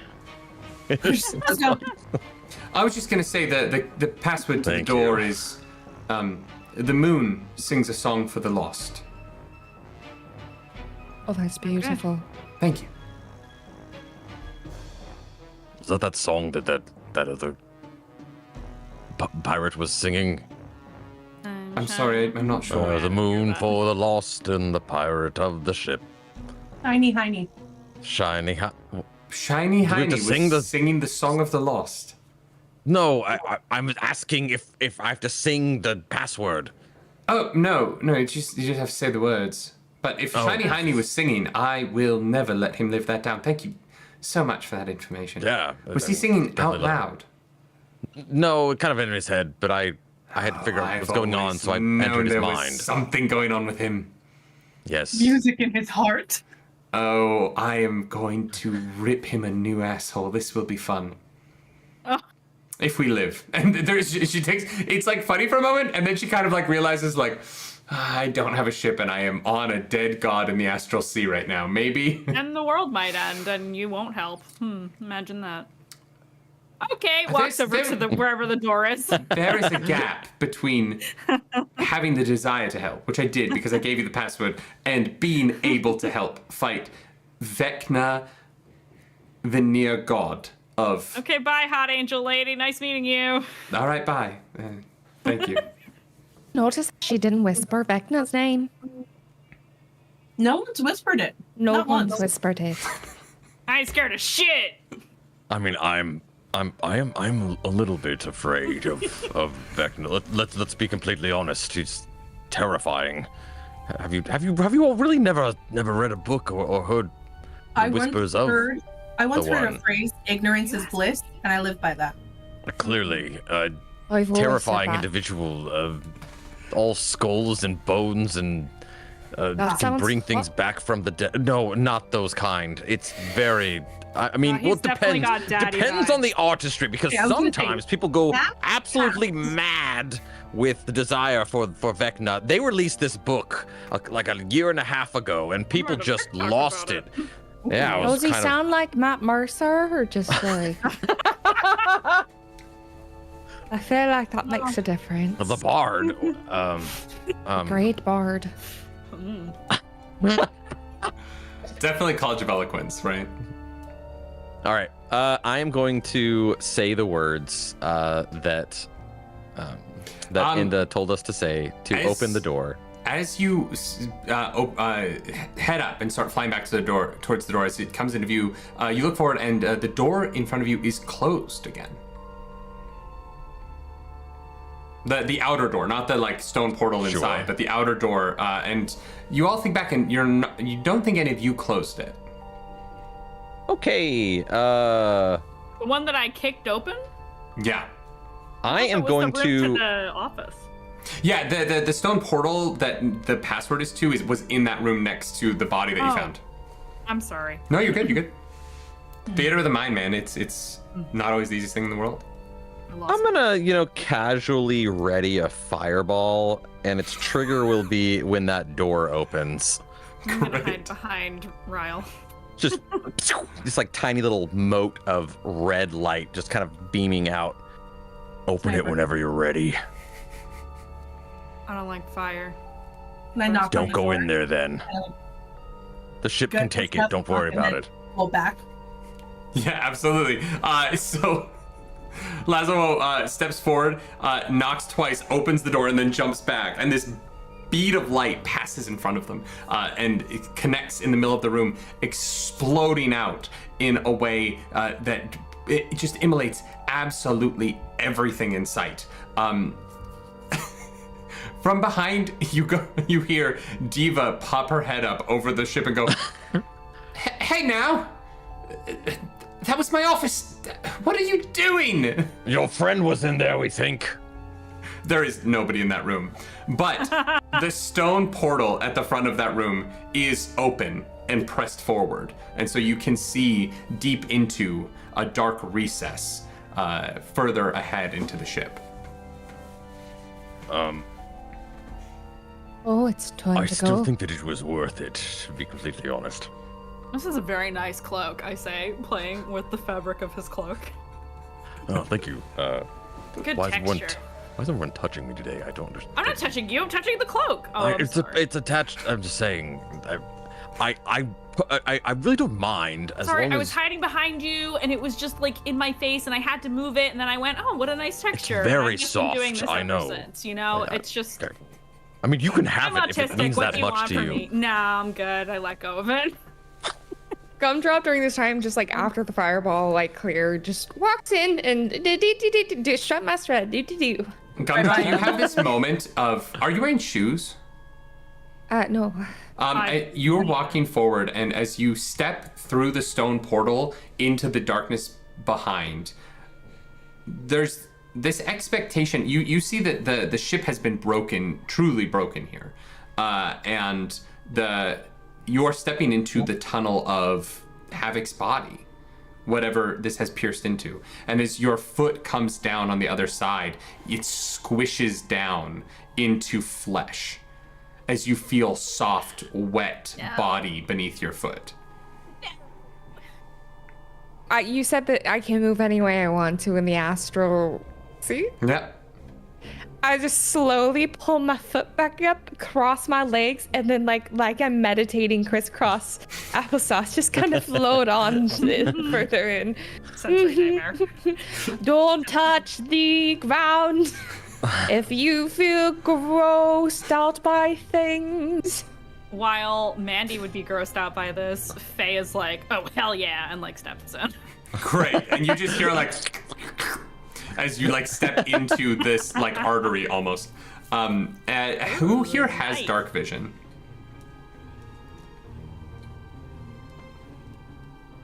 No, Just two of us? I don't know if Minotaurs do or not. me neither. Kenku, I don't think do. I don't think No. Kenku do, which is wild because most birds do, but it's sort of like how cats don't have dark We're gonna vision say in D&D. And you're like, no. so you guys, you have been traveling with this Kenku for a while, right? You would know they don't have dark vision, and so they are just floating into the darkness, which is really surprising because they can't see fucking anything ahead of them. I'm just Hold like on to a your little ankle like a balloon Oh, wait, and just walk. perfect. And so yeah, you are headed down this dark hallway. Those of you with dark vision can see it does look like you are inside of an artery. You are in like a circular tunnel. There are bits of the bow of the ship stuck into the wall at odd angles all the way down, but you haven't yet seen the very tip of this or whatever this device was that they were using to propel themselves through space-time and dimension. And as you keep going, you start to feel this weird thump thump. Thump thump. No way. And as you get further and further down the tunnel, it gets stronger and stronger beneath your feet as you just are feeling this thump thump, thump thump, until you come to a section of this wall that has been sheared apart, and you see off to the right, through the wall of this artery, the beam that sticks off the front of this ship, piercing into an opposite wall. And dangling from it is a series of wires and mechanical plates that all hum with magical energy that have been ripped apart by large teeth and claws. I want to look around and see if there's a angry coatl. Is it big bites or Big medium? bites. Big bites. Coatls aren't that big.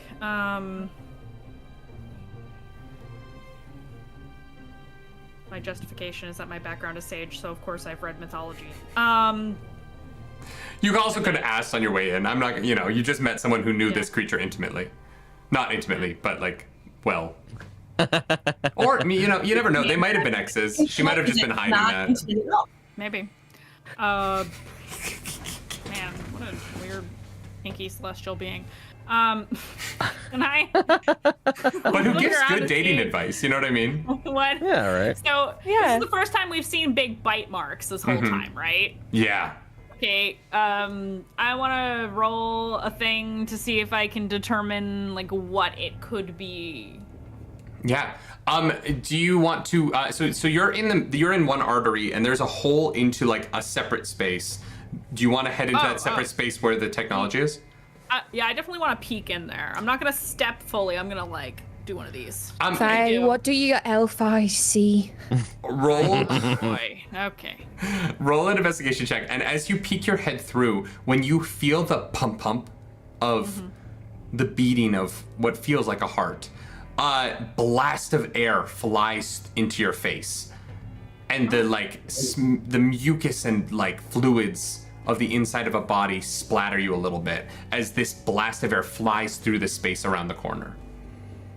Question. Since I'm looking, is it perception or was it investigation? Am I actively searching the thing? It would be perception right now because you're not going all the way into it. Okay. So it's a 10 on the die plus 9, 19. Ooh, with a 19. You can tell that this creature is massive.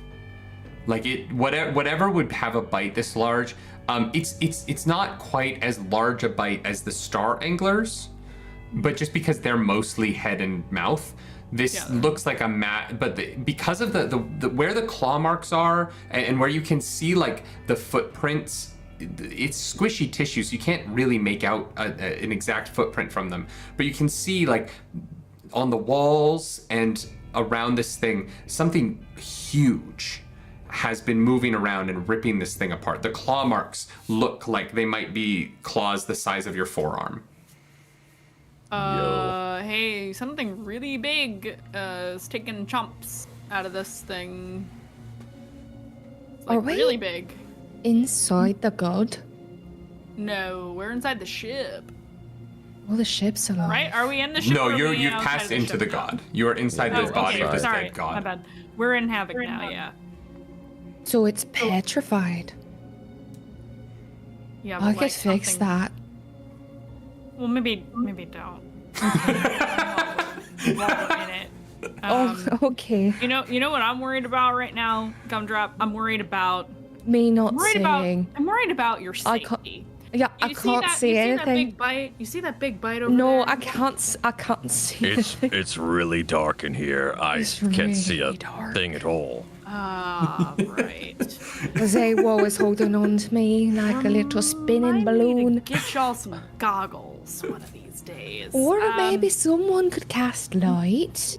You never know. I don't have that spell because I'm a druid. Okay. I love that y'all are a level 16 adventuring party being defeated by darkness. I mean, I could light a torch that I have. I'll cast light. Great. Bless you. So this light expands into the space from the spell, and you see the front beam of this ship and the claws that have ripped it apart. You see this mechanical device with hanging wires and plates of metal that has been was previously very well welded together and has now been torn asunder. And you can see that this path, the artery that you're in sits next to this slightly thicker artery, where you have probably 10 feet across in what you're in right now. The thing next to you is probably 15 to 20 feet across, and it's heading in both directions. And is the gap we're looking through, was that made by the ship? Or Yeah, it's where the beam of the ship like lanced through. It's been a straight shot that you've been walking, and now like the artery you're in started to bend, and so it went straight through the wall directly in front of you and created this kind of fork. I think we're about to get into a fight. Yeah. Great. Has anyone fought anything like this ever before? What is it? Because we haven't seen it. Exactly. Well, it's the thing, isn't it? That Inda was talking about. I mean, it could be, but it's pretty big. I think it's bigger than a coatl, to be honest with you. Yeah. I could be wrong. I'm willing to be wrong, but okay, it wasn't. It was not a halfling. She was so small. She was so small. It was she could disguised.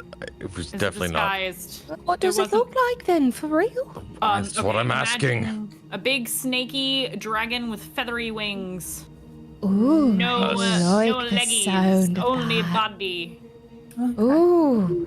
Snake with wings. Big, beautiful snake with wings, rainbow thingies, and feathers and scales, and they're very mythical and they're very revered, and you know. Well, I just think we should be friends with her. Claws, and you just said that they don't have legs. Yep. Oh, that's so good. That's why I said I don't think it's the same thing, y'all. Okay, but it had to have been small enough to get in here and close the door, so it needs to be something that can transform, right? Unless it was already here in the body to begin with. Maybe it's an Transformed into a octopus. fucking dragon. I don't know. Octopi can get really small. Maybe it's an octopus. Fuck. Should we find out which artery Perhaps it went it's an down? octopus. At this point, I'm not even sure. Should we see which way it perhaps could have gone? Rewriting from what here, the if it final went one fight of this direction or the other? is to make it just a giant octopus. Holy shit, it was an octopus. The whole time. Could I? Okay. So do we see what direction maybe the claw marks were going? If it would give us a sense of they were headed up or heading down? Yeah, you can pretty easily tell that the most recent tracks of this thing were heading further in the same direction that you're heading, but in the adjacent artery. Okay. So All right. I feel like maybe I'm just gonna approach what's left of the bow of the ship and try and see if there's if the rod is still there. Yeah, once you get fully into that next chamber over, the heart goes bum bum. I need you to make a dexterity save for me. Reroll that. Indomitable. Okay.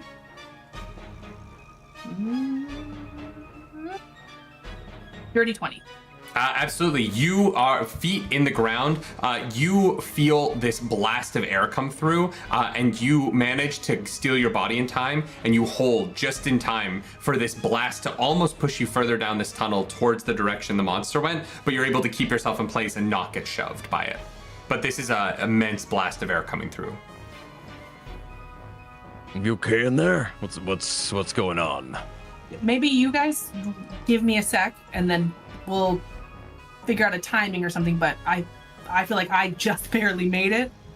So let me just look while I'm here. Are you still holding me? Or did you leave me spinning? I probably, once I cast light and knew you could see, I would have let go of you. Okay. I'll buy that. Thank you. Because I don't need to guide them anymore. Yep, no, that's fair. And thank you for catching that, Goblin.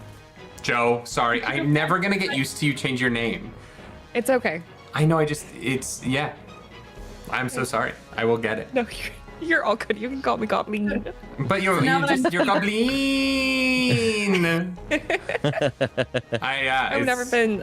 been lean. I've been gob thick. Oh my god. There is nothing wrong with that. There's not a damn thing wrong with that. All right. So you are now in this. You are now in this tunnel. You have felt this blast of air. You've seen the creature's footpaths going off in this direction. What would you like to do? I just want to see, I guess, context clues of the bow. Like, does it look like they were clawing just to get past it, or were they clawing to get the rod? It seems like they ripped apart the device. And you don't see anything that looks like the rod in what is left. Unfortunate. Well, while I've been here, has there been another pulse? Not yet, no. You've been there for probably 20 seconds. Okay. So I want to tell everyone else, like, once the next blast goes, you guys head this way and we'll keep moving. And as you're saying that, boom, boom, this blast of air comes through. I need you to make a dexterity save for me.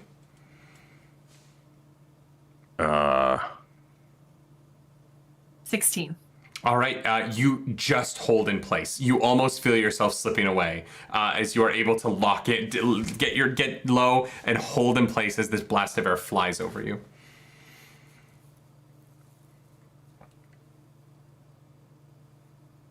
What are you guys doing?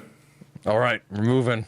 Are you guys going to run down the tunnel towards where the monster was? Yes. All right. As the light follows you, you chase the footprints, and you're going. You start to descend and go down and down and down, and then you turn a corner, and all of a sudden, this tunnel opens up into a large chamber. It's probably 20 feet tall and probably like 25, 30 feet across. And you're looking around, and as you get into this chamber, there's a thump thump. And all four of you are suddenly blasted with air. I'm going to need all of you to make dexterity saves for me. And Joe, I'm going to need Gumdrop to make it at disadvantage because you're flying. I'm going to use a restore balance to negate that disadvantage. Right? Said it was a dex save, right? Yeah, dexterity save. I rolled a 14. I have plus 2, 16. Great. You save. 22. Sorry, what was that? 22. 22, you save. 6. 6? 12. Yeah. All right. Well, Gumdrop and our friend Ryle, you're both in this first chamber, and you watch as the walls in front of you contract very quickly in to about 15 feet across and then open up. And as that happens, the air rushes you through. Both of you are flung 30 feet straight forward. And you pass through a portal as the room in front of you closes and opens very quickly. And you are flung into the middle of this next room. It is even larger than the one you just left. It's 45 feet across and probably 35 feet tall. And it is completely dark because the two people who do not have dark vision were just flung into this room, and the light is 40 feet back or 30 feet back behind them with Lazawo. And so you are flung forward and you land sickeningly on the flesh of the inside of this beating heart as descending from the ceiling, a massive creature. Faye and T, you both see a enormous shape with your dark vision just outside the range of this light drop down on your two friends. I'm going to get a little bit of a surprise round going here as this massive creature currently bathed in shadow, so you can't even make out what it is going to attack you. That is going to be a on Ryle, that's going to be a sorry. That's going to be a 16 to hit. Shield. Okay. Reaction shield. This massive claw comes down and tries to crack into you, and the light of your arcanic shield lights up for a second, and you see this deep, dark, purpley skin with spines sticking out in every direction of this massive claw, and the light reflecting off of your shield as it defends you from this attack. The claw on the other side is going to come down on Gumdrop, and that is going to be a dirty 20 to hit. Oh yeah, that's gonna hit. And its attack is a... Okay. It's going to do 13 points of slashing damage as its claw digs into your middle section and drags you forward towards its mouth, and you feel the heat of its breath as this spined mouth opens near you. It opens to where this like face feels like it should be done, and then it continues to peel its lower jaw away from its neck as it opens its mouth wide, and it takes a bite attack at you. That is going to be a natural one. So, do you want to describe what you do in this moment as it tries to bite you that deserves a natural one? I'll let you describe it. Oh, kink unlocked. It is so uncomfortable that you say that it just doesn't even try to bite you. And this creature that you're not even sure speaks language understands that was fucking weird. And it just like halts for a second in midair. I'm going to need everyone here to roll initiative. Let's go. Yeah. Oh, it's the same thing. A little better. Cock, I'm gonna try it again and not aim better. for the corner. Okay. Harder.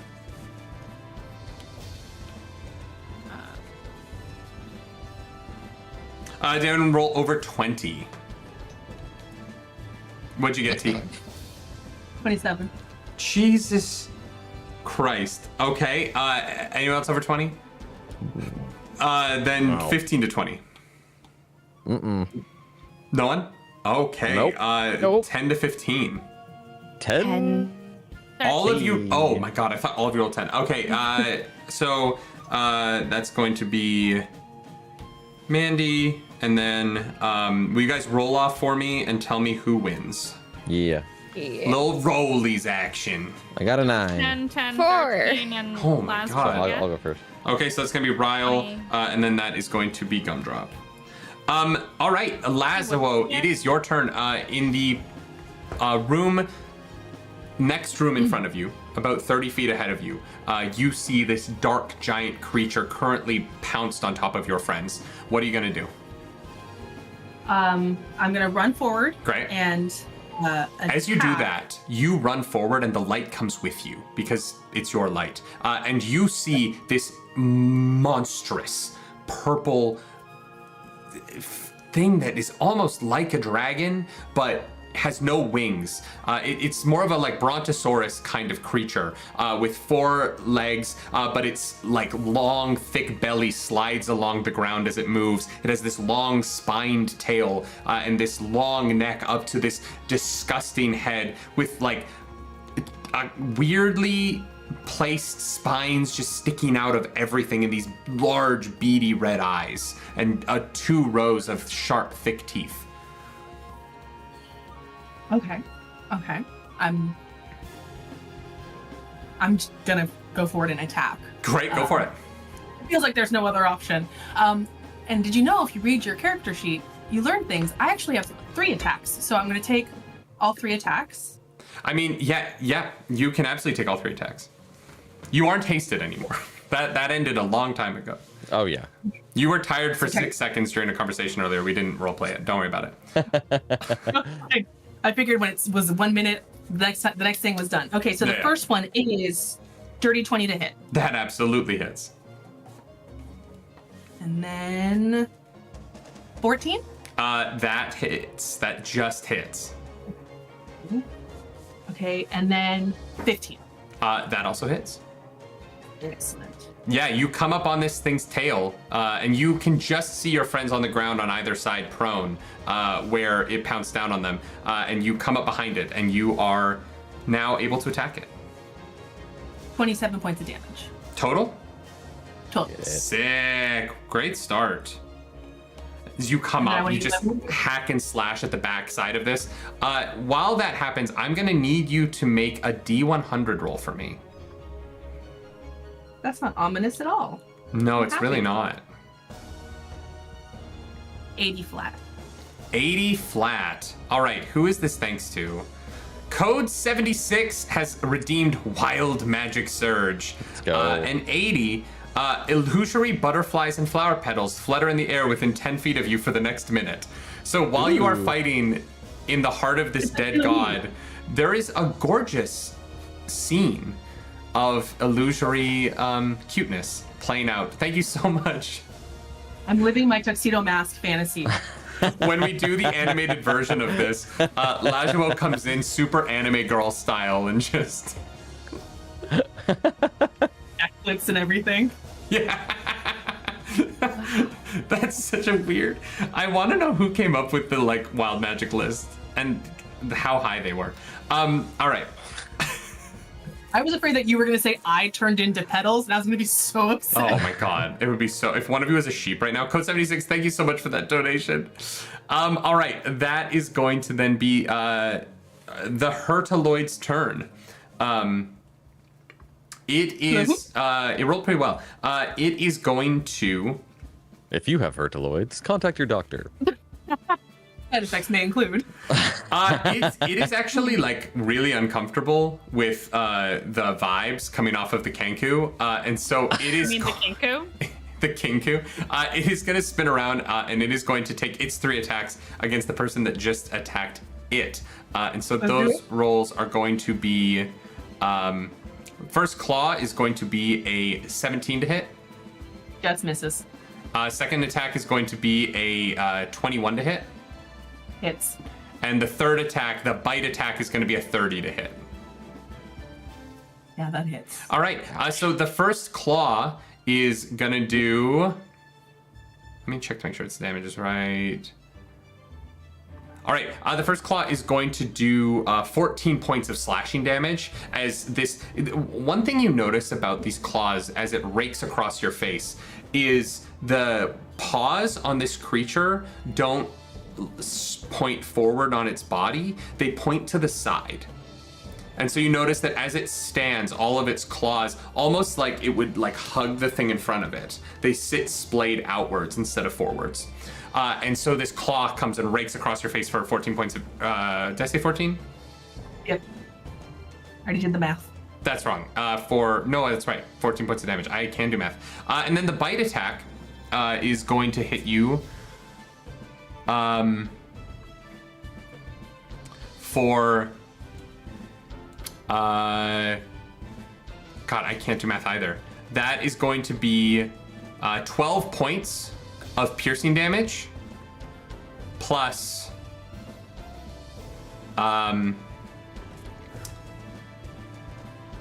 plus 7 points of poison damage. And I need you to make a strength saving throw.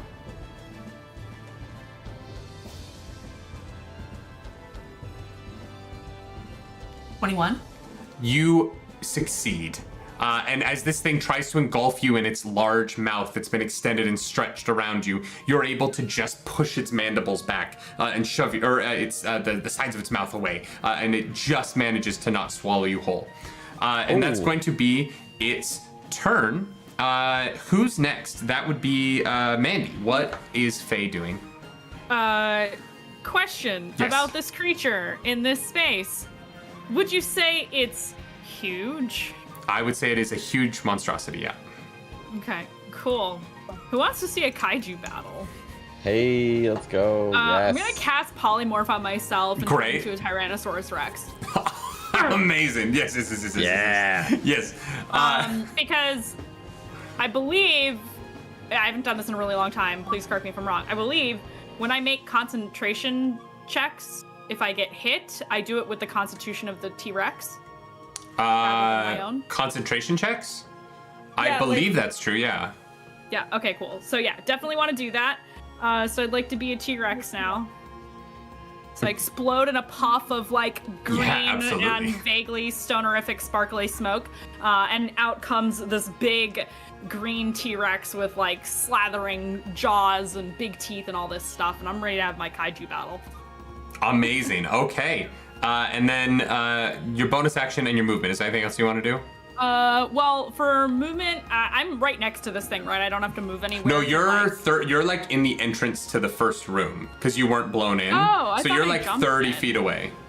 Okay, I wanna move in before I do that. Great, So I'll yeah. jump in, and then do that, Sick. so that I'm close to it. Absolutely. That is a retcon I will allow. I don't think I have any section thingies that are worth doing. No, I do not. I'm good. Okay, give me 1 second. I just ran into a computer glitch. That, If you don't acknowledge it, it might just stay, and you'll be fine. No, it's a very easily fixable thing. Oh, good. Can I prepare a reaction to jump out of the teeth when they swing? You're not in the teeth. You're good. Yeah, you made it out of You saved on the roll, so you are absolutely fine. Go to, I guess, just up in the mouth. I'm gonna open the T-Rex stat. Okay. I got my wild shapes lined up. I got all kinds of shit lined up. Let's go. I gotta. Did you wild shape or did you That's- polymorph? I polymorphed for this one, but I have Okay. my wild shape slot still, just in case this doesn't work. I'm just confirming that both Wes and UT took the 15 points of healing if you needed it, or like 15 point maximum earlier. I have them. I Yeah. did. I also- I burned through that. Thank How- you so much. How long you did also your have- protection last? It's like 8 hours, I think, or Oh, until okay, the yeah. long rest. So you So I'm chilling also with that as have well. 3d8 of Okay, we're good. damage resistance. Doesn't it last Sorry forever about because that. time doesn't matter? That's that's dangerous. Time Hold doesn't on. exist. Because if Can I be a if T-Rex if we forever? rule that, I want to argue for haste. You're still hasted. Yeah, you're hasted You're forever. not still hasted. Absolutely not. Absolutely not. It is. You guys have like, you've met lesbian angels. You've like freed a halfling. So many. You've met a bunch of gith that are in a time loop stuck thing. So much has happened. All right. So what are you doing? Who? Time does mean something here. Take note, everybody. T-Rex. Well, you don't know if it's a time loop. The T-Rex has. Sorry, I think it's still your turn, right? Polymorph. Polyroof, I, jump, I, bonus ran, action. I ran in, I polymorphed, and that's it. Sick. Yeah. Okay, that is then going to be.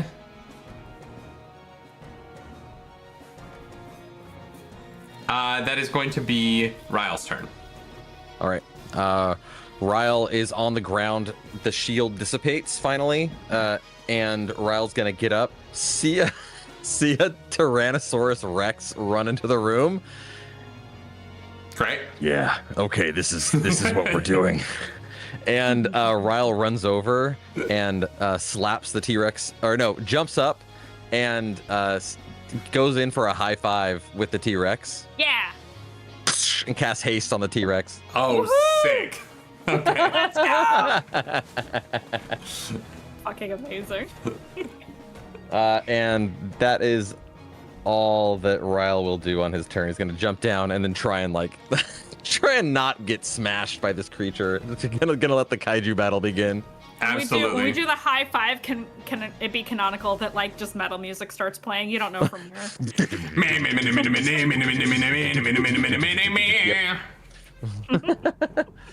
If I go crazy, then will you still call me Oh Superman? my god, please. All right, great. Gumdrop, your last initiative. What are you doing? Hear me out. I would like to start off by doing a silly little Eldritch Blast to this. Very silly, very little. Yeah, hold on. First, I'm gonna move my full movement away from this thing. Mm-hmm. Yeah, and then please. What do you want to go like back towards the way you came in, or do you want to go further in? Whichever gives me the most space away from it. Going further in would be, but you'd be heading into the darkness. You'd be getting further away from the light. I want to stay in the light then. Right. So then you would probably want to run around a little bit and are you leaving? Do you want to leave its melee range? I'm assuming it has a really big range. You don't know. I don't know. Now I know. Okay. So in that case, hold on. I'm gonna do the order of events that the way I thought of them. So before I move, I'm going to cast a silly little Eldritch Blast Right. on it. Yeah. Cantrip. That That is a nat 20. Yes. So for 30, Yeah. a 29 and a 25 to hit. Jesus. You know what? I think they all hit. It's AC Yeah. 14, so I think they Yo. all connect with its body parts. Awesome. Let me slap that. Nope. Never mind. Sorry, that could have gone somewhere really gross. I didn't want to go there. Yeah, because that would be the first thing you've said tonight that Eldritch. made the enemy blast so uncomfortable up it the didn't butt. attack you. I am rolling. So we'll touch on that later. Yes, you So, will. so that's 15 base from agonizing. Plus I rolled a 10, so that's 25. Plus 9, 34. Plus 8, 42 points of damage from Eldritch Jesus Blast. Christ. Sakes. Beautiful.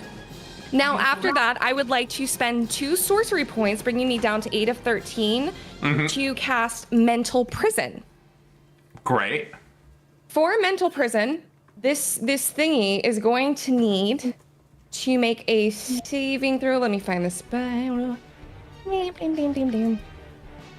An intelligence saving throw, please. I can give you that. They definitely failed. Okay, great. Because it, No. actually, amazingly, it has a -4 intelligence, and I rolled a 4, so it technically rolled a 0. Oh, this is beautiful. So on a failed save, the target's going to take 5d10 psychic damage. Jesus That's the first Christ. part. Wait, did you quicken this? Yes. Okay. And it is a leveled spell, and I cast it. Yeah. No, you're right. Yeah. Right, that's why I used the sorcery points. I'm dumb. You're right. Let's do this. All right, 5d10. Yeah, As- I'm finding my last D20. I love that Joe disappears from camera to do math. Joe's like, I can't do math on camera. I'm gonna go over here and do math over here. Okay, 10, 15, 20, 25, plus 9 is 34. Yes, it is.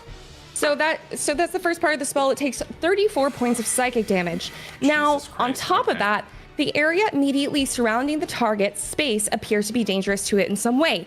In which way, as this flesh thingy looks around, it, in like a graphical, like Matrix error, just like a slot machine, images of like Gumdrop's face appear all around it, like little cubic pixels, and it is a like heart eyes, like bum bum bum bum, tongue out, drooling, just like wooga wooga kind of emotion, and they are just surrounded by this image. So So I just want to I want to make sure that we're all being really clear about what's happening. You're casting mental prison, and the mental prison you're putting this creature into is that he feels like he's being catcalled by a demonic kinkku so much that he it's has very- to flee from the encounter. it's very kawaii, like ooh, it's very like bum, bum, bum, bum. But no, so they are Okay. trapped in this illusory cell. So this image of me is surrounding them, just like objectifying them, kink unlocked. You can see it in the expression, right? So if whatever form the feel illusion like- takes, target Never cannot see or change, hear bro. anything beyond it and is restrained for the spell's duration, which is up to 1 minute. If the target moved out of the illusion or proceeds to try and move out of it, makes a melee attack through it, or reaches any part of the body through it, there will be more damage taken until the spell ends. And then I would like to Sakes. move my full range of motion out into the light as far away from this thing as possible. Okay, so I guess it's gonna take its attack of opportunity as you move. Okay, great. So that's going to be it's gonna like swipe a claw at you as you move. That's going to be a 19 to hit. That's gonna hit. Okay. That is going to be 10 points of damage, Oh, it's so worth it. of slashing damage. I'm gonna need you to make a concentration save for me. Okay.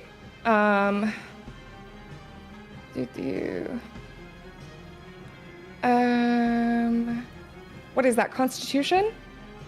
Yeah, con save. That is a 22. Yeah. You easily save. And you are now outside of this thing, so in order for it to attack you again, it will have to take more damage.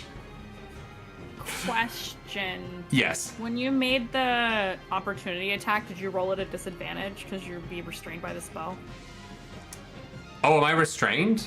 If you fail, you're restrained by the spell. Sick. Okay. Would you like me to link? You want me to link it to you? No, I just rolled my it's a little second. I complicated. rolled a 7 the first time. I rolled a 17 the second time. So even with disadvantage, it still hits. But thank you. I appreciate you doing that. So yeah, he rolls at disadvantage now. Okay, sick. I never saw the That's spell before, so I looked it up because I don't know what it does. yeah. That's wild. I like breezed through it quickly, but Cool. Okay. So my big baddie is stuck in a cell of being sexually objectified. Last session, we made all of the evil guys fall in love with us, and now we're fucking like construction workers yelling at a woman on the New York City streets. It's the two sides of D&D. You know what I mean? Yes. Yeah. It's therapeutic for me. Hey, The same side of D. I bring you here to do what you want. It's comeuppance, right? Yeah. All right, that comes back around. Lajawo, it is your turn. Oh, very fun. Oh, this is exciting. That's the end of initiative. Kenny Teology just donated $100 to add a random monster to this encounter. Oh, what? Fine. The problem is, I don't have. Okay, I know what it is now. I was like, there's got to be a random monster generator online, right? No. Sure. I'm before I add this thing in, I just want to check to make sure it's not too hard. I'm not gonna like throw.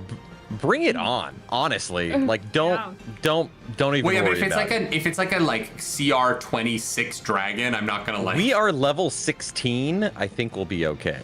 Yeah, but you don't know what else going on here. We don't know if we have healers. That's What's very that? fair. I could heal if I wasn't a T-Rex right now, but I'm trying to have a kaiju battle. I I can burned from stop my you from phone. taking damage, but I decided to stop myself from taking damage instead. That's fair. Okay. That's not gonna work. Sorry, I need something that you guys can't kill in less than a third of one hit.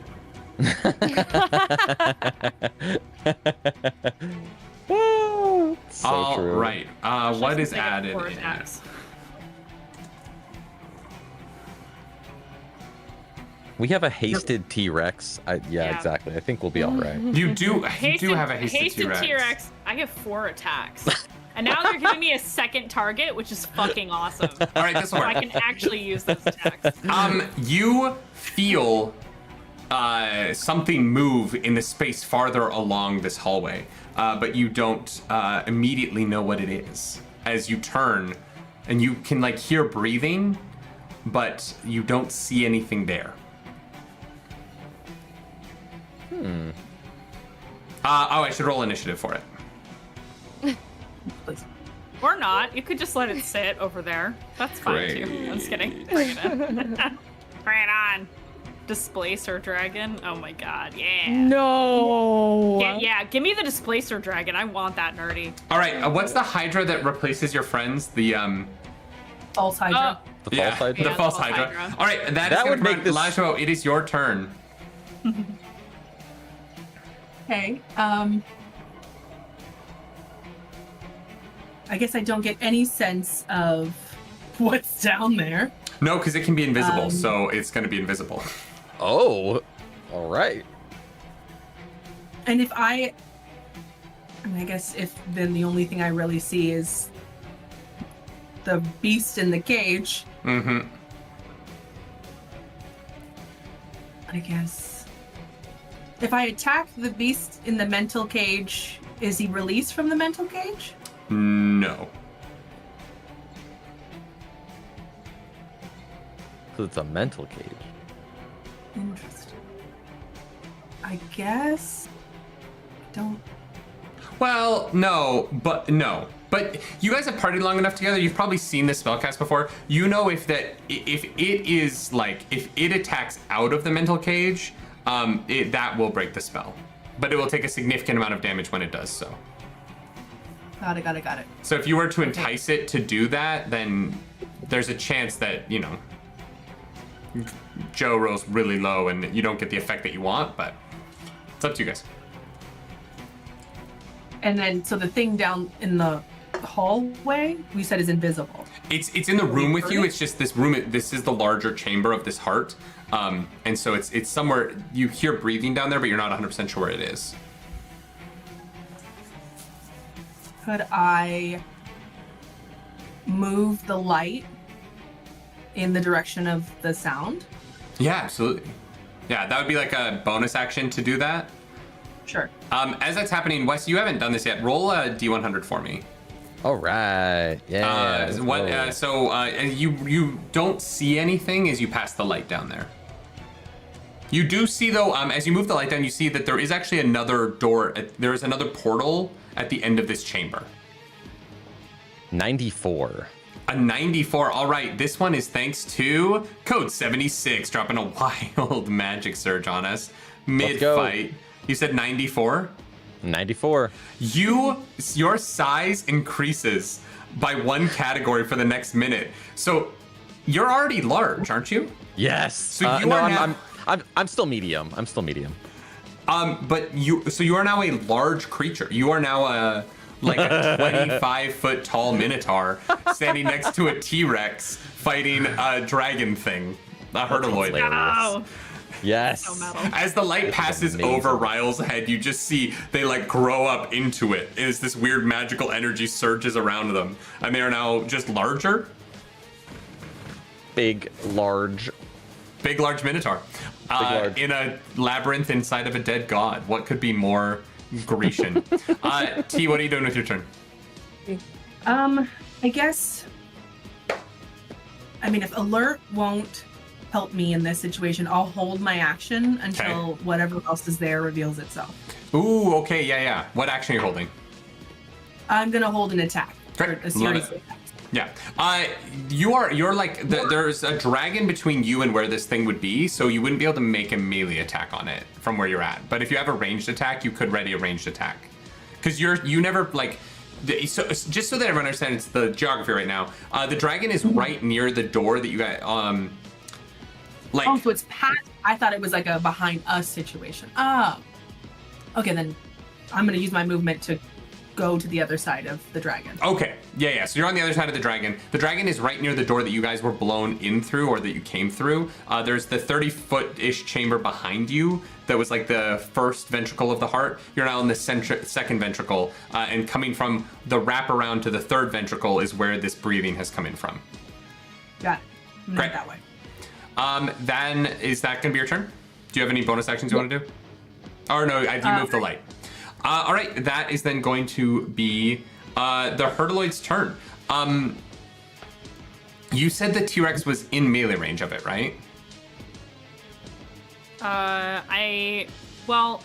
So if I ran in with my full movement of 35 feet and then transformed... You'd be within melee range of it. Okay, then cool, yeah. So without leaving its mental prison, it is going to claw bite you, because I think you're the only one it can hit right now. I'm also right there as well. Are you in melee range as well? Yeah, I would be as well. Great, so it's going to do claw, and then it's going to do a claw and a bite on, I think, can I? Yeah, it's going to claw at the T-Rex and then claw and bite at the Minotaur. All right. So for the T-Rex, that's going to be a 15 to hit. I have it here. It does hit. Yeah, you have a 13. And then the claw is going to be a... What's your AC, Wes? A 16. A 26 hits and a 18 hits. So they both hit. Yes. All right, so... For the T-Rex, you're going to take 15 points of slashing damage as this claw rakes up the jugular area of your neck.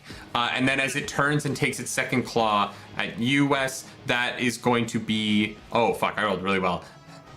That's going to be 23 points of slashing damage. Okay.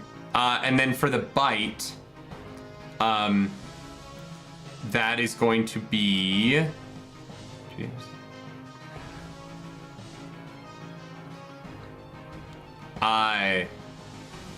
19 points of piercing damage. Okay. Plus 6 points of poison damage. I need math calculators. Hold on. So That's going to be 23. 25 total. Don't forget your 3d8. Oh, Right, sorry. no, The 23 plus 19. 23 plus 19 plus 6, right? Yeah, Is so what it's you said? 25 plus 23, so it's going to be 58 points of total 58 damage. points. Okay, so 30 of that is all going to be temp HP. Great. Wait, how do you have between 30 the temp aid- HP? Oh, and the ward. Between aid and then the resistance that Yeah. Gumdrop gave me. So then it brings that down to... Wait, was the resistance temp HP? Yeah, well, I got 3d8, so I just rolled it, and I got 3 5s, so that added 15. So it's 15 Right. plus 15. Wait, but that doesn't give you temp HP, right? That's damage negation. Sure. The barrier is damage negation. Great. The temp So then it HP can't comes from stack. aid. Great. No, that's awesome. I just wanted to make sure because Right. the temp HP wouldn't stack, but that does. I need you to roll a strength saving throw for me. Not done yet. Hold on. Oh, great. Then I'm going to use my my reaction to use Arcane Ward to negate the remaining 15. Is 55? It would be 58, so it would be 18 more. 18. So 18. Okay. So I take Jesus. 0 damage, but now I'm making a strength save. You take 0 damage on a 58 damage attack. Abjuration, That's baby! disgusting. That's gross. I hate it. I want to burn the book. That's not allowed. Okay. Who do I call? then Matt strength- Mercer, For the Matt game that Koval? Which Matt do I call about this? I love It's that. one of the Matts. Oh, I'm rolling a That's strength save, right? Wild. Yeah, strength saving throw. I told you just to throw whatever you had at us. That's a 6 on the strength save. All right, despite the fact that you are currently large, this thing's mouth opens wide enough that you are now swallowed as it consumes your entire body into its massive, much like a snake wrapping around an alligator. Somehow without piercing itself on your horns. This is one of those times where the text says that this is possible, and I don't think it is, but we're gonna go with it because the book says yes. You are Let's now do it. swallowed into the Hertaloid. You are blinded and restrained, but you do have total cover against attacks and other effects from outside. And yeah, you are inside of its body. Okay. And what's wild is this thing can hold 2 creatures. They can both be large. So it can hold The heck? 2 like baby dragons inside of its body. I don't understand it, but I'm happy about it. Weird. Glad I'm not large. I do a weird thing, you do a weird thing, and that's swallowed. Dungeons and Dragons, baby. Just feel petty for it to just go, oh, I can't hurt you? Goop. The other side of this is you cannot breathe. Okay. And so you can't good to know. You can't cast any spells that have somatic components because you Sure. cannot aspirate. Right on. Cool. That's rad. I'm glad I got to do something because you guys do so much damage. That is going to be Mandy. What is Faye doing now? If you have a vor kink, welcome in. Mandy?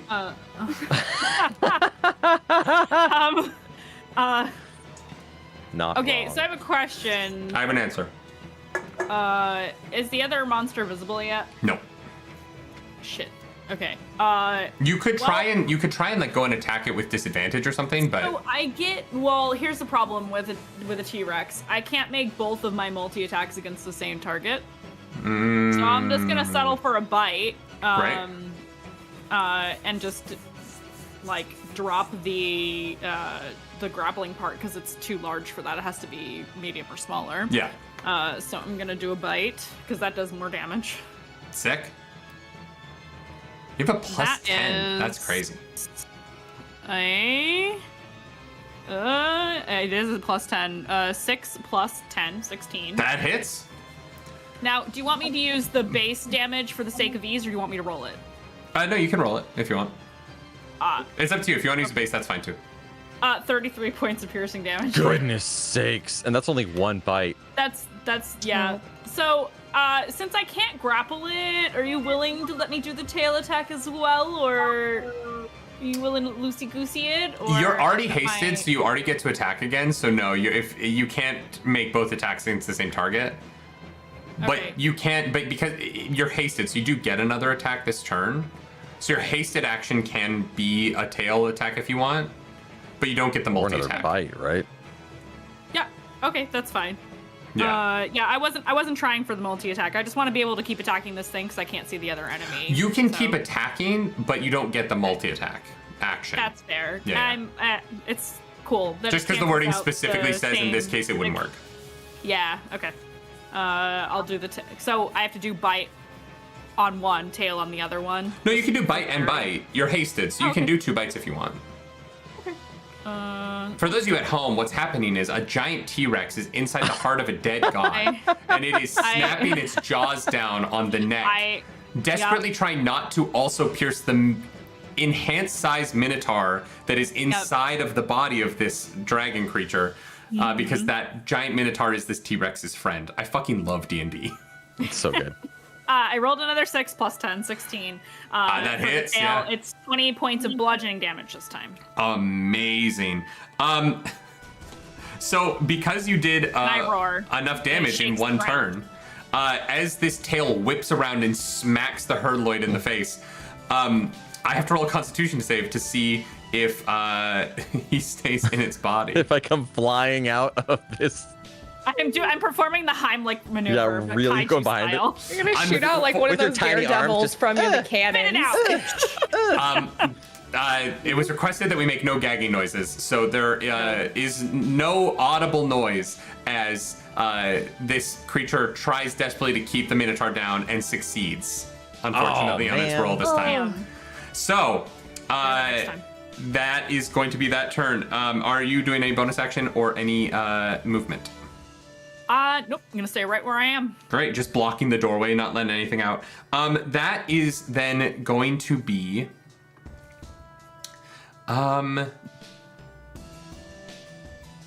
swooping down from the ceiling, you see a snake with a multicolored plume wings on either side come down, and it is going to land on the herdaloid in this moment, and it is going to heal it.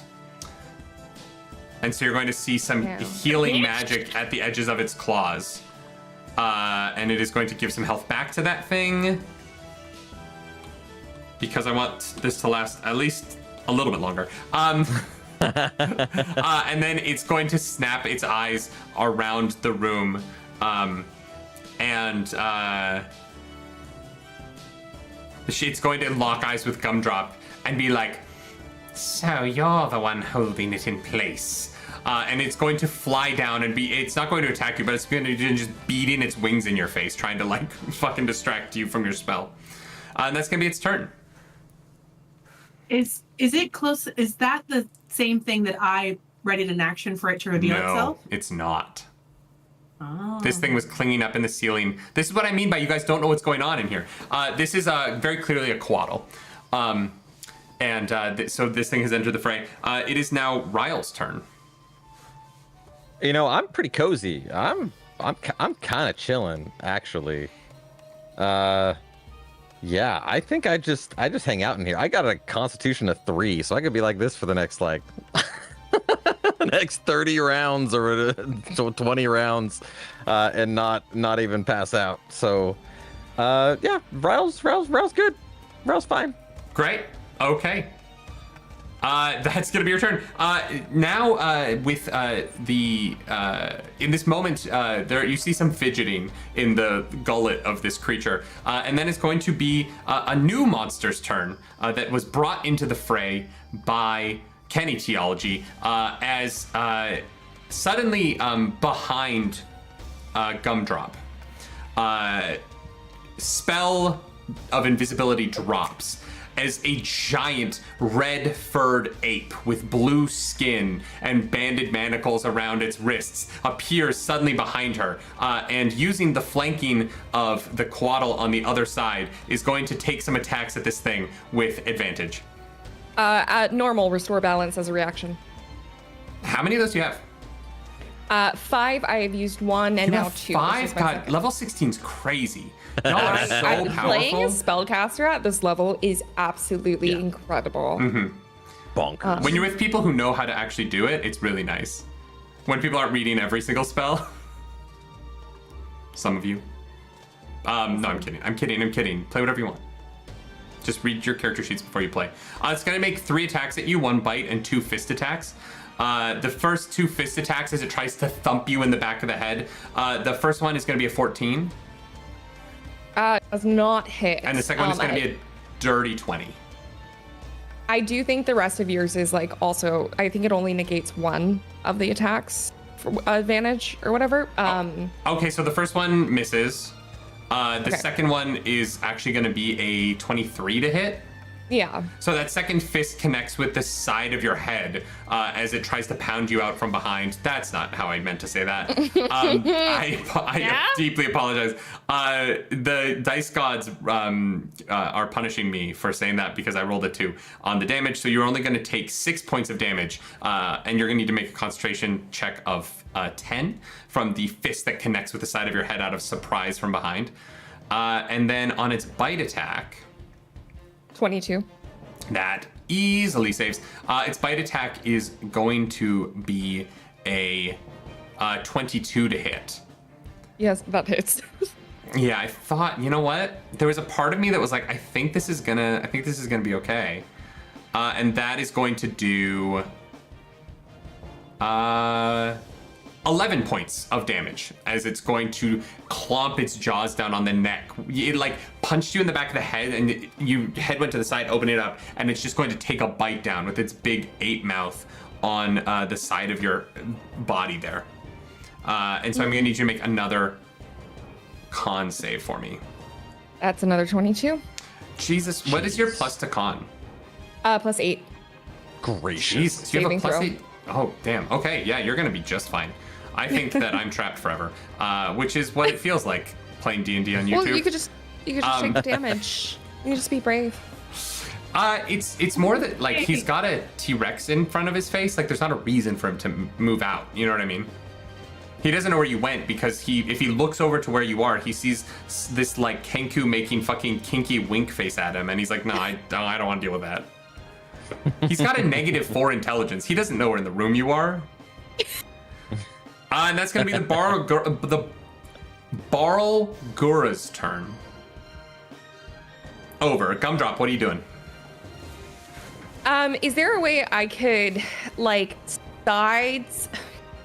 I'm trying to see if there's a way I can sidestep Okay. and get all or like reach behind this thing that just attacked me and get that thing, the caudal, and the big noddle flesh thing. The Herloid? In a 60-foot cone. Yeah, absolutely. You would also hit everybody else.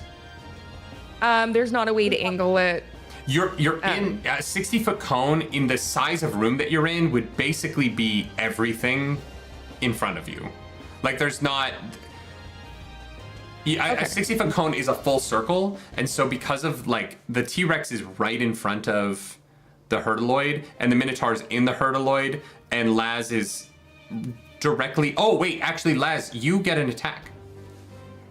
I was waiting. I was like, do I? Yeah, the bar girl... No, the bar girl appeared before Gumdrop's turn. Sorry, we'll get to your turn in 1 second. I don't want to skip over the attack of opportunity here. You held an action. I'm so sorry, I dropped the ball on that.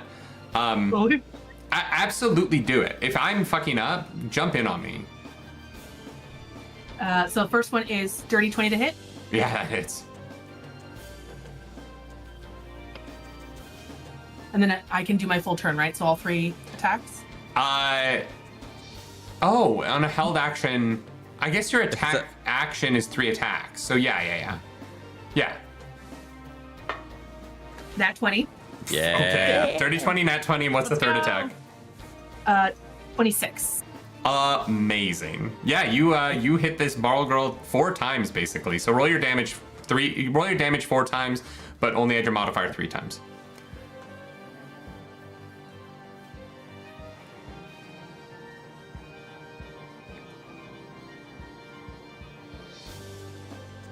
$18. Total damage? 18 total. Okay, great. Yeah. The Marl girl takes 18 damage from these 3 swipes. And yeah. Wait, sorry. 5 more. What? I only added my modifier twice. I didn't add it the 3rd time. So it's 5 23. more. Yes. Great. Awesome. Yeah. Hey, this thing appears in the air before you, and it runs over to attack Gumdrop. And as it's running by you, you just take 3 full swipes at it, carving into its flesh on its flank there. Great turn. Yeah, this thing is not as powerful as the Herdeloid, so that's a lot of damage. But as that happens, I'm so sorry. I need you to roll a D100 for me. Oh man, somebody This is redeemed something the again. tough part about charity, man. 72. All right, a 72. Joe, I promise we're gonna get to your turn. I do promise. They're all 72 good. is you gain resistance to all damage for the next minute. What? You are resistant to Let's go. Anonymous. Thank you so much. You are now resistant to. You guys keep rolling the best wild magic surges. What? You haven't gotten any of the fun ones. Wow. Yeah, you're just a fucking. Bonus action, The- second win. You become the goddamn Hulk, I guess. Never punished. All right, Joe. What is Gumdrop doing? There's no way I can get just the monsters. No. Excluding. Okay. In that case, I'm definitely going to quicken spell, bringing it to 6 of 13 sorcery points. I'm gonna quicken spell Eldritch Blast. Great. Which I am realizing that I never did crit damage for one of those, so that was on me. I'm a silly fool. Popped. Doesn't matter. I rolled another crit. Jesus Christ. So I'm gonna roll crit damage on that. I've rolled a 30 crit, a 14, and a 25. And these are all in the Herdeloid? And this is going on the Coddle. The right Quaddle? in front of me, being like, "Set you free! We didn't have to be like this." So the 14 misses, but the 30 and the 25 hit. Okay, great. So that first one. Oh, come on. My crit, I rolled a 1. So that's 7 points of damage. And then Sad. 10 more. So 17. plus the extra 5. So 23. 22. Yeah. Or 22. Yep, you're right. Yeah. I'm And, sorry. That feels bad, man. You know You what? blasted this thing right in its face, though. And, like, that's gotta feel good. Yeah, that's kind of nice. So that was your bonus And- action. What's your action? Now I know you can't cast 2 leveled spells. Eldritch Blast is a cantrip. Yeah, but can I cast 2 cantrips? Yeah? I think because like Ice Storm would affect me too. Yes. Everything I have would affect me. Ice Storm would affect everything. There's no version of Ice Storm that you could cast in the heart of this god that wouldn't hit absolutely everybody. I'm going to do something altruistic instead. Instead, I'm going to cast Aid at 5th level, giving 20 points of hit point maximum Shit. and current hit points to myself because I need it. Okay. I'm gonna give it. I have to be able to see them, right? So I can't get Ryle. You can't get Ryle, sorry. I'm going to, of course, do. It's 3, so yeah, Laz and Faye. Great. Great. That's 20. What do I get? 20 hit points and increase to 20 hit point maximum, which I don't think will stack with yours earlier. So you're with Laz. So your Well, I maximum burned is through those immediately. Yeah, but it increases your maximum too. So if someone were to heal you up, you could heal to above 15 previously, now 20 points above your hit point maximum. Does that apply to polymorph, Nerdy? What? I don't remember. Sorry, what spell are you casting exactly? The Aid at 5th level. Right, so this replaces the old aid. Mm-hmm. Yeah. But yeah, the aid applies to the polymorph. So your T-Rex would have the temporary I'm up HP. to 156. Have you guys lost my camera? Yeah, Yes. and Yeah. Discord. It's been I gone can for a see it on long the time. stream though. Oh, okay. Yeah. Sorry about that. Yeah. I did not know. That's all right. I'm trying to reload it now, but I might not be able to. That's fine. I don't know why it's down. I've always thought you were a very nice looking squares circling each other. 2 scores going on. All right, Rad. So that's your turn, Gumdrop. Yeah. All right, I'm gonna need all of you to roll a dexterity save as thump thump passes through and a blast of air comes and tries to push you all further and deeper into this heart. You all see, I don't need to roll one, right? Nope, because the Hertaloid, instinctivally, its claws, the way that its like claws sit out, sink into the flesh of the heart quickly and hold it in place. The ball I girl. bought myself advantage earlier, so I'm gonna use that now. You bought yourself advantage. That's right. Use the advantage that you bought yourself. I rolled a 1, so I need to. That's better. What is the Quaddle's dex? Okay, cool. I'll take it. That's fine. Not so bad. 18 is good. 18 is fine. I hope. Okay, so you guys are there. The ball girl is the first. The ball girl is the. I'm ball so girl. dyslexic. Just don't even. You watch the first thing that got blown away because it's got so much, like, it is so large.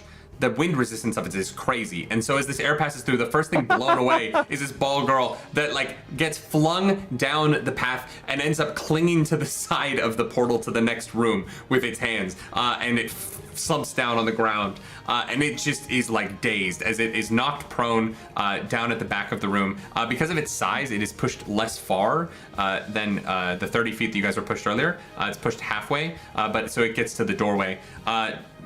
What were your dex? The Quaddle saves. I don't know how it's flying, but it did. And the Hertaloid doesn't need to roll. What did the 4 of you roll? 18. 18 passes. Dirty 20 passes. 20. 24. 24 passes. Yeah, nothing fucking. You all feel this blast of air hit you, and in particular, the T-Rex is just not even kind of moved. You're so large. Yeah. They're like the amount of Okay, air I'm pressure hoping that to would be wait. needed. Exactly. But the rest of you, having now felt this a couple of times, you almost sense it coming, and you manage to get yourself stuck in place, and the air blows over you. Lazo, it is now your turn.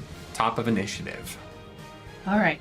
Paint me a word picture. Where am I in relation to? So you are currently directly in front of the Hertaloid, just outside of the Mind Prison. The Hertaloid is currently facing the path down further into the heart, into the third ventricle. To your left, about 10 feet to your left, there is a Coatl hanging out in the air there, and right next to that Coatl is Gumdrop. And then directly in front of you, about 15 feet down in the doorway to the next ventricle, is a Bulgura, Bulgura, right? that is Bulgura? just knocked prone by the blast of air. And behind you, in this mental prison, is the Hertaloid, and behind that is the Tyrannosaurus Rex. Okay. I'm gonna go for, I guess, the Bulgura because they're prone, so I'll get advantage. Great, so you're gonna run that 15 feet? Yes. Sick. Do it. So that's 24 for the first one. That hits. That is 19 for the second one. That hits. Nat 20. Hey. That hits. Actually, that's really bad actually for me. It's a lot of damage that you do when you do those the 3 hits. When they all hit and the crit. And that'll do it to Jesus you. Okay, Christ, so you players. You fucking players with your rolling better than I'm rolling. there's 8 plus 11 Great, love plus it. 5 plus 5. So sorry, that's 10 for this. So that's 10, 21, 33, 42. 41. Cool. Jeez. How much health does this thing have?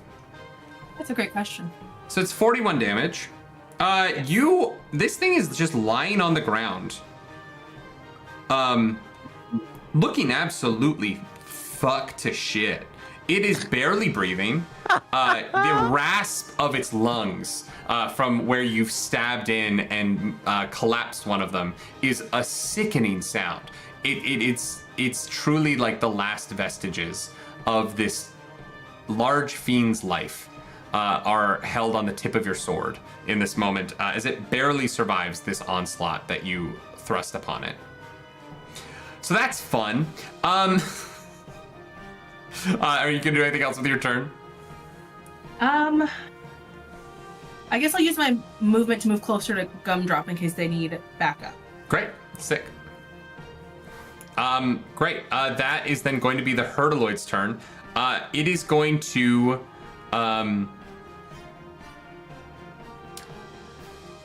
at the start of the turn, you're going to take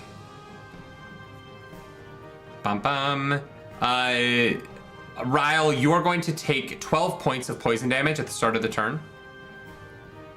Because of the poison of being swallowed inside of it.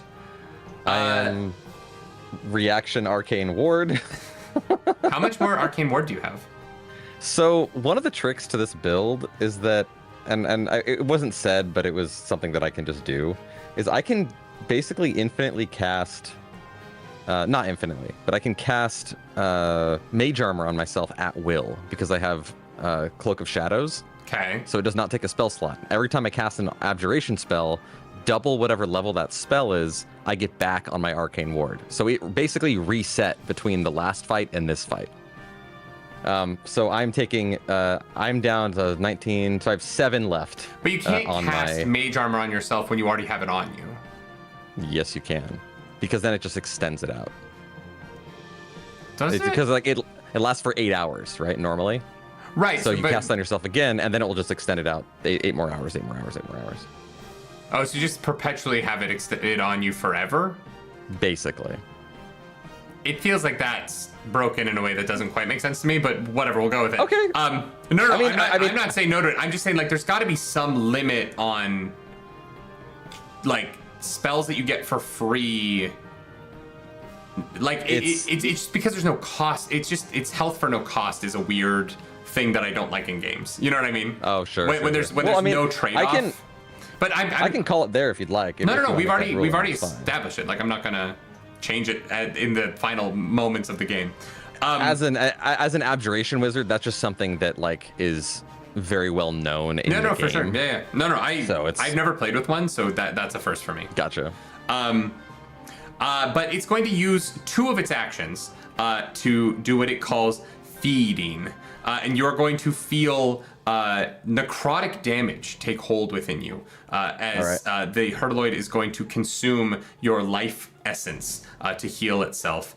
You're going to take 10 points of necrotic damage. All right. Those are taken. As my health went down. Going to suck life out of you to try and keep itself alive. Right. And then it is going to. It gets one more action. How big is it? Yeah. Okay. It's just gonna take a claw at the it's gonna take a bite at the T-Rex. Okay. And that's going to be a natural 20, which means I get to double all of my dice, which is very exciting, even though you have a billion health points and this isn't actually going to do anything to you. That is going to be 19 points of piercing damage. and 11 points of poison damage. As these claws, where you bit into its neck, it then like snaps your head away and bites back, just getting dug up in there into that mighty trachea of the Tyrannosaurus Rex. Concentration. Ooh, concentration. That's a nat 20 plus 4. I think 24. you succeed. I'm still a because you T-Rex. guys always fucking succeed. I quit being a DM forever. All right, that's gonna be its turn as I it's failed earlier. trying to survive. Mandy, it is now the T-Rex's turn. What are you doing? I'm gonna do a bite. Oh, wait, 1 second. I actually need the wizard who finally took health to make a concentration check to see if you're able to hold concentration on haste while you are suffocating inside the body of this dragon. So I did take Warcaster, so I get advantage on concentration checks. Because why wouldn't you? I have advantage as well. If you're a level 16 spellcaster and you don't have Warcaster, what are you doing? What are you even doing with your life? Exactly. Please fail this. Just roll 2 natural ones so that I can... I rolled a 16 and a 3. Well, that's not how advantage plus works. 3, so 19. You pass! I'm still hasted, bitch. Fucker. Okay, doing a bite. Sorry. Oh, we lost everything. My Discord crashed. For 33 period. Sorry, my Discord crashed. Can you repeat that? Fuck, Discord crashed. We're in the middle of the fight. Oh. Uh-oh. Wait. Oh no! No, I hear you. Do you We're hear back. us? We're back. I can hear you. Okay, we're gonna finish this. What are you... Oh, sorry, Mandy. Will you just repeat everything? Discord crashed for me for a second, and then it popped back in. So I rolled a 13 plus 10, I think I said, which was 23 to hit, which hits Great. for 33 piercing damage. Jesus Christ, okay. And then for my second attack, because I don't get multi-attack, I'm gonna do the tail thing. Okay. Can I do bite twice? You can bite twice. You can bite twice. New attack. I'm gonna bite twice. It's a separate so action. more damage. You just can't bite twice as a multi-attack. That's 15 plus 10, 25. That also hits. Jesus and another Christ, I'm gonna 33 die! piercing damage, because if you make me roll it, it's gonna take forever. So I'm just gonna take the base. Sure, how much total did you just do? 66. Let me out. Let me out. Okay. I'm gonna roll a Constitution save to see if Ryle is still consumed. I roar at him. I don't know if that helps at all, but I roar at him. It doesn't, but I do fail the check. So you soundlessly, because it's the Astral Sea, and there's no gravity, there's also no gagging sounds, and the mouth of this thing opens up, and just completely silently, a 25-foot tall Minotaur pops out, feet first, landing delicately back where it was swallowed not so long ago, and all into of the mouth Vor of the T-Rex Kingsters that's click wide off open. the stream. Thank you for your donations while you were here.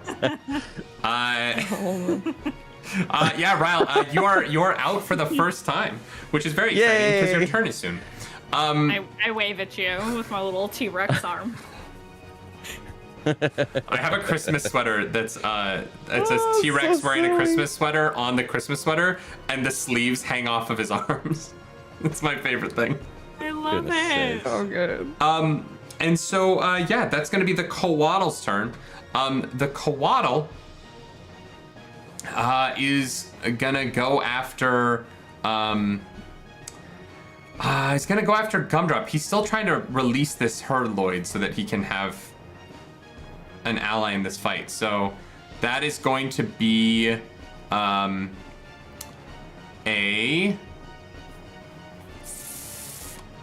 Gumdrop, what's your AC? 15. And it rolled a 7 plus 8 is 15. It meets it, beats it. Let's go. And so it is going to bite you. That is going to be I need a Constitution save from you. Okay. As you are going to take 9 points of piercing damage. Dirty 20. Con save. Dirty 20? Mm-hmm. Fuck. And after that dirty 20, you guys, oh, I get advantage on my next 2 rolls. Let's go. I love that for me. No. At first fight, I'm gonna Thank you, Hellish Gordon Rebuke. Chen. Hellish Rebuke? Yeah, I'm gonna Hellish Rebuke at 5th level as a reaction. What does that do at a higher level? Just more damage, you know. So it doubles? So wait. Isn't Hellish Rebuke I take the damage back, though? So what happens? You point your finger at the creature that damaged you. It's surrounded by hellish flames, dexterity saving throw, or takes X amount of fire damage. Okay, so at base 5th is level, that's going to be... 60-10. 60-10, great. Clarus, if you're watching, can I have, like, a liquid of some kind? I'm very parched. I love you. 60-10, yeah, go for it. Go for it. Dexterity saving throw, 18, please. Great. That is a... was this on the coatl? Yes, Yes. it was. That is a 13, so it definitely fails. 25 plus 6, 31. 31 plus 5. 36 points of fire damage. 36 points of fire damage on the coatl. That's disgusting. I'm thinking of a different ability, where they take the same damage that they dealt. Okay. I can't remember what it's called. It doesn't matter. That is the coatl's turn, as it's just sort of like harrying you. It's still flapping its wings in your face, but that doesn't really do anything, and it doesn't have a bonus action. It is now Ryle's turn. Ryle, welcome back to the fight. You have been vored up for a while, but you are now free. 2 words I never want to hear. Vored up. I'm going to... You don't want to hear the word up? I feel like that's a weird word to not hear very often. Just in conjunction, you know, it's a problem. You have to live in a bungalow because you can't go upstairs. It's just the ground floor all the time. Ascend. So Ryle is going to flip open his book. It's just covered in like acid and like stomach goo and gross stuff. He's trying to flip the pages, but they're kind of stuck together. And it's like, "Ugh, just get off the... and then he flips to a page and he raises his hand. And you all like smell this, almost like this ozone in the air. But he points his hand at the thing that just ate him, as it's trapped in kind of this mental prison, right? Mm-hmm. He's like, Oh, you're not gonna like this, mental boy. and he's gonna reach his hand out and cast Synaptic Static. Jesus, okay. I need you to make a. Is this even a saving throw? I don't know. Let's see here. Point in range, 20-foot radius sphere centered on a point. Yeah. So this is a radius spell. So I don't have a map in front of me, so I'm trying to like put it up high enough so that the creatures who are tall will take this. Almost like aiming like above these creatures' heads, so that the sphere will be higher up, like near the ceiling, and will just kind of like graze those creatures. And I think the I'm quaddle's not up gonna there lie, too, like right? it's a 20-foot radius, but the hurtloid is so large that you could just hit the hurtloid. Can I get the quaddle in there as well? No, the quaddle's on the ground. Is like the quaddle's like smaller than a person. Okay, and it's totally flying in Gumdrop's face. So the quaddle, and the Bulgura's like way down, dying with. Loeza fucking destroyed that thing, and go ahead and make a intelligence saving throw for me, DC 18. Oh yes, I fail because he has a -4 intelligence. But if I get a nat 20, nope, 19. I rolled a 19, which means I rolled a 15. I still fucking fail. Hold on. What's its intelligence score? -4. No. So it still does have an intelligence score. It has it like above 2. I have to ask that because the spell does not work on creatures with a score 2 or lower. I wish I could say that it had a 2 or lower, but it has a 3. All right. Oh no! All right, so it's the bane of my fucking existence is how not dumb this thing 8d6 is. psychic damage as it just gets wrecked for 30 points of psychic damage. Mazing. And this creature has muddled thoughts for 1 minute. It's already and a during 3. Like, what thoughts was it having before, you know? Maybe it starts to like the Kenku salad. Now it's just on acid as it's looking at all these freaking Kenkus staring at it with lovingly. Maybe I Lustingly. do want to swallow people, but for sexual pleasure instead of for food. Maybe that is why I swallow them. Have I always been swallowing them for that reason? I just didn't realize? Just begins self-therapizing, becomes self-aware. All of its attacks His now intelligence have source starts to go up. Every turn, he gets 1 more point. Okay, so from here forward, all of its attacks for the next minute are subtracted by a d6. Damage or roll, or to hit? Roll. Jesus. So to Okay, hit. -6. I'll remember that. Thank you. Yeah, Well, that sucks. For me, that's great his turn. for you guys. That's all. That's what I'm doing. I mean, that was a pretty good turn. I'm not gonna lie. In terms of I haven't been turns, doing very much, so I need to make a big thing. I mean, you managed to keep haste while being swallowed, which is a pretty impressive feat. Fucking with it basically being immortal bullshit. No, he's not immortal. He just gains that back between fights. He can't get it like all the time because it still takes an action to cast mage armor. Gordon Chen, I know that you gave me those advantages. I wasn't going to use the advantages there because I was going to fail no matter what, unless I rolled a natural 20. But I will use my advantages eventually. This is going to be the Barl Gura's turn. As it's going to press up and look at Laz Owo. And it is going to attempt to grapple you. So we're going to make opposed athletics checks. You have to beat a fucking hell. Well, you have to beat 10. 13 plus 9. Yeah, you win. So that's its action. I was gonna do something cool, and now I can't. So that sucks. So that's its turn. Great. It was gonna, if it worked, I was like, this thing's big and strong. This will definitely work. If it had worked, this would have been really cool, you guys. But I believe it didn't. Gumdrop, what you doing? You know, my hands are kind of tied since I can't do. Actually, hold on. Can I skirt around this coddle thing, so that I am facing it and the wall? Yeah. Great. Then I'm going to prismatic spray, and it's going to be a 60-foot cone, but it's just going to hit this thing because I think my friend's got the rest of it. And I really want to so cast a overkill. spell. Yeah, well, I was trying to utilize it nicely, but I need a dexterity 18 saving throw from you. I bet you do. Bet you do. That's a natural 1. Oof. Please roll a d8. Yikes. That's 7. Oh, if it was an 8, that would be wild. So you are, the coddle is blinded. Please make a wisdom saving throw at the start of your next turn. And that will clear your blindness. And if it fails that save on the blindness at the start of your next turn, the coddle's going to be transported to another plane of existence of the DM's choosing. What a random ability! I take away your eyesight, and if you can't see in 6 seconds, you go a random place in the universe. Those feel so unrelated.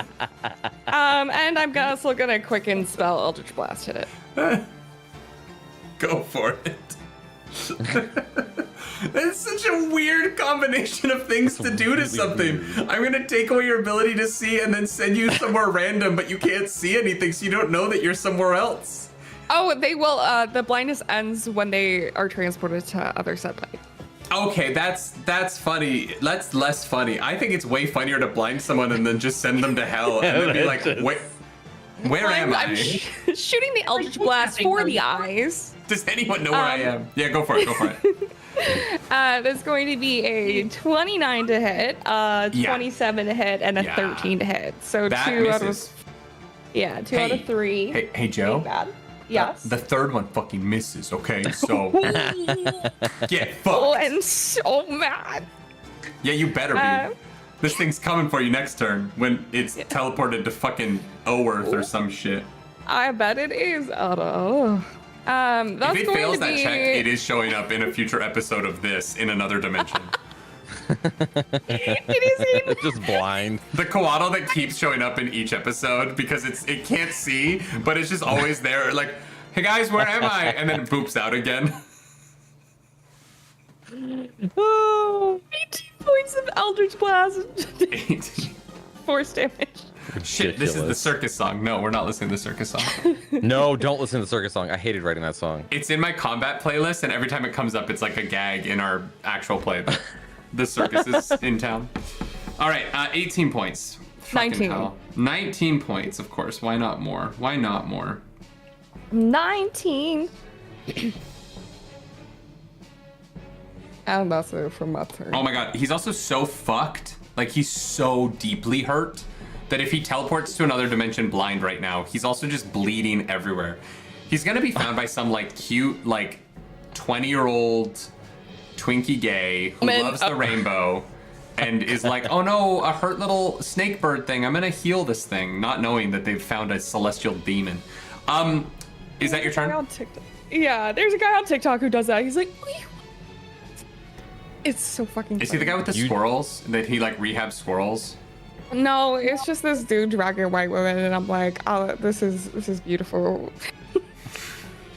And it's done in such a right way. But yeah, that's my turn. All right, I need everyone to make a dexterity saving throw as the pump of this heart blows through once more. I will see you all later. Oh, no. I am not making this save. Oh, cock. No. Oh, no, you, T-Rex, you're hasted, so you get advantage on these. I do get advantage, you're right. But I do Slightly not get better, advantage but still on these. terrible. All right, who rolled what? 9. 6. You rolled a 6? Wait, what did Lazo roll? 18. Okay, so Lazo, you pass, and the rest of you all failed? I got a 5. Oh 9. my god. Lazo, you are alone, standing in the door to the next room. This giant ape has just tried to grapple you so poorly that you're like it's so hurt that you're like, you feel bad for it because you're not quite sure what it was trying to do. When you turn over your shoulder, and what do you see but 2 of your friends, Gumdrop and Ryle, flying at you, being blasted down this hallway by air. I need you to make another dexterity saving throw to see if you avoid getting pushed with them. The ball girl passes massive. that one.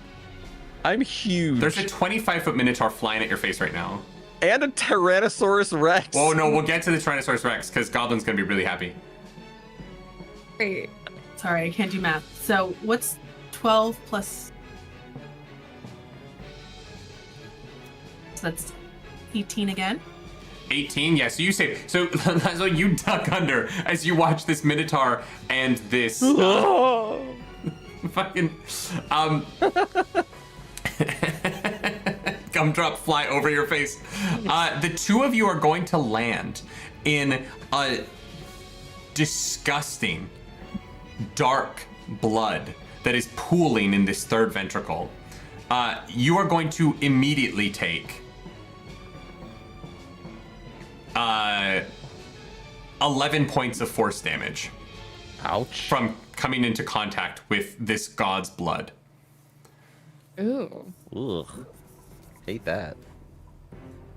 Now, that's all the small folks. The Tyrannosaurus Rex also fails this check, and so it is going to fly forward 15 feet. Not 30 feet like the rest of them, because it is so large. The problem is the Tyrannosaurus Rex is directly in front of the Hertaloid. And so, we're going to roll to see if the Hertaloid gets blasted into the kinky Kinku faces. And so I'm gonna roll opposed. I don't want to roll though. So can one of you guys roll Oh no, wait, no. I guess it wouldn't be against the T-Rex. It would just be a strength saving throw to see if this Hertaloid can hold on in place, or if it gets blasted through this wall and takes 10d10 force damage. if it fails this roll, I'm fairly certain it's dead. I actually don't think it can possibly survive failing this roll. So I'm gonna set the DC at what is its strength? Because I want to make this like possible but not immediate. It has a +6, so I'm gonna say that this was gonna be a 15 save. It rolled a 5, so it got an 11. This Turtleoid is currently fighting a Tyrannosaurus Rex, and instead of the danger being the claws or the jaws or the tail, it is the entirety of the Tyrannosaurus Rex being blasted into this giant draconic creature's face, as it is going to take 10d10 damage from being pushed through being sexually harassed. And so our Kinku is going to sexually harass the dragon to death. Let's go. Beautiful. As all things should be, I suppose. No notes. First roll came out to 24. Plus 10 plus 2. Oh, that's a 9. Yeah. Plus 3 plus 1. That's going to be 49 points of damage. Gracious. The most epic ooh woo you've ever heard in your life rings through the heart of this ancient dead god as the Turtleoid is passed through a barrage of Kinku beaks that rip its body asunder bit by bit. The flayed remains of this creature splashing down between the T-Rex that just headbutted it accidentally and the rest of the party. And you see poking through a piece of its chest this pulsing green light. The Balgura gets shoved into the acidic blood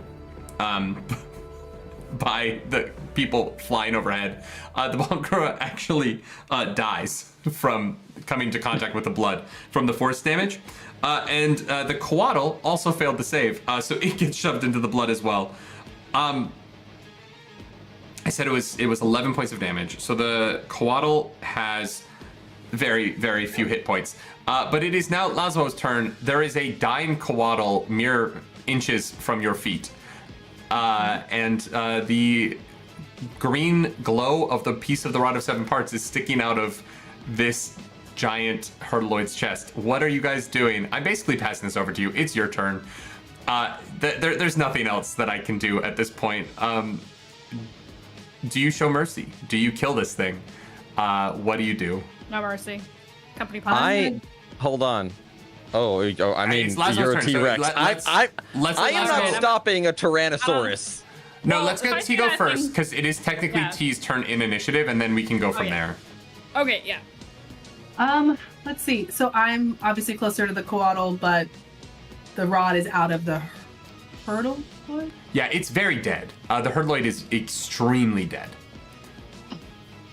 Okay, then in that case, T-Rex is closer to that. I'm gonna, I guess, slash at the Coatl to make sure that it's done for. Great. Well, it is lying very prone in the acidic heart of this blood. So get advantage on these.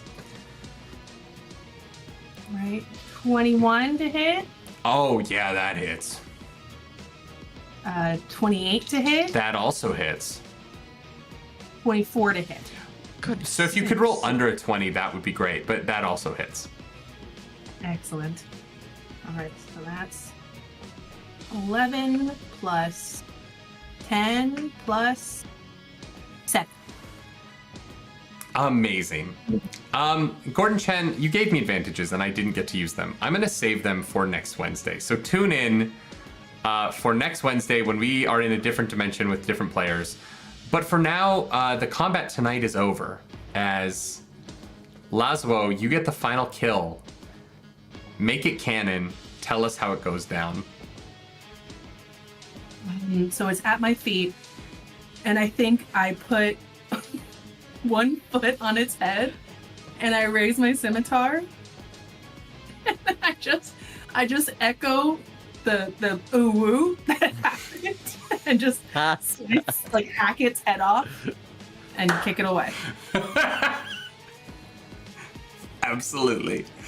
Ooh woo, indeed. As I Poetry. see this hurtloid crumpling and dying, I take the opportunity to do a forward flip and drop polymorph. Great, love it. I land next to the body, I assume. So we just see glowy thing. Yeah. Sticking out of the chest, you see a piece of the rod of 7 parts that had been in its stomach. Ryle had probably Yeah. brushed up against it at some point while he was consumed in there, but Oh. No ceremony, no checking. I don't give a shit. I just grab it. the three of you, Locked. Laszlo, Ryle, Gumdrop, are standing, staring at the head of this quaddle that was just kicked further into the acidic blood. And there's a flash of green light. And when you turn to see where your T-Rex friend and what they're doing, they are gone. And the three of you are alone in this heart of this dead god. But Mordenkainen's words that you would be brought to help fight Vecna ring true in your ears. You just didn't think it would be this quickly.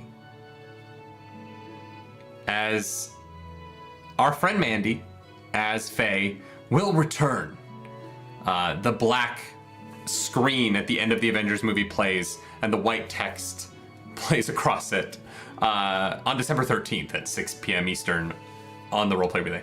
But for the three of you who do not get to go on to that final fight because I can't fit 28 player characters on screen, I thought about trying to do it and then went, no, that's a bad idea. No. What are the final moments of your day here as you are in this heart with these corpses of multiple different kinds of creatures that you've slain? Prestidigitation. Just cleaning everybody up. We're floating out of the goop. Mm-hmm. So do you want to... You know, I'm... They had the mason jars. Yeah, they did. But we could go get some more marrow and, you know, maybe after... I stuffed a bunch in the tongue, and that's still just outside. That's so we could true. pick up where we left off. Yeah. All right.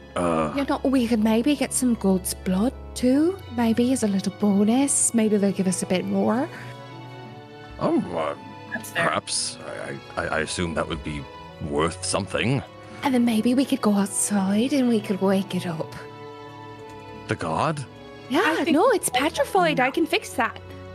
I think we leave that one. I think we leave that one. Oh, that's as long as we're accessible. far enough away. Well, maybe we don't do that today. We can wake it up, and then I cast teleport, and we're gone, and we let it hang out for somebody else. And back on board. Right? Oh, I Yeah, just I wait for just- some great books. You know, some mangas or whatever they're called. I don't really know what they're called. I just read them. Jesus. Back to front. Yep. Oh yeah, no, it's going to be great. So much inspiration. Or let's just get out of here then. This is ridiculous. I mean, y'all did great though. I mean, y'all are wild. Well, I'm so impressed by everybody here. Just, you know, I think we should all work together and never stuff and just, you know, be in each other's lives forever. Maybe. I have attachment issues. Yeah, we'll work through those with you. You're not gonna leave, please. It'll be okay. Let's go. Just hold on to my peck or something. I don't know why that was such a. It was strange. I Anyway, protected you, just like you protected me. But if you want me to hold your peck, I can. no, it's not. You're not it's really like my type. thing. As No, you that's make your not. way out of the heart, the Gith and Diva are standing there.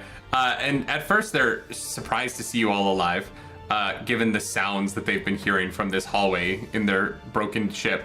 And then they're immediately even more surprised as a Kinku just walks out, gently holding the pectoral of this 25-foot tall minotaur that has to, like, basically crawl his How long way does this out. last? As you say that, you snap back to your regular form. T, how does Lazo feel in this moment? I feel relieved that Kathy Bates is fine. Seemingly back to normal, yeah. And that the lesbian angel is obviously stoked with that. I think that I just feel relieved that even in the how quickly we were outnumbered, that we made it, and then just a little worried about Faye, knowing that like they're on their own.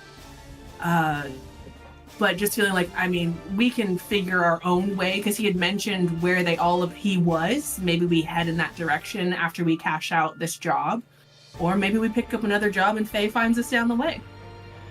Speaking of Faye, you find yourself in a place I believe you're familiar with. A wizard's tower in Baldur's Gate on the Sword Coast. You've probably never seen this tower from the inside, at least not this high up. Definitely put graffiti on it at some point, yeah. But you've looked up at it, and standing before you is mordenkainen, with a relieved smile on his face as he welcomes you into the room. Sup? And he says, good, thank you, yes, I'm so happy things worked out for you. Do you have the piece of the rod? I'll hold it up.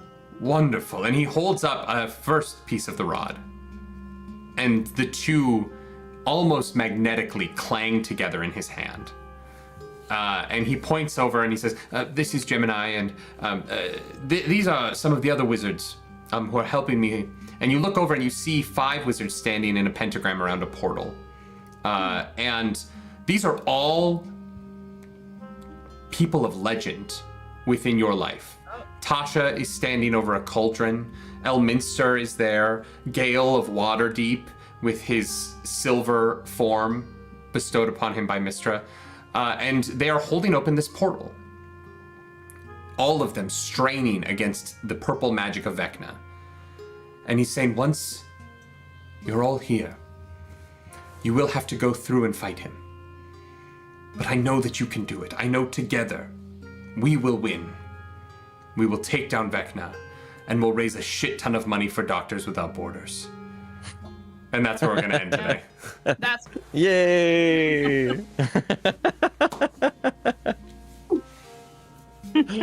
Fantastic. Thank you so much, you guys. That's the show. I hope you liked it. Gordon, I'm gonna write down that I have 2 advantages for next time, because I didn't get to use them tonight. But I will remember that, and I will have them in the future. Thank you so much to this cast. Do you guys want to go around and please let the audience know what you do, where you are, and how they can support you in the future? Oh, let's go clockwise again. Let's start with the Mandy. We'll go Mandy, T, Joe, Wes. Sure.